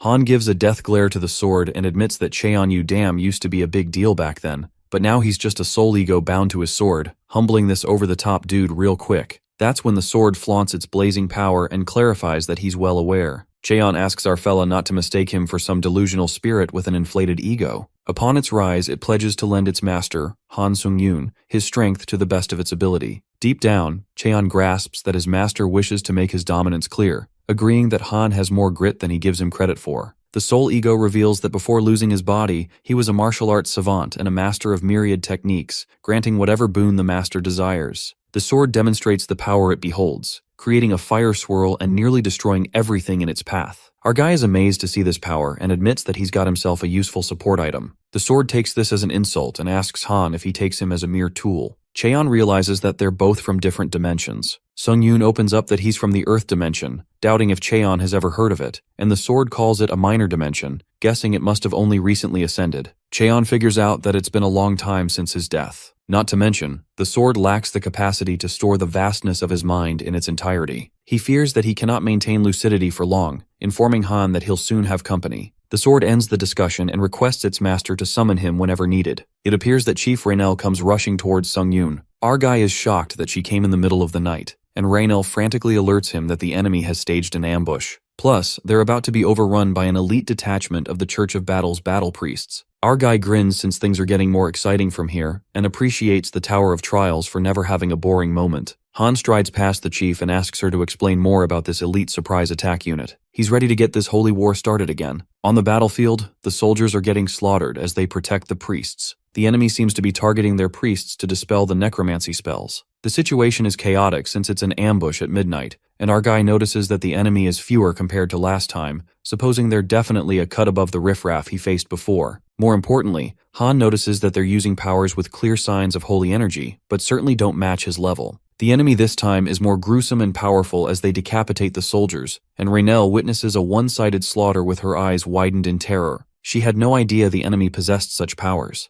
Abruptly, our guy grabs her and asks her to do him a favor. Being a smartass, Han asks Raynell to keep believing in him, no matter how strong the enemy looks or how hopeless the situation might seem. Fooling her with his beautiful smile, our guy says that he believes in her too. While poor Raynell is left flustered, our guy commands her to get their forces in formation and keep the priests alive since he doesn't see the holy war ending without priests still breathing. Well, Han's charm does give her a boost as she decides to do everything in her power to keep them safe. That's how the chief feels a strong sense of admiration towards Han, and with that, he achieves the special objective, Path of Admiration. Chief Raynell runs alongside our boy and lets out that if they meet again in this life, she shall owe him a drink at least. Our guy likes the idea and decides to make plenty of war stories to share over a drink. Leaping forth, Han activates the skill Dark Wolf Stride, which increases mobility by 100% in darkness. Just like the wind, our guy diabolically slashes through the enemy like he's invisible and makes the enemies learn a lesson. Attacking at night will be the last mistake they'll ever make. The soldiers are in a frenzy, and the enemies are storming their way through to the healers at the rear. The enemy brutally annihilates the soldiers,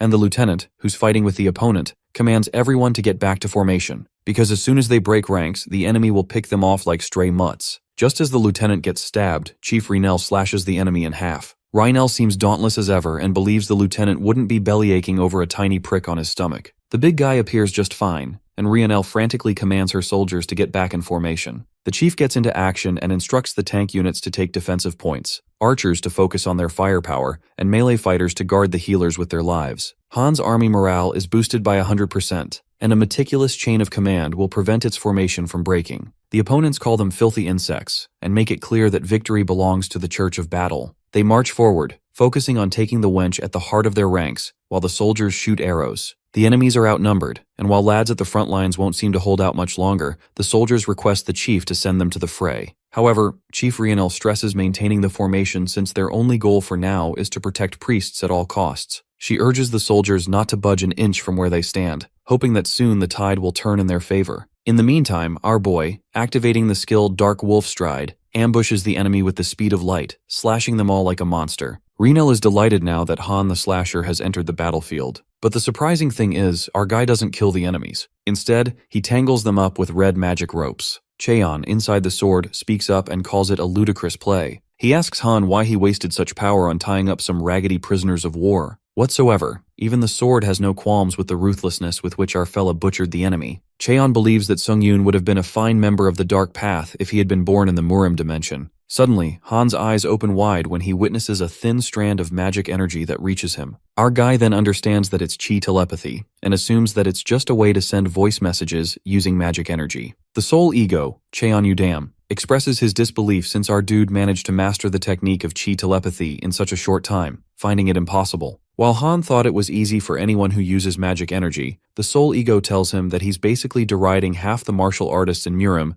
as talentless hacks. The sword has to admit that Sung-yoon is a bold one, yet his arrogance is not unfounded, since only a true savant would be worthy of summoning his soul. Our guy has nothing to say to that, and with that, Cheon's soul withdraws as the demon of slumber takes upon him. At that moment, someone approaches Han, addressing him as Sir Swordsman, and asks our guy to come with him, informing him that the Archbishop has requested his presence. Upon arriving, the bishop calls Han Slaughterer of Many, and is grateful that he chose to come. Our guy suggests dropping that grandiose title and just calling him Nameless instead. The Archbishop finds it fascinating and realizes why the God of Darkness would be pleased to have a man like Han in the rank of his followers. While our guy is flattered, the bishop opens up to discuss the matter of his reward. They cut to the chase without further ado, and the bishop asks Han what is the extent of the reward he seeks. Our guy avails the privilege and activates his skill, Absolute Charm. He then asks the Lord Archbishop how much he's willing to give him. Han gives him a death glare, and as Absolute Charm is activated, the Archbishop is afflicted with the effect Fear. This effect hinders the target's judgment and inflates Han's presence of mind.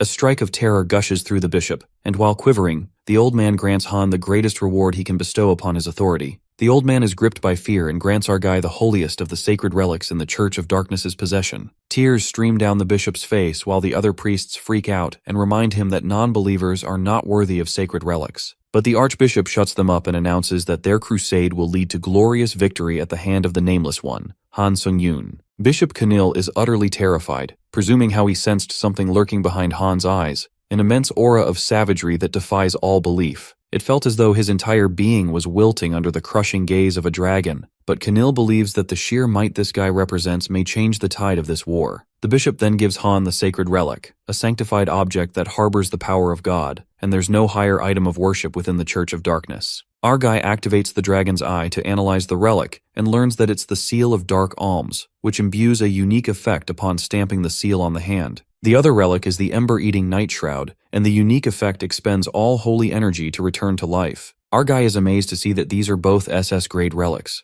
However, disappointment crawls in when Han realizes that he can't take either of these items out of the level 15 trial, which is a damn shame. Hit by a reality check, Han would hate to look a gift horse in the mouth, but there's no such thing as lucky coincidence in the Tower of Trials. He conjectures that if he has managed to get his hands on 2 items at a grade he's never seen before, Sung-yoon is convinced the tower is about to try and kick his ass. Our fella feels pretty tense already, and picks up the items while Archbishop Kanil trusts him to live up to the priceless worth of these relics. As Han is leaving, Kanil warns him and mentions that any soul that flees from this coming battle shall be punished with the full fury of the God of Darkness. Our fella smirks and responds that a mere mortal like him wouldn't dare run away before he's earned his keep. Han leaves, but the Archbishop is thrown into shambles, shattered into sobs over his sacred relics that he gave away. Meanwhile, Han seems happy after looting the bishop, and shortly, Rionel calls him out, hoping his meeting with Lord Kanil was fruitful. Our guy thanks her because it definitely was, but more importantly, he catches Rionel off guard, asking if she was waiting for him the whole time. She is flustered and awkwardly suggests to Han that it's a good time to buy him the drinks she promised. Blushing, Rionel also seems to have a favor to ask from him, leaving our guy confused.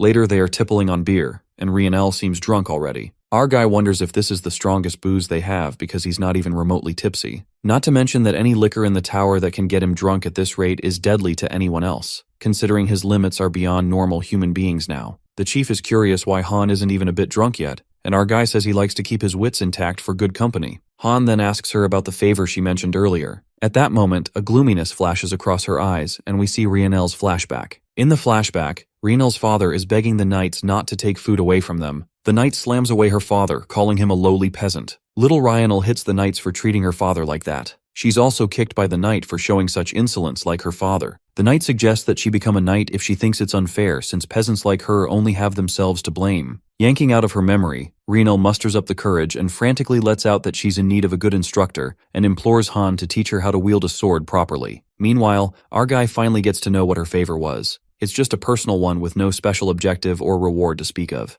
Han ponders that he's already achieved the special objective that got Rionel to command his army, so there's nothing else he can get from helping her. Besides, he thinks it's for the best not to get attached to someone who lives in a world that was created by the Tower of Trials. He thinks it's a waste of time. That's when Sung-yoon gets up and bluntly answers Rionel, straight up refusing to help her. As our callous hero is about to leave, the chief stops him and pleads with him. She sounds desperate when she mutters that she needs to live up to her potential, no matter what it takes. She helplessly slams her head to the ground, bowing, and begs him to teach her, agreeing to anything in return. Han smirks, thinking the time enjoyed isn't time wasted. Later, Rionel looks very determined, but our guy tells her to relax a little. He finds it good that she's fired up, but he infers that she'll lose fluidity from all the tension. That goes for everything. Our guy then twirls her around and thinks what she needs the most isn't combat experience, but to strengthen her magic energy system, which is called aura synthesis in this world. Han places her hand on her back and infuses magic. Rionel feels the sudden surge of energy flowing through her, and he teaches her how to use magic energy. It's like he's guiding her by the hand. She senses something familiar about it, even with all these subtle differences. With each minor change, her magic pathways are growing more efficient than ever. Based on Rhaenel's characteristics and tendencies in her magic usage,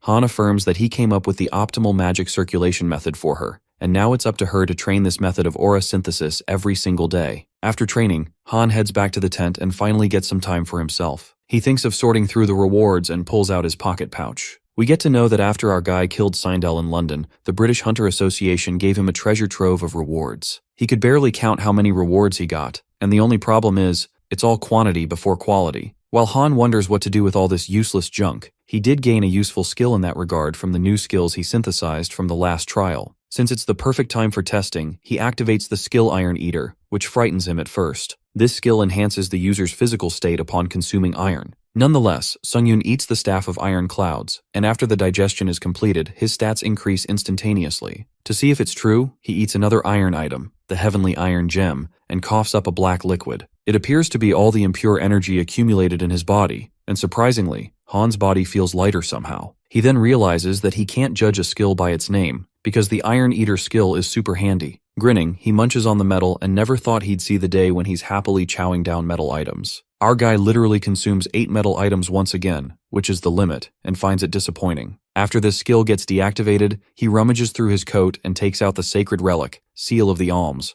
the one he's been curious about from the get-go. He learns that if he stamps himself with the seal, it might let him keep the effects permanently, even after he leaves the 15th floor. Our boy doesn't like the idea of a permanent mark on his body, but the benefits to him seem worth it. That's when Sungyun marks the stamp on his hand, and the item gets absorbed into the mark, removing it permanently from the inventory. A radiating bulk of energy seeps in, and a mark appears on his hand. Suddenly, Han is bombarded with countless admin messages. They are distraught and protest against the Tower of Trials since the Seal of the Alms is far too generous a reward. Our guy is shocked by the sudden reactions of the admins just because of the mark on his hand, while the admins are outraged by the injustice of the situation, urging the tower to recover the seal at once. Han is left baffled by the pessimistic reactions these admins are expressing. It's almost like the tower gave him something that it wasn't meant to give anyone. Abruptly, all the notifications begin glitching, and it turns out that the Tower of Trials blocks all admin messages temporarily. The tower issues a formal warning to all admins, stating any further disclosure of unauthorized information will be penalized with a ban on observing player Han Sungyun's future trials. Clenching his fist, Han definitely grasps there's more to it behind this sacred relic, and becomes adamant to find out what kind of secret it's hiding. That's when our hero raises his marked hand, activating the unique effect of the item's Seal of Dark Alms. He is requested to make an offering to a god out of the talents, abilities, and treasures he possesses. Han frowns at this odd request, wondering why in hell he would make an offering to a god he might end up fighting eventually. Having said that, he presumes it's a tradition at this point to try out every new function for himself. He then yanks out an item from the plain pocket, and luckily he's got a bunch of items he was planning to consume with Iron Eater. Our guy starts with the crappiest item he's got. Just then, he's asked to select a god to whom the offering will be made. At that moment, the system glitches, and Han notices there's something wrong with this. It appears that no trace of another god is verified in his holy energy. It occurs that Han is recognized as an independent possessor of divinity, hence presenting himself with the offering. The item Little Sorcerer's Staff is accepted by himself, and the next thing that happens leaves Han's eyes wide open. The item that was accepted converts into holy energy and is stored in his heart.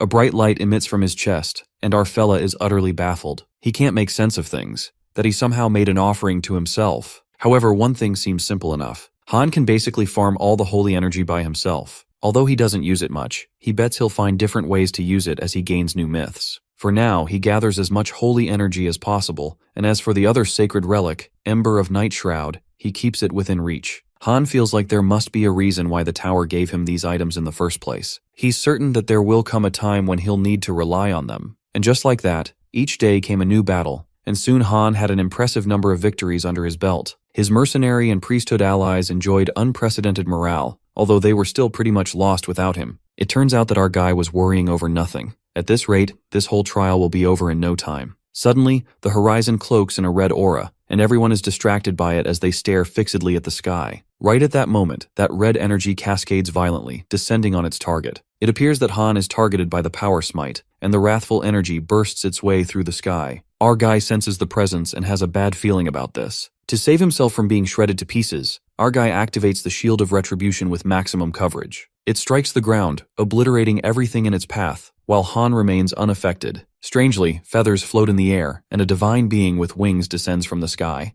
It turns out that the god of darkness has deigned to bring divine punishment on them all. A devilish grin spreads across that creature's face, reeking of malice. Our guy, on the other hand, was right about what he was feeling. The god of battle uses a large amount of holy energy to cast Descent and send down his disciple aspirant, Zerhan Navia. That's when the difficulty level for Trial 15 increases dramatically for our guy. Han realizes that it's the god of battle and lets out that it would be nice if he gave him a choice every once in a while. The god of battle wishes to put down the tower's arrogant mutt by his hand, referring to Han. The god states that in death, Han will know humility, and his folly of coveting godhood will be his last regret. It appears that our guy has angered the god, and now hell breaks loose, because the god wants nothing but Han's life. Even our hero knows he won't make it unless he fights at full power right out of the gates. Han activates all the possible skills and braces himself to fight. Just when our guy thinks he needs to be fast, the divine being, in a blink of an eye, grabs his face and smashes him into the ground. The power smite plummets from the heavens and strikes Sung-yoon. Before we all know it, our main character dies on the spot. He meets his unfortunate end. Thanks for watching Kings Manhwa. Like, comment, and subscribe for more legendary stories.